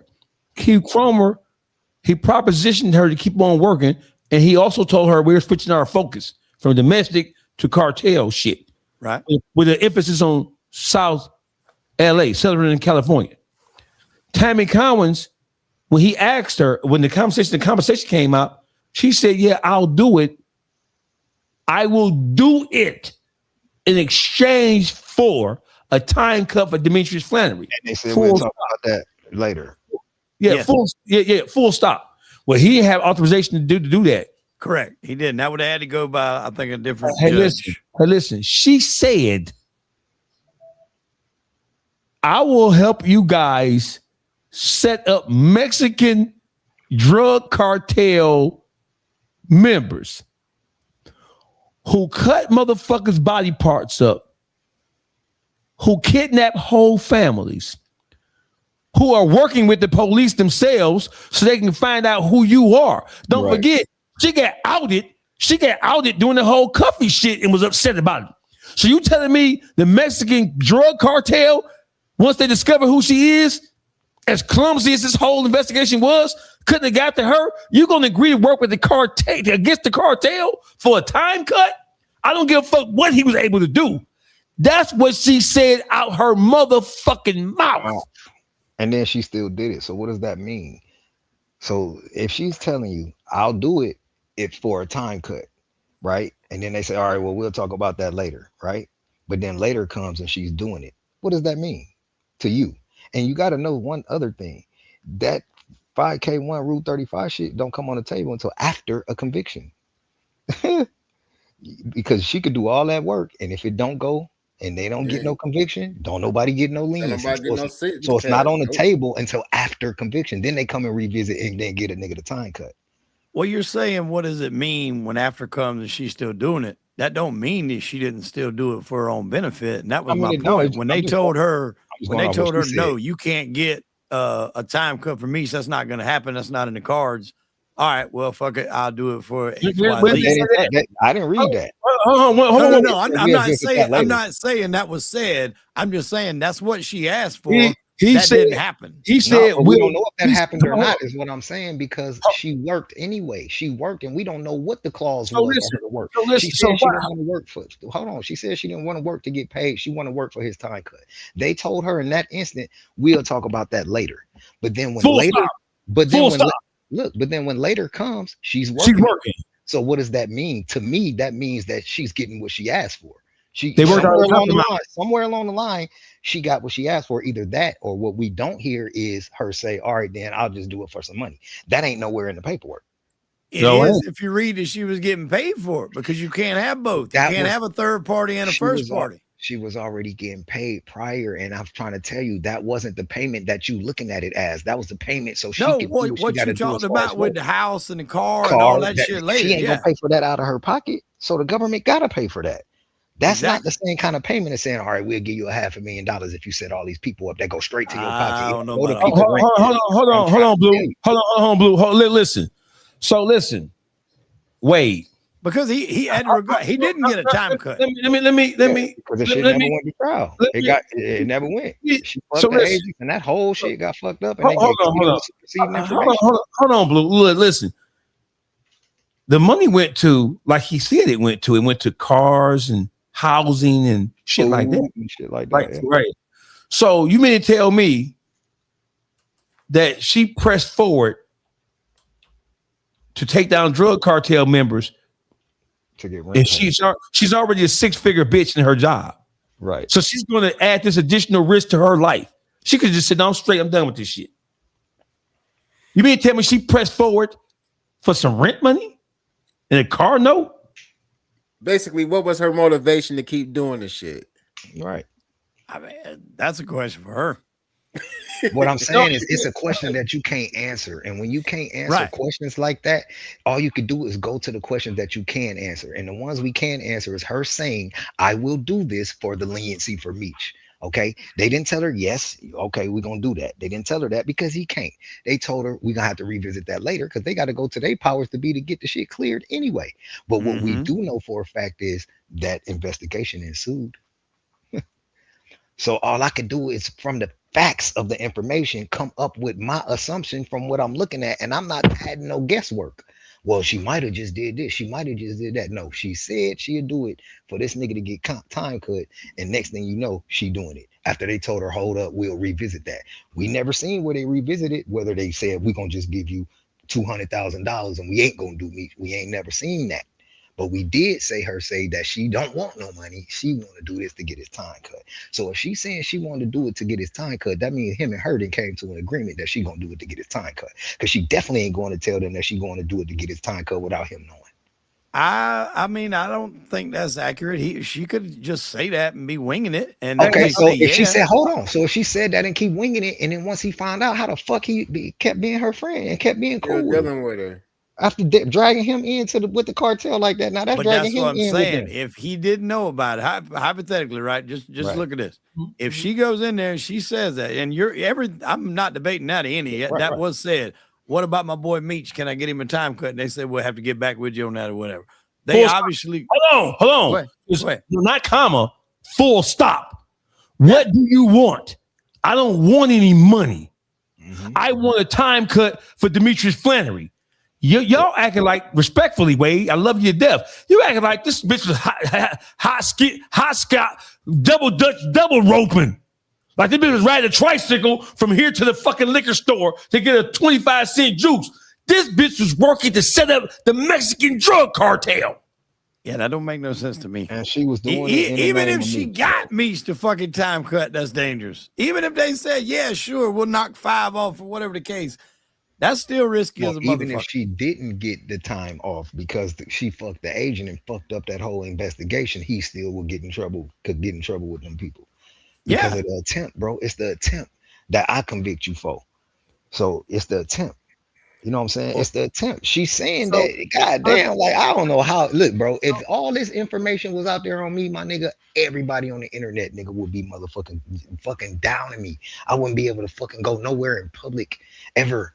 Bro, if all this information was against me, and that's what I don't like, bro. That's the shit that I don't like. That shit ain't right, and it ain't cool. So all I'm saying is, nigga, I will agree with you as selective. This to Meech, nigga. If you did it, just tell them people, bro, and keep it moving.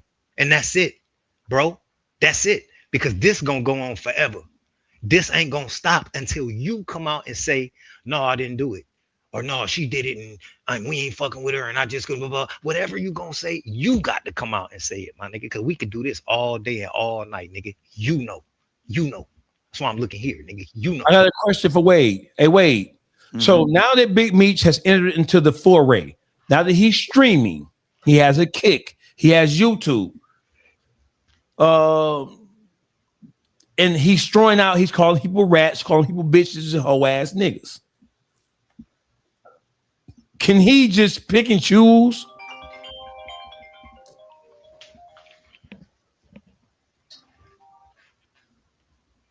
Dawgface, how can I help you? What's going on, Dawgface? Where you calling from, caller? Shit, I'm in San Juan, Puerto Rico right now. All right, brother, what you got to say? All right. Oh, man, to this meat shit right now, I just got one question for Blue. Hey, Blue, why is it so hard for you just to say you're a rat if you know and you told because I ain't seen it in black and white. Hold on. Go ahead, caller. Finish your question, bro. Yeah, I said I got one question for Blue, respectfully. If he know Big Meech did bad, why is it so hard for him just to say the man a rat? Because like just now he's saying, if you did it, why you just ain't gonna come out and tell us what you did? But it's like, if you know he a rat, just say he a rat. Ain't nothing to hide. All right, so. All right, thank you, caller. My turn. All right. Yeah, it's your turn. The reason why I don't say he a rat, because the paperwork don't say he a rat. And that's how we got to operate, bro. We can't just be doing what WACK do, because then we condoning that shit. You can't just get out there and say somebody's a rat, even if I feel like that. I have said it before too, but I didn't check myself on that, because everything I say ain't all the way right, ain't always right all the time. Hold on. Let me fold this out. But how the paperwork it lines up to show that he used someone in an attempt to get out of jail. Okay, so that would make her a rat, and that would make him a party to her working with the government. None of that is cool, period. Okay, but it's still a big thing saying, "Oh, you a rat." That nigga, I ain't seen nowhere where he went and sat with them DEA agents and said, "Hey, go get this nigga, go get." I ain't seen where they went on a visit and put him in a room and he gave them the Mexican number and told them, "Well, I'm gonna call Cuff." That would have me saying, "Yo, meet your rat." But what I could say right now, hold on. What I could say right now is what I feel like Meech gave the information to Tammy that it was working on his behalf to do the ratting, sir. And that would be the appropriate way that I could say it. Now, I gotta cut you off. Do I think that she was ratting in defense or to help Meech with his sentence? Yes, that's where that whole third party shit come from. So in hindsight, how did she know she could do that, bro? No. She offered when they talked about payment. How does she know? She a square. She don't know shit. How she had not Terry right down by this point. How does she know to even ask something like that? Because that's what she wanted. Dog, you saying that basically Meech told her how to run this third party. That's what I was saying from the beginning. But I get what Blue is saying though. At the same time, though, we don't see that in black and white. You know what I'm saying? Listen, that's fair. Okay, so from right here, we're not calling Meech no snitch. Period. Okay, can we all agree? Yeah, all right. Put your hands up, motherfuckers. I don't trust you niggas. Put your hands up. We ain't calling Meech. I ain't putting my hands up because I don't know. Okay. So listen, as us, we're not going to. Our job is not to call the motherfucker nothing. Our job is just to investigate the shit. It's just what we want. He wanted this to happen because anytime you align yourself with WACK100 and WACK100 is launching a campaign on your behalf, you want this level of scrutiny. Y'all just feel like WACK100 is such a big figure in the YouTube streets that nobody else can know, motherfucker. No, that ain't how that gonna go at all.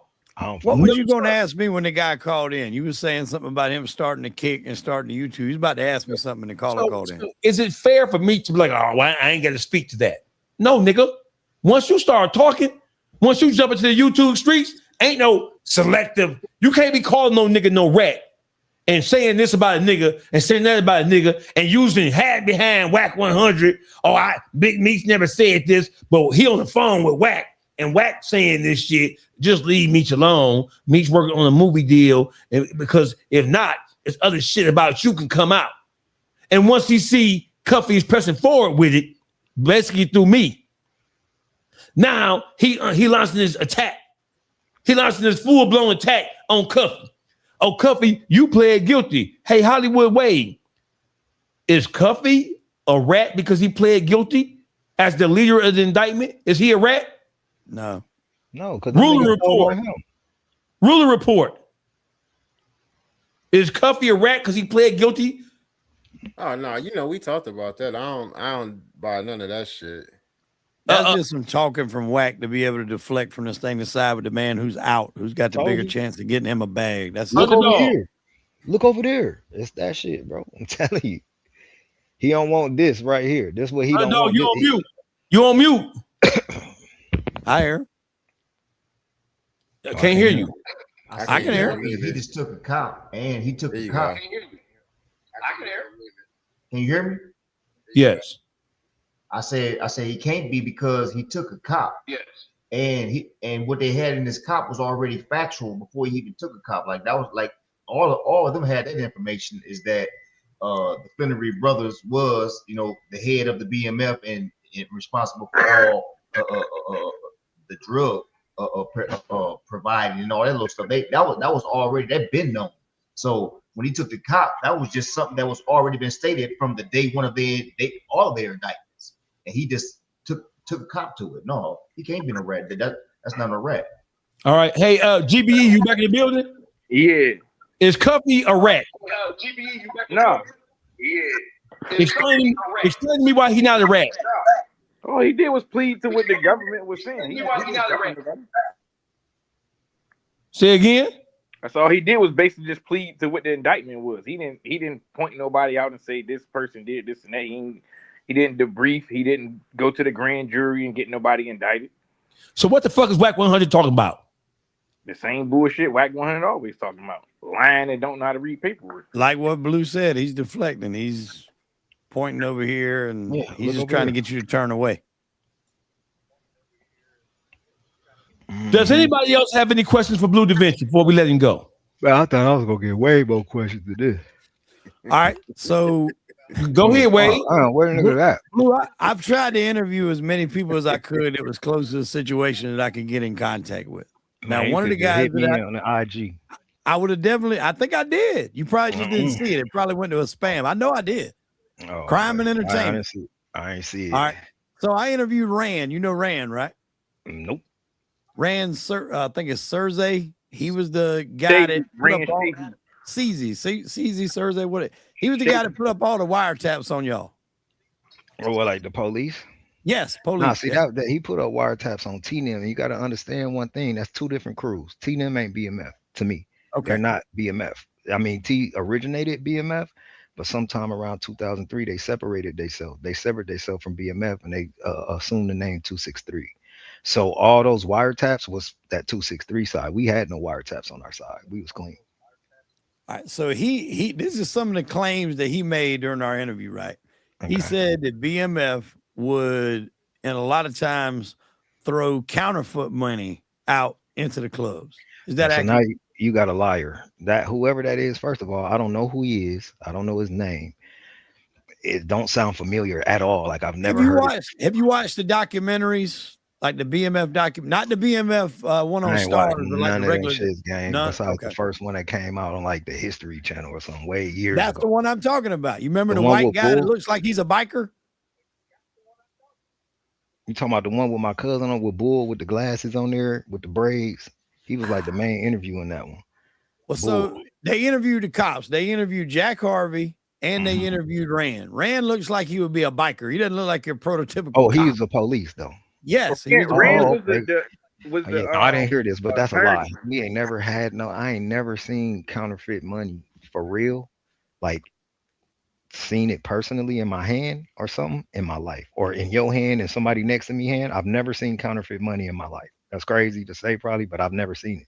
I've never seen counterfeit money. Nigga, I only seen it like on TV or some shit like that. I've never held or seen it. Only like motion picture bills that niggas will use for like videos and movies. I've seen that, but not real counterfeit money. But no, it's never been counterfeit money, bro. I could tell you what it was though, if you want to know. Yeah. All that money we used to throw in the club is what we used to call junk money. So when money used to go back and shit, niggas would only want 20s, 50s, and 100s. So 10s, 5s, and 1s normally would stay. And that's what we go shopping with, take to the club and all that. Buy all the Air Force Ones out the store, all the t-shirts out the store. Everybody get a little 5,000, go shopping, then go to the club. Might be an $80,000, $100,000 bag left of smaller bills, 10s, 5s, and 1s. Go to the club, turn them shits in for 1s, and we got all the money in there type shit. But it never was no fucking counterfeit. We ain't never. Why would we have to deal with counterfeit? All that money was coming through the cribs. That's Tell why I was niggas wondering, made too. a half a B. That shit ain't no motherfucking joke. Like that money was around. It wasn't no room. We couldn't put no counterfeit money nowhere. We couldn't even put the money we had nowhere. Because he told me a story too about they had the taps up, and at the same time the TV show The Wire is being played. The And Wire? The Wire. I don't even know. See, if they talking about wiretaps and shit, that shit was happening from T side because T and Tonisa, T used to change. It wasn't his phone It side. wasn't T side. It's only two sides. He talking about the wiretap they had with on the Fed. Shaw and Jeff. He Oh, talking about the assistant DA. you know what? I forgot about that shit because that shit. Yeah, he's talking about Rand. He was like the assistant DA. Yeah, he was he's assistant talking about district Omari attorney. now. Omari and his brother. Yeah, maybe I don't know, but it wasn't no. Yeah, it was Omari and his brother. You're exactly right. That was the name he Omari said. and his Omari and his brother. Yeah, I remember that when that shit was going on. I didn't know that they had they phones tapped or no shit like that. Yeah, so he said that they had their phones tapped, and then he heard them on there talking about watching The Wire And then the wire, they realized that their phones is tapped. So they all dumped the phones. That's what Omar told them to dump the phones. And so he said they're literally talking about saying, damn, you see that shit? I wonder if we should probably dump our phones. And he's like, fuck, we just got these wiretaps set up. If they dump these fucking phones, we got to start all over again, start from scratch. But he said, thank God they didn't do it. He's like, we're sitting there listening to him say, hey, we might should dump our phones. And they never did it. Oh yeah, But yeah, that's who you're talking about. That's when you said that name Amari, that's exactly what you're Omari talking and about. Jeffrey, his brother. Yeah, them niggas went out bad early. But no counterfeit money, no, ever. Okay. Well, at the end of that interview, I asked Rand, I said, you had conversations with Meech throughout this whole thing. Where do you land? Do you think it's just the aura that Meech had and the legacy that he had when BMF was at its peak till he went to jail, that it's just really, really hard for somebody to think that he's involved in this? Because you yourself even find it hard to fathom to say. Because I know the nigga, you know what exactly. I'm saying? But then I know the string of events. So the string of events reveal a different person to me. That's why I be so conflicted with the shit. You know what I'm saying? Because I go through all these affidavits, bro, and I'll come out of them shits like, man, this nigga here, bro. But then I'll be sitting around watching everybody talking and shit, and I'll be like, man, that ain't even that nigga, man. He wouldn't even do no shit like that. You know what I'm saying? That be me type shit. That's why I'm sitting here saying, bro, just say what it is. Just put that shit on the floor, gang. I put my shit on the floor, nigga, like, oh, blue debrief. Bitch, I went to a debriefing meeting. It tell you in my motherfucking transcripts. I went to a debriefing meeting because I had to, because that's the only way I was going to get my first offenders, bitch, because I wasn't finna tell. It's 2 articles to safety valve. 1, first offenders. Article 2 is if you got a criminal history, then you got to work to be able to get that safety valve. You got to do a 5K1 downward departure or a Rule 35 downward departure. I got Article 1 safety valve. This is what a lot of people that be talking about this shit, they don't understand what they be talking about. They just be talking. Oh, I know a nigga that got safety valve and he debriefed and he told on 8 niggas. No, I had to attend a debriefing meeting to satisfy the government. But if you read the paperwork, it tells you in said debriefing meeting, no information turned over to the government. I had no more information. This what niggas got to understand. Even though I did have, but of course to the government I didn't. But this was my ploy. My nigga, these niggas got the indictments failed October 2005. Did anybody ask when Blue Da Vinci was apprehended or arrested or went into custody? It was over a year later. So what does that tell you? That tell you that 48 niggas got indicted, and before they got indicted, the information had to go to the grand jury to get the indictments handed out, right? So that means that there was not enough information there on me to get me indicted when Meech and everybody else got indicted a year prior. So what does that tell you? That tells you that when niggas got locked up on that initial indictment, they told. And they told enough information to get sent to the grand jury to get me an indictment a year later. So that means that by the time I come through the system, the story had been told fucking 60 times over. The feds got everything and much more than I ever knew.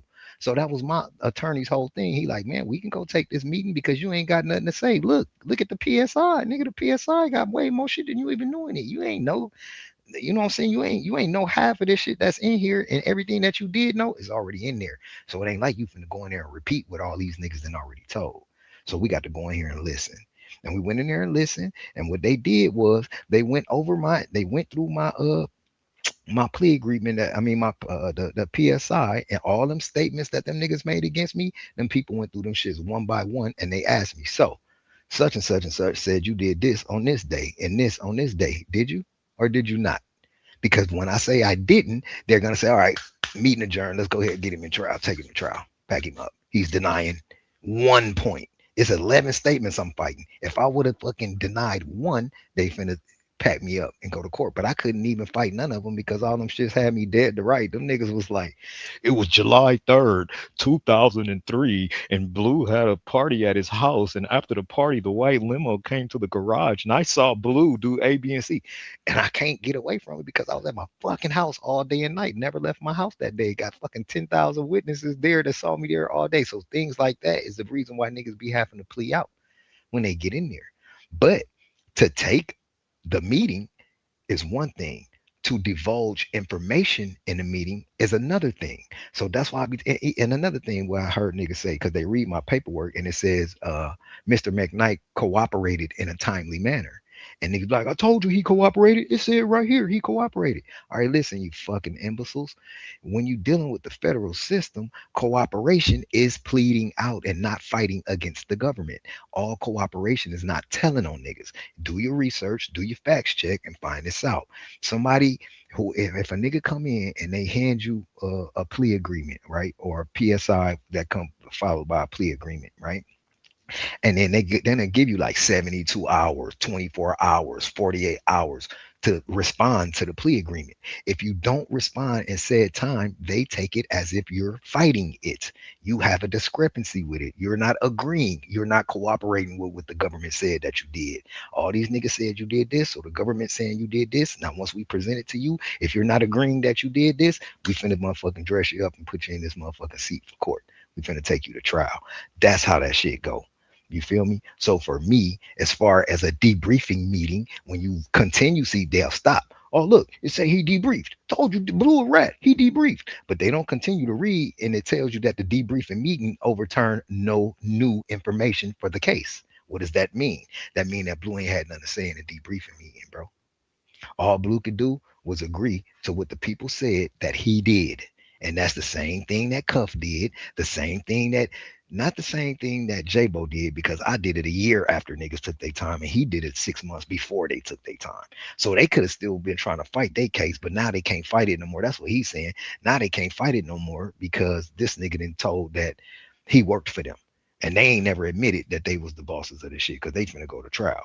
But when you get a statement like J-Bo's, now that convicts them, that seals them. You can't beat that with a jury.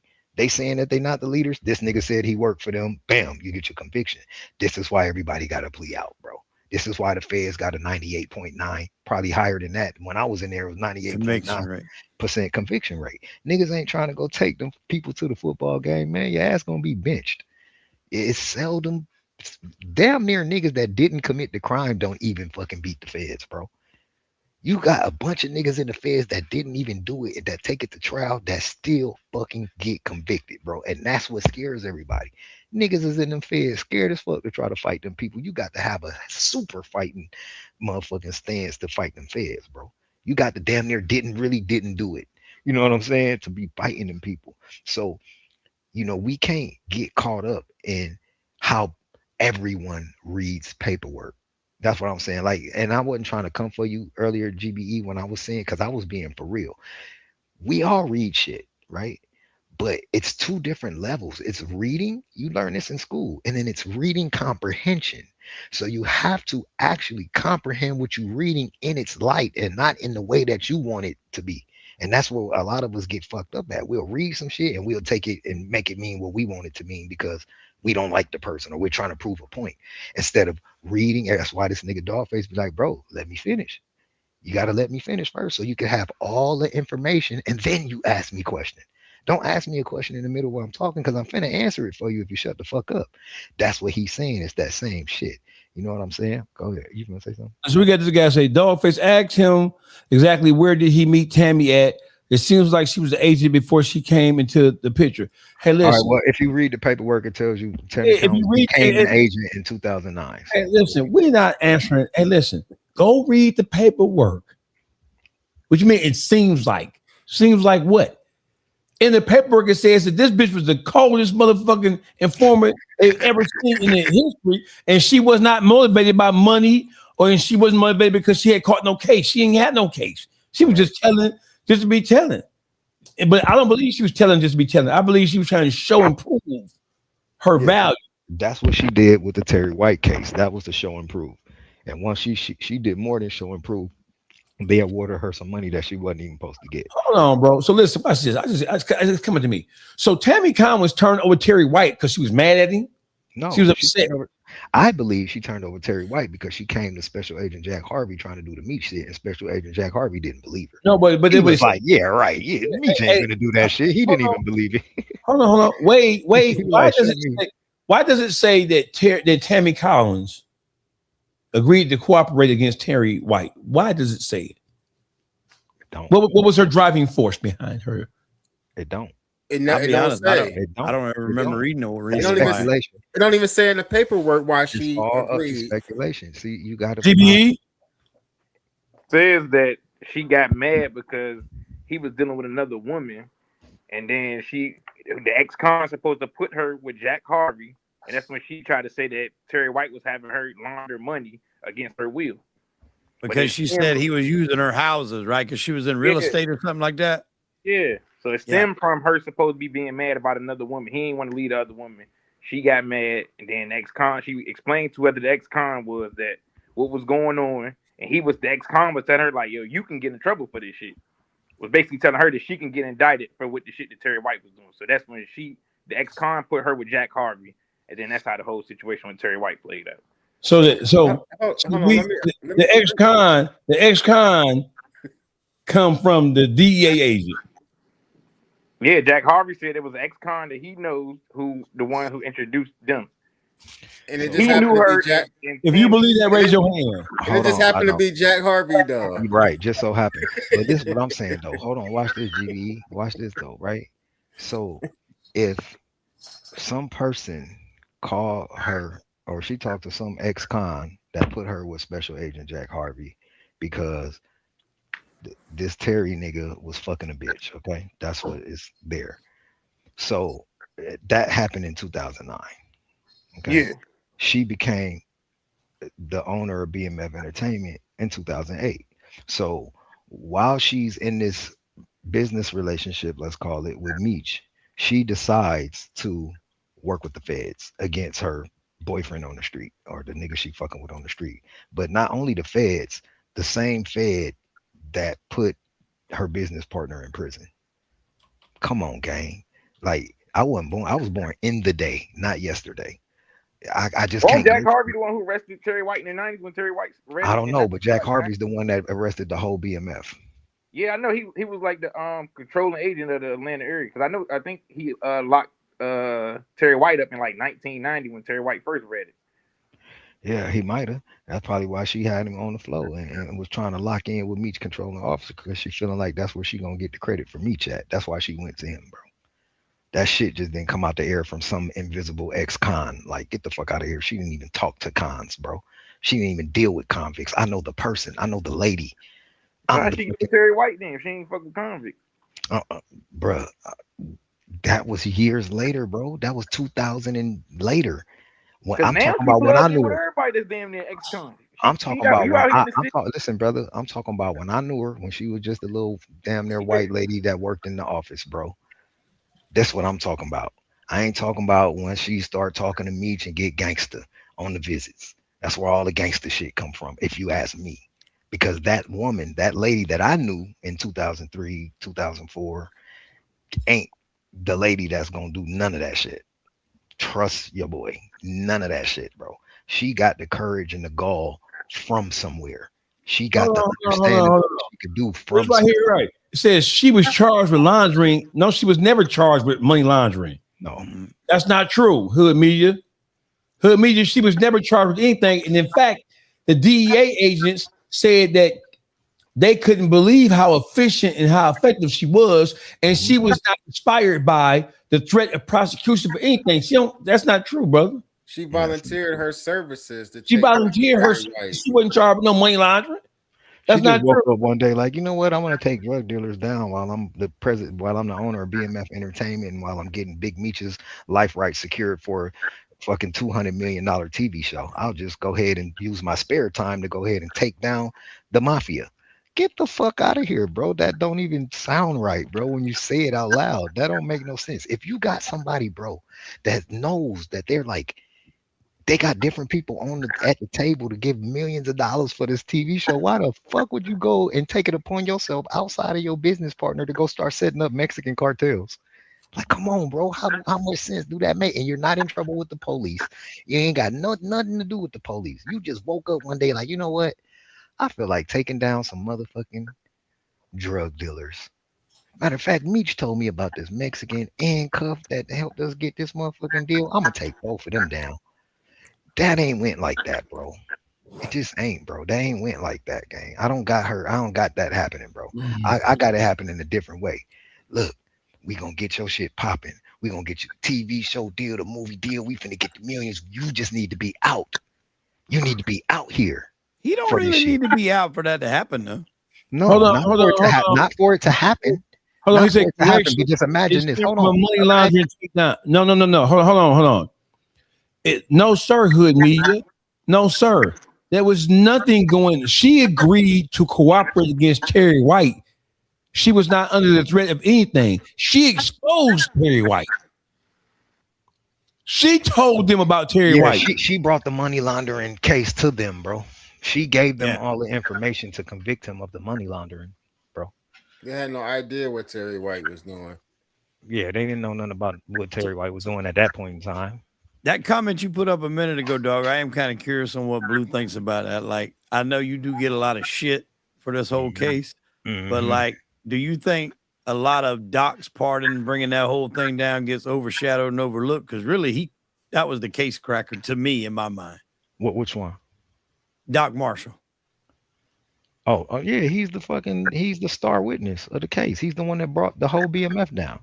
Yeah. If people don't know how that happened, do y'all all know how that happened? I know I just told Rich Trapper the other day, but do y'all all know how that even happened? How we all fell? Do anybody even know? Because I be hearing niggas saying they had billboards up. No, nigga, that ain't it. He was the one that set up all the cars, right? So, and then the murder with the lady that was Ken. It was in the politician of Atlanta. Watch this. So Doc was the car man. Doc was the car man. So he would get the cars in the houses, right? At some point, when Meech and T separated and them niggas became 263, they like took Doc with them.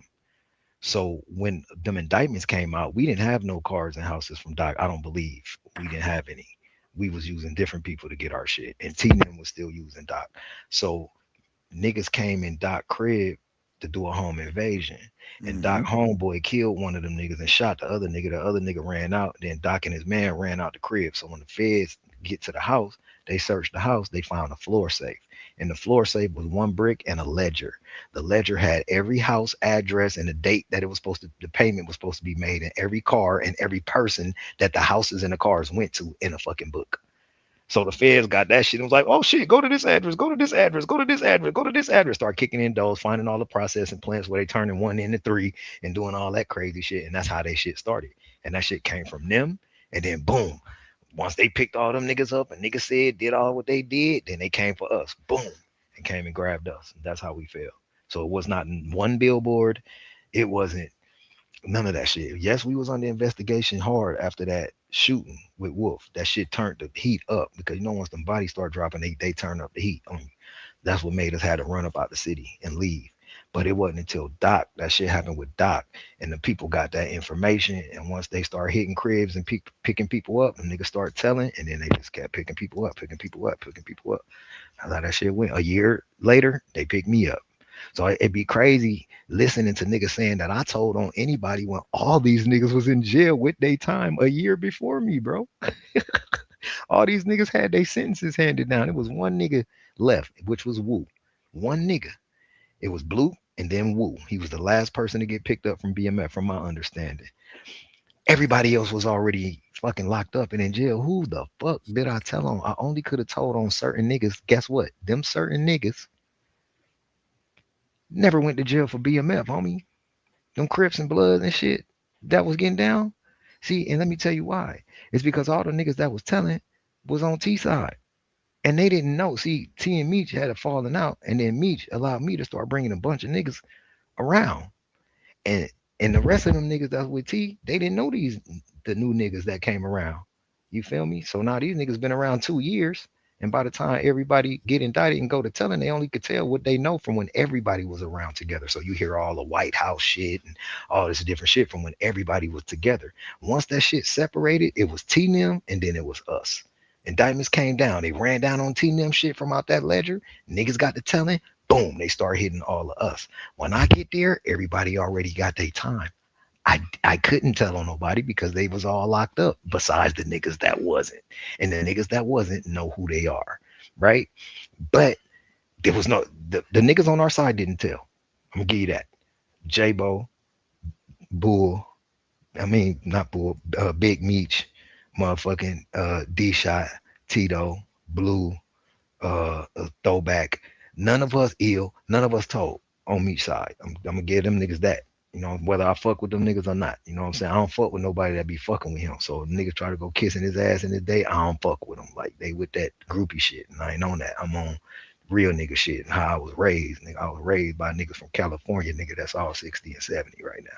So my cloth is a little bit different than a lot of these niggas these days. You feel me? So I can't even go back to California with my family trying to go kick it with the nigga Meech because my whole family like, nigga, please. Nigga, we motherfucking wish you would try to go be around that nigga. This how my people get at me. So if I didn't even know for myself, I wouldn't even be able to fuck with it anyway, just for everything that's going on for my real people that didn't raise me at home. They ain't going. See, real niggas in the street, they ain't going for none of that shit. All that playing and skipping around and all this information out, and niggas still talking, oh, who, what? Nah, nigga, it don't go like that. It go like this. Soon as that motherfucking black and white say Meech orchestrated this conspiracy and Meech ass ain't in jail, his ass going up. Period. That's it. Let that paperwork hit the compound that Meech on. And it say that he did this and he did that, and he did that, and he on that compound, he ain't got no charge. What you think them niggas gonna say on the compound? Oh, he straight. He ain't doing nothing. No, nigga. They gonna run his ass up top. See, he hit that compound with that fresh 30. He had a clean PSI the whole time he was in prison. So you gotta understand how niggas will work. Yeah, I hit the yard. I could show my PSI to everybody. I'm good. Because he took the 30. All that dirty work didn't come till 2009, gang. He had been in jail for 3 years already doing the time with the clean paperwork in his cell. Rockstar's in the building. Rock, what's happening, man? I see you, boy. What it do? What it do? Blue, Dawgface, what's happening? West, nigga. What's happening? What's happening? West, nigga. West Boulevard, nigga. Across the street from LA High, nigga. I'm just unmuted, nigga. I'm still on club, right? Y'all know what's happening. I'm listening, no, I'm paying attention. I'm just seeing what's going on. Man, we just getting it in, bro. We just trying to put this. You have any questions? I mean, I'm just listening. I'm hopping in.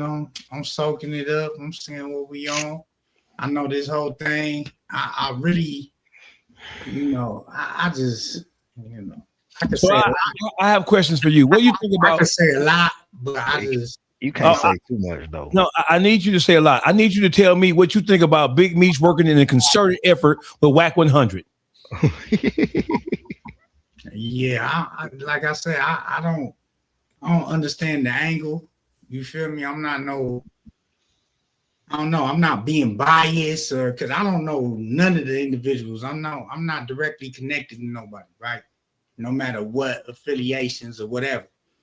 But I just don't see how a motherfucking call you a snitch for 2-3 years and then hop on FaceTime with somebody. As far as that, I don't agree. I don't think nobody out my pack, like my age, would agree with that. But that's like a whole nother bracket. I mean, a whole nother, you know what I'm saying? That's above me. So, like I say, I don't know what's going on. I don't know if this is just people just, I'm a man. If you more of a man than me, then so be it. You know what I'm saying? But I ain't got that much in me to be like a nigga calling me a snitch for 2-3 years and then we on FaceTime and we straighten stuff out. It just, to me, we shouldn't even be hopping on FaceTime talking about nothing. Like, you know what I'm saying?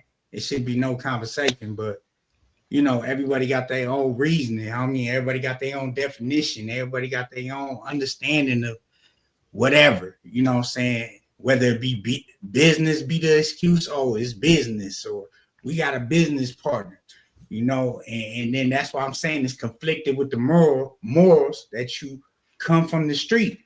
Because niggas wouldn't allow that if we was playing on them levels, but everybody, it's either the streets over or it ain't. You know what I'm saying? And that's what it's just coming down to. You feel me? Is it over or is it ain't? Because everybody want to. I ain't gonna lie, gang. I call the streets the streams right now. Yeah, because I mean, it's not making. I don't know. It's not making sense. You got all the street niggas streaming. All the real street niggas is going streaming. Look at you niggas. But check this out. But this is 50-year-old niggas. This is 50-year-old niggas too. I mean, it's happening. Ain't no age limit, brother. But he's saying it's 50 niggas, 50-year-old niggas too. Like Oh you yeah, feel me? You would oh yeah. expect Ain't no age limit. No. No, you Don't right, expect Trey. that. Ain't Don't no expect. age limit. Ain't no age limit. But Don't what I'm expect. Hey, saying, listen. The old niggas is the dumbest niggas in the world. but that's what I'm saying. Like they supposed Ain't to no be age setting limit. examples, and the examples are not Ain't being no, set. ain't. And listen, if they did try to set an example, the young niggas don't even know how to appreciate the examples that's being set. They ain't gonna motherfucking listen. Cause they ain't never had no big homie for real, no OG, no daddy, no uncle, no big brother. It's every man for himself in the black community. So motherfuckers just playing it by ear. Niggas just making up shit as they go along, whatever sounds sweet or whatever seems to be acceptable to them based on what they want to believe in. Ain't no rules to this shit. A nigga call a nigga a rat because they mad at him. A nigga can be rich and a nigga won't call a nigga nothing. A nigga be a rat, a nigga be a GD, a vice lord, a crib. They ain't no motherfucking rules to this shit. The niggas, we black people, we're putting rules that don't even exist in the real world because the rules that we supposed to be adhering to, wait till that pressure get put on a nigga and the nigga gonna drop that shit and bust they move whenever they fucking want to.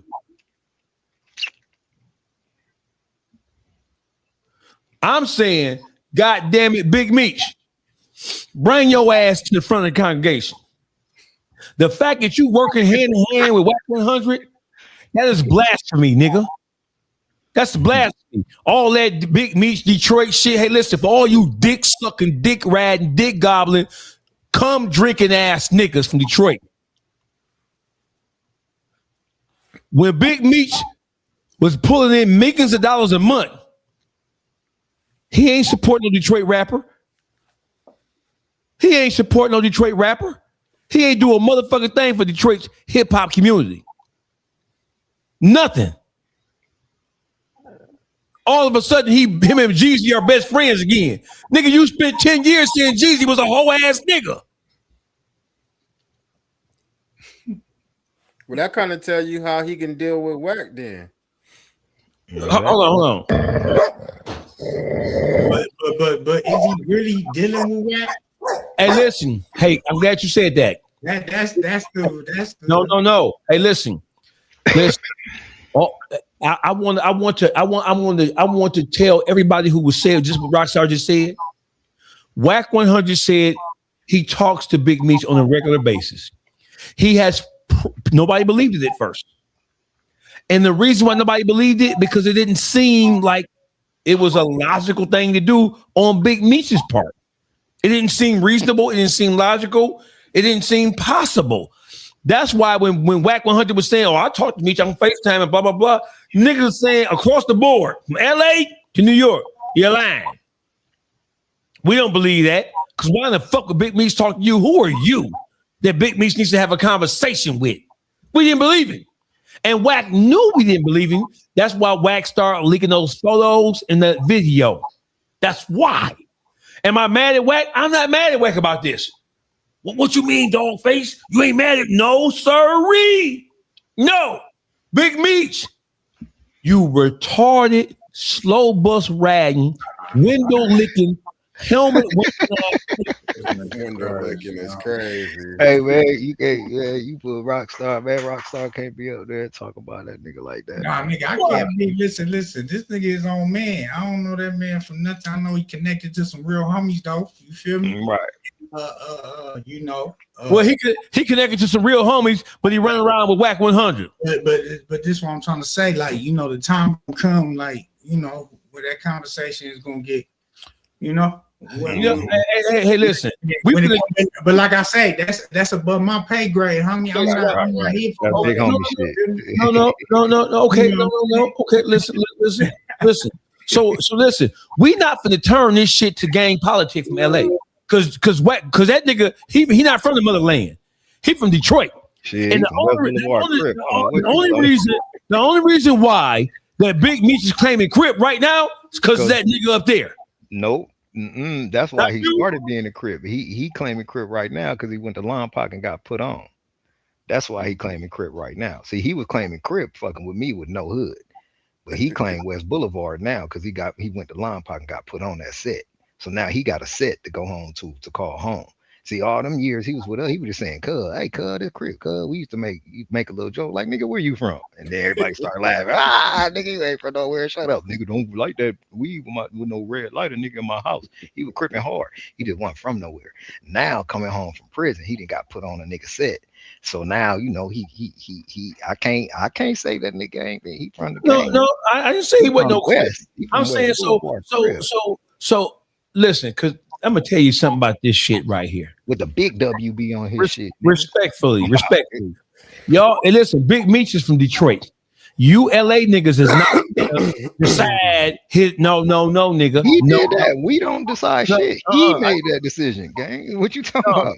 You LA niggas ain't finna say, well, we can't judge that nigga because he nigga. I ain't saying that. I ain't from over there. No, we Never ain't said bad that. that I'm shit. judging the fuck out that nigga. Anybody who hang out with Wack is a fucking weirdo, and I'm subjecting you to be the police just like that weird ass nigga you hanging out with. Yeah, cause we ain't finna go for that. Oh, we can't judge him because we gonna fall with the West Boulevard Crips. No. But Hey, listen. that. Okay. I know you said Wack is saying he talked to him on a regular basis, but he only showed that one time though. He only showed that one time. Hey, listen, bro. I'm just saying. No, hold on, listen. WACK100 is not lying about being in communication with Big Meech.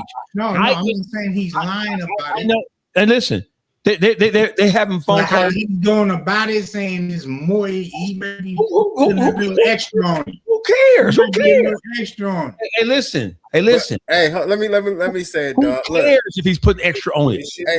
Hey, Rock. Hey, Rock. Look at it like this, though. One of the worst things a motherfucker can say about you is either you a snitch or you gay, right? Exactly. Why would I be on the phone in communication with a nigga that done been loud as Wack was calling me a snitch? They had this mutual business part. Whoever this mutual business partner, I whoever don't- this We ain't getting on is the an phone. important chess piece. Hey, listen, I'm not making excuses. I'm just sound telling like it. you how these motherfuckers play and how they looking at shit. Obviously, whoever this person that they put him on three-way is an important chess piece to both of them. You know what I'm saying? So he putting the money before manhood. Then Yes. I mean, that's the same thing he did with the Tammy shit. If he ain't set it up, I don't Shit. agree with what niggas be on nowadays, but nowadays this is the climate that we in. Okay, guys. so hold on. I get it, Rock. I get it. Hold on. Hey, Rockstar, don't come over here talking about what you don't agree with, motherfucker. Listen, are we surprised though? Because are we surprised? Like, No, yeah, like, no. not Go ahead. Rich Trapper, go ahead. All I'm gonna say is this: niggas gotta stop thinking that Wack is the top of the fucking totem pole. Again, like I said earlier in the discussion, we just speaking factually from a business standpoint. We talking about somebody that just got hit with a fucking tax lien from the IRS for $500,000. If it was money around this nigga, Blueface wouldn't be in the $20 million debt. If it was money around this nigga, Game and Ray J would still be managed by this nigga. It's nothing but a trail of failures that follow this nigga. So when everybody's saying, "Oh, the opportunity," what fucking opportunity? Like niggas gotta stop looking at Wack like he the end all be all. You feel me? And this niggas can take it how they want to take it or take it how I'm saying it. It's unnecessary dick riding. That nigga cannot do shit for anybody because if he did, he himself wouldn't just got hit with a fucking $500,000 lien from the IRS. Nothing that he has is even able to be put in this nigga's name because he's so far into debt. So again, I'm hearing everybody's theory on why, blah, blah, blah. But if we're looking at just following the money as grown men on the screen, you can't make this make sense, my nigga. Like, this is Big Meech. You could have came out again, like I said earlier, talking to a Joe Rogan. Nigga, you could have ended up on a Joe Budden podcast. You settled for fucking Wack. No matter where it ended up, you came out swinging with BMF on the fucking Stars network. So, I mean, like, I hear it, but the only thing that I can say is, nigga, you fucked around with Wack because you want some police shit right along with that nigga. That's the only thing that makes sense to me. And like I said before, if I would have told y'all 2 years ago that WACK100 talking on Clubhouse would lead to a federal indictment of Big U, y'all would have told me I'm crazy. But here the fuck we are. So it is like we living in a stupid ass crazy fucking TV show. This shit is like an episode of Power or BMF or whatever the fuck. These are the times that we living in. And if niggas don't want to see that everybody who Wack runs a campaign on ends up with a federal indictment one way or another, then just take your dumb ass to jail. Wait. Ruler report. Ruler report man's working. Let him go first. Nah, yeah, I'm still stuck on the, the whole thing. Like I said, I didn't been in situations, man, before where, motherfuckers is accusing people of doing shit, and like as far as Meech go, where it ain't no paperwork and shit like that. That's cool. We didn't already broke down like the connection, like how the hell did Tammy get in touch with this, Jack Harvey dude that actually overseen the whole BMF case. The whole shit looked crazy as fuck. Hold on, I ain't real gonna sit here and lie about that. Hold on. But as far you making a hard left, bro. no. You gotta. No, bro. You gotta let me build. So we done already seen that. So I ain't gonna sit up here and say that I can just point out and say that Meech is a rat, right? But we had somebody like WACK who sat on these clubhouse stages as well as other platforms and directly called Meech out for weeks on weeks and weeks still in. I contacted Dawgface about some shit a couple of times, like, hey man, you see this shit where Meech he ended up responding to WACK. And then a week later, we went from Cuffy is good to now we got this paperwork on Cuffy, and all of a sudden WACK and Meech is talking, and WACK is coming out like, well, I asked him about Tammy, and he said this and that. Like, there's no way that I would be fucking with a man who ran a whole campaign on me about being a rat or a snitch and be on the phone. I mean, I get it might be a business deal and shit like that, but that's somebody who I will choose not to do business with. Meech can do business with anybody he want to do business with. Why choose him? I'll tell you why. I got the perfect answer for y'all. It just came to my head because that's the person that was condemning him for 3 years. So that's the person that you need to come and retract. That's how you try to save face. That's how you fix yourself. Okay, the same nigga that was the main nigga out there bashing me, then figured out that, oh, I really wasn't a rat. Now he's going to that same group of people that he promoted that shit to and unpromoting it. So he's trying to undo what's already been done. So WACK is the only person to do that with. Because ain't nobody else was out there going hard on him like WACK. So who's better to say that he ain't no rat but WACK? Yeah, go ahead, Trap. This is where I would challenge this at. In our little universe, it is no jumper spear. I'm gonna take it. Y'all might not be familiar. I know Rockstar is familiar. When Milk went up to no jumper, that killed his career. He spent his whole time going back and forth from back with Adam 22, and then he went up to no jumper to get the validation, like Big Meech is doing with WACK, and your career is over. So I get what you're saying in theory, Blue, but in our little bullshit ass universe, man, hell no, my nigga, that's a loss. I mean, no, I ain't saying it ain't. It could be. I'm just saying that to me, that would be the only thing that makes sense for Meech to be fucking with WACK. Because just like everybody else on this panel is saying, the shit just don't make no sense. Why would you be fucking with a nigga that was condemning you for 2-3 years straight? The only logical reason why is because you need that same nigga that promoted that to his fan base to unpromote it to his fan base. And that's why he fucking with a nigga. Listen, so I believe that what WACK was saying about this nigga is true, and I believe that Meech is in fact has Me told too. somebody. I believe WACK believe it too. WACK believe it's true too. WACK believe it's true too, bro. So he's saying, we're saying, where's the logic? What does he get out of it? Well, he's been one of the most vocal persons who's been against me and been ratting in favor of Cuffy. And so who better, as I sit here and strategize, why would I take WACK into my confidence now? Because WACK has access to Clubhouse, Instagram, the exposure niggas. He has access to Adam 22's platform. He has access to Vlad. He has access to academics. He has access to Trap Lord Ross, Seti Nash, the Bing, the Who's Who, 1090 Jake. He got access to all of them. So he's an ally because if you tell these people to run this play that way, reverse Uno, it's a reverse Uno. Hey, I have a question. So, because we got to get to the bottom of this shit. WACK100 said that Cuffy's daughter, Donda, sent him, unbeknownst to her, some paperwork that was previously sealed that had been unsealed. Ruler report. Is it true that the same email that Cuffy's daughter, Donda, sent him, is it true that that same email was forwarded to you and I? Yeah, I definitely got both documents from the family. Now that document that poetic Flacco, I don't even call it a document.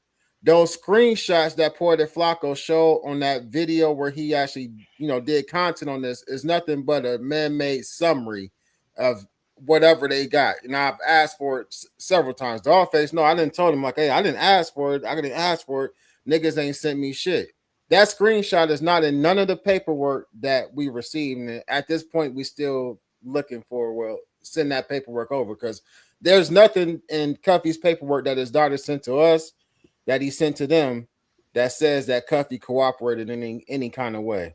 And I want to state again, hold on, Trap, and I'm gonna let you take the floor. Again, the same email she forwarded, the email that she sent to WACK, she forwarded that same forwarded. She didn't create a new one. She forwarded the email that she sent to WACK to me and Ruler Report. And sent the screenshot of what she said. Hey, but look, but Cuffy did cooperate because he pled out to the information and not to an actual superseding indictment. So that means he cooperated with what the government was saying that he did, and he pled out, and he didn't try to fight them and make the whole indictment come out and then fight them. So that is considered cooperation. So it says it somewhere. You might haven't seen it, but that's how the feds label it. When you plea out in a timely manner, that is cooperating with the government, bro. Look it up. Oh, okay. So listen, when you plea out to anything, whether it's just you by yourself or you with a bunch of other motherfuckers, when you plea out, you're making the job easier on them because they're going to take you to trial. And so therefore, they're going to give you some type of leniency because you didn't. I mean, the leniency is the plea agreement. That is the leniency in that. Yeah, a plea agreement is not more than what you would get. A plea agreement is less than what you would get. But what he's saying is that he gave up names of people who actually was involved in those bodies. But that's bullshit, because the niggas that killed the people told. But this is what WACK is saying, that this is the cooperation that Cuffy did. That's bullshit. All he did was agree. All he did was agree to the affidavit, bro. The affidavit is the niggas that did the shooting. They told what they did, and they told that he had them do that. So the police put Cuff in front of them and said, "Look, these niggas said you did A, B, and C. You drove this nigga here. You had this nigga shoot this nigga. You did this. You did that. Is you denying it? Because if you is, we finna motherfucking put your boots on and you go on the trial." So he pled to the superseding information, not a new superseding indictment. We are in agreement on that. The new indictment never came down. He pled to the information in that indictment that was coming. That's what he pled to. Yeah, the narrative that they had set forth based on the information they had. That's called cooperation, bro. That's cooperating with the government, because the government is saying you did A, B, and C, and you saying, okay, I did it. You cooperating with them, bro, because that's how it's worded in my shit. And I ain't told on nobody. I'm telling niggas because I know. I've been through it. Rockstar, did you see J Bo's plea agreement from BMF? No, sir. No, sir. His new one for this 50. No, not the new shit. Not the new genius shit. Not that. No. Not the new genius. Sigmund Freud, Michael Eric Dyson, Cornel West, shake anti-Diop ass shit he did. No, not that shit. Yeah. No. I'm not familiar. I ain't no paperwork unless it's directly affected me and my, you know what I'm saying? Like, I've never been part of that gang. Like, you feel me? Because it's like, once you read, this YouTube, so I understand the paperwork game, but it's just like when you, from the streets, if you read that paper, you gotta do something. You in that business. Yeah, you in that business. I feel you. I feel the same way, Rockstar. You gonna get involved. So that's why I just don't be understanding, like, some of these games, because it just don't be adding up to me. It's like, what niggas really gonna do about it? Nothing. So what? No, my shit. It ain't about what nobody gonna do about it. My whole shit is this: call a spade a spade. Don't run around like you this nigga and you that nigga. That's my whole thing. Especially you out here talking all on the internet and shit, nigga. If you did it, nigga, tell a nigga I did it. Ain't nobody gonna do shit. Now what? I can respect a nigga less than I'm gonna respect him now for that. You know what I'm saying? Respect 6ix9ine then. Some niggas do. You can see it, can't you? They fucking with him. Niggas fucking with him. He all on niggas podcasts, all in niggas streams. Somebody fucking with him. Somebody don't care about it. I mean, that's just what I'm saying. Hollywood Way, GBE, Big Meech, 10-speed brown shoe. Y'all remember that? I'm too old for y'all. 10-speed brown shoe. Gregory Hines and I'm that old. Gregory. I'm that old. What you talking about? Tap I know dance? what a 10 No, speed 10 is. speed brown shoes like they were like a crew. It was two. Oh, Gregory no. Hines. Gregory Hines was the tap dance. Not in this movie, motherfucker. He was. Yeah. You that much older than us, bro. God damn, I'm fucked up, man. You got us fucked up. And Y'all remember 10 speed brown shoe? Nigga, we ain't that old. Y'all remember Gorilla? No, nigga, we ain't that old. Kojak? I remember. I remember Rich, Kojak. Hit on, man. Young motherfucker. You talking some Great Depression shit. Nigga, I remember different strokes. What the fuck you talking Hey, you about? see, Anybody I different will- strokes? Different I strokes. will say, anybody? did y'all see Michael Wright there? Y'all know who Michael Wright is? No, He was who's the singer from the Five Heartbeats. He was Oh, also yeah, in he died. Oz and Sugar Yeah. Hill. I Yeah, just yeah. seen that. Damn, that's crazy. Yeah, he played the crazy motherfucker, Eddie Kane. Yeah, Eddie Kane.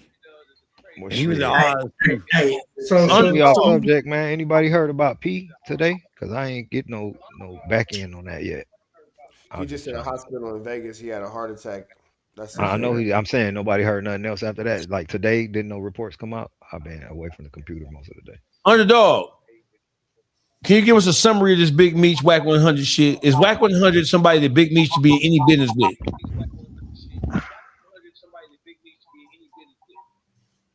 Man, it's like even on the YouTube streets, right? Like we can really on the YouTube streets is the only. Can you hear me?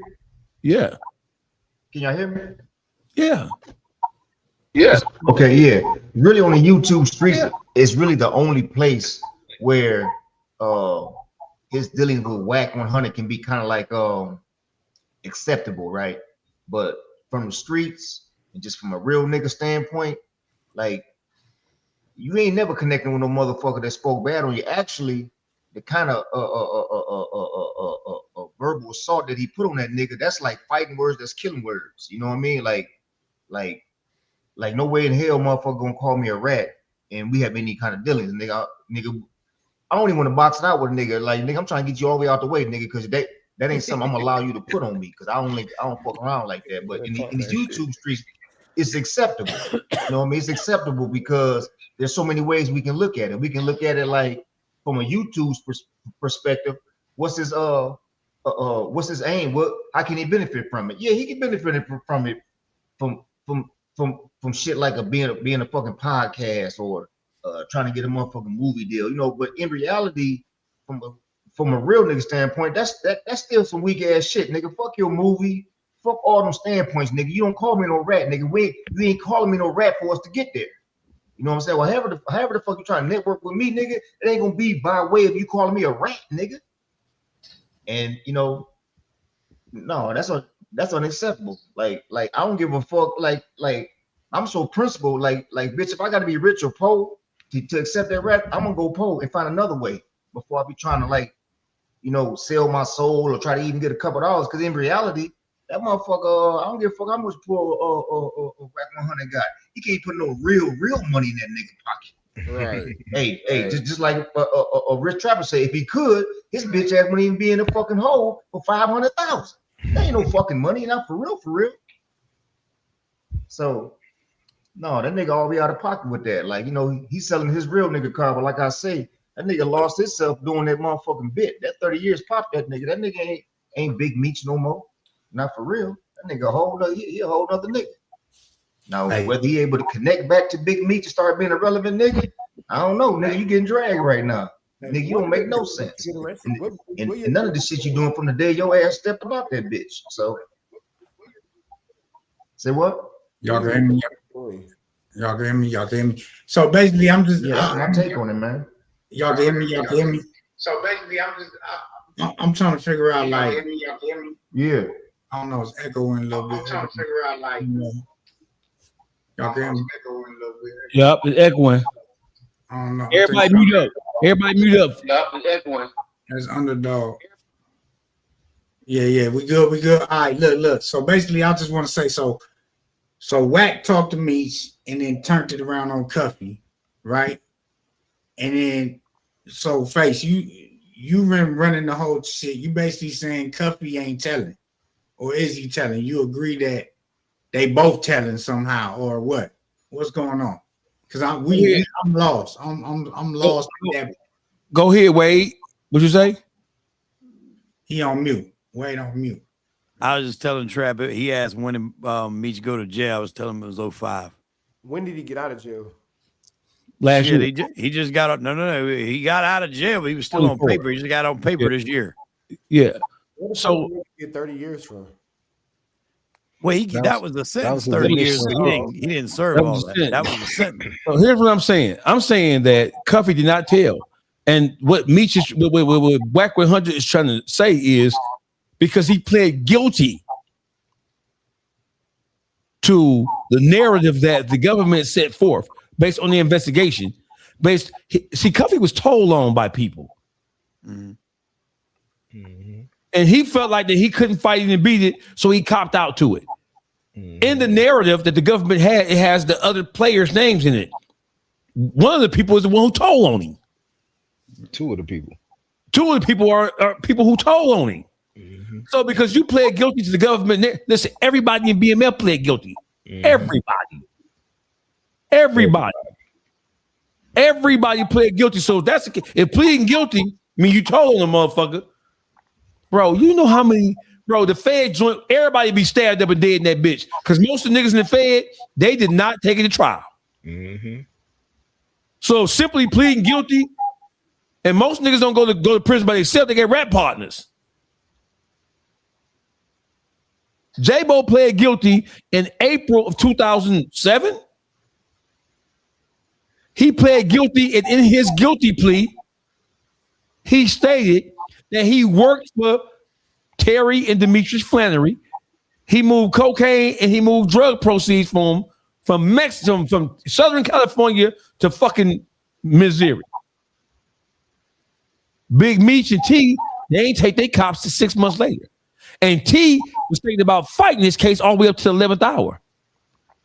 J-Bo took a cop 6 months before them and said that he worked for them specifically and explicitly. So if Cuffy's a snitch, then J-Bo is too. And so is millions of other people who have taken cops. This is WACK moving the goalposts. QCP is not a rat, but so-and-so is a rat. This nigga ain't, man, listen, WACK's. Do I got a picture of R&B pussy in my? Yeah, I got the picture of R&B pussy right here. We don't need that, Dawgface. I don't want to see it. No. I'll ask you no questions then. That was the easy way for WACK to dodge and get out of that situation. That was the easy way for WACK to get out of that thing from fucking with Cuffy to slide over to wherever he was trying to get to. Yes, sir, it was. That's what he do. That's his game. And I think we got to wait to see how this plays out. There's a good possibility you may not even hear nothing about Meech fucking with WACK anymore after this. It may be a dead issue. Meech, maybe the few conversations that they did have, whether it was 2, whether it was 10, who knows? He probably didn't want it to get out, to be quite honest with you. And when he screen recorded that shit, now he can't deny it, but now he could be like, fuck you, I ain't talking to you ever again. That's Bitch, motherfucker, you goddamn, you done screen recorded me after I told you not to fucking put it out. You might not hear today ever speak again. But wait, that comes back to my $1 million question I've been asking all night. Why wouldn't Meech want anyone to know he's talking to WACK? Well, I'm not saying he wouldn't want anybody to know, but I mean, like, it depends on what you're talking about. He did not want anybody to know. Hey, listen, let me help you here. WACK100 talking to Big Meech. It's not just about the fact that WACK ran a campaign against him for 2-3 years. It is about Detroit. Detroit is never going to accept that you kicking it with this bitch ass nigga. He is mud in Detroit amongst anybody who considered a real nigga. All the shit he did, all the plays he ran on T Grizzly, the fake paperwork shit, all that shit, the shit he kind of throw trick up under the bus with the fucking big U shit. Fuck no. Detroit is, listen, all the Detroit BMF members told me WACK was lying until that goddamn picture came out. And that video came out. And now when I sent them the goddamn picture, I sent GBE. And I sent it to you too, Rockstar. I sent you the picture. I see. All the Detroit niggas didn't even respond to me when I asked them, what the fuck is this? The only person who responded to me was that nigga GBE. Like, man, I don't know what the fuck dog doing. I don't agree with that shit. I ain't finna get into all the playing these games, but I do not agree with me doing nothing with WACK Wack a snake ass bitch ass nigga, and he can't be trusted, and that shit ain't right. GBE had the courage. Now GBE don't really. He had the courage to say that. It shocked me too. Yeah. Let me ask you this, dog. So, is you saying that the only niggas that's in Detroit that's fucking with Meech, since he fucking with Wack, is the rappers? The rappers like to eat niggas' dicks. No, that's other niggas that's yeah. I think we getting it. Listen. I said people who like to suck Big Meech's dick is fucking with Big Meech. No. That's a fact. But even Wack was glazing. When he told the story on what Meech supposedly told him in the FaceTime, he said, "You know what? He told me like the boss he is." If that's not glazing, so that's what I'm saying. Like, bro, we really gotta dissect it. We don't know if a real press move was put down. Hey, get this nigga on the phone. Hey, in this business part, like I said, obviously Wack, you know how he is about his business. He sucks all his business partners' dicks. We know this. You know what I'm saying? So he don't want to ruin this, whatever this is. He get this card, get on there. They put the press down. Now he's a boss. Now Meech is a boss. You know what I'm saying? It's great. Hey, Rockstar, I don't disagree with you. You know why? Because Wack, his business partners, like you just said, he's a goalpost moving ass nigga for those business partners. Yeah. You know what I'm saying? A nigga be a rat one day and be a solid stand-up American citizen the next day. Fucking with him, depending on the business relationships. Yeah, but I look at it like that on that note, but then I look in real life too. Like, if any of us got business, we kind of on the thresh of not fucking up our business somehow. Like, you know, and I think whatever business he got, it ain't producing no money. He in too much debt.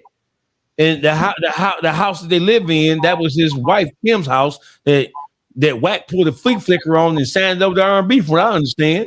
Niggas can't keep comparing Wack with like, opportunity. But again, this nigga is in fucking millions of dollars of debt. Where the fuck is the business? Where's the opportunity? Nigga can't even help himself.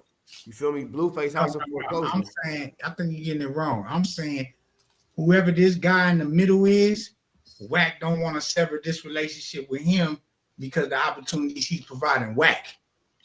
You feel me? You get me? So maybe he's willing to whatever. Oh yeah, because whatever they got going, you know, whoever this middleman, man, Wack just a bitch. Or you know, like I know how long until that blow up. That's all it is. That nigga's a bitch. He's a dick sucking bitch. Because we still ain't he in your face. You said what? I said, you know, like I know. So how long until that shit blow up, and then whoever the middle person is realize that Wack ain't worth shit? Because we still ain't seen no fucking incredible diaper. Yeah, it's something about these. Hey, listen, but I got pictures of R&B pussy in my phone. That motherfucker. I ain't gonna lie, that nigga gave me a box of them incredible diapers when my daughter was first born. Piss was all in the damn bed. Them weak ass R&B like this, bro. That shit was weak as a motherfucker, boy. My baby pissed 2 pisses. That shit was everywhere. My baby mama said, "Man, if you bring this shit back in the house, you better not." This R&B right here. Look, this a fat. This R&B like this. You tuned into the best Dawgface TV. Y'all know what it is, man. And we motherfucking out, baby.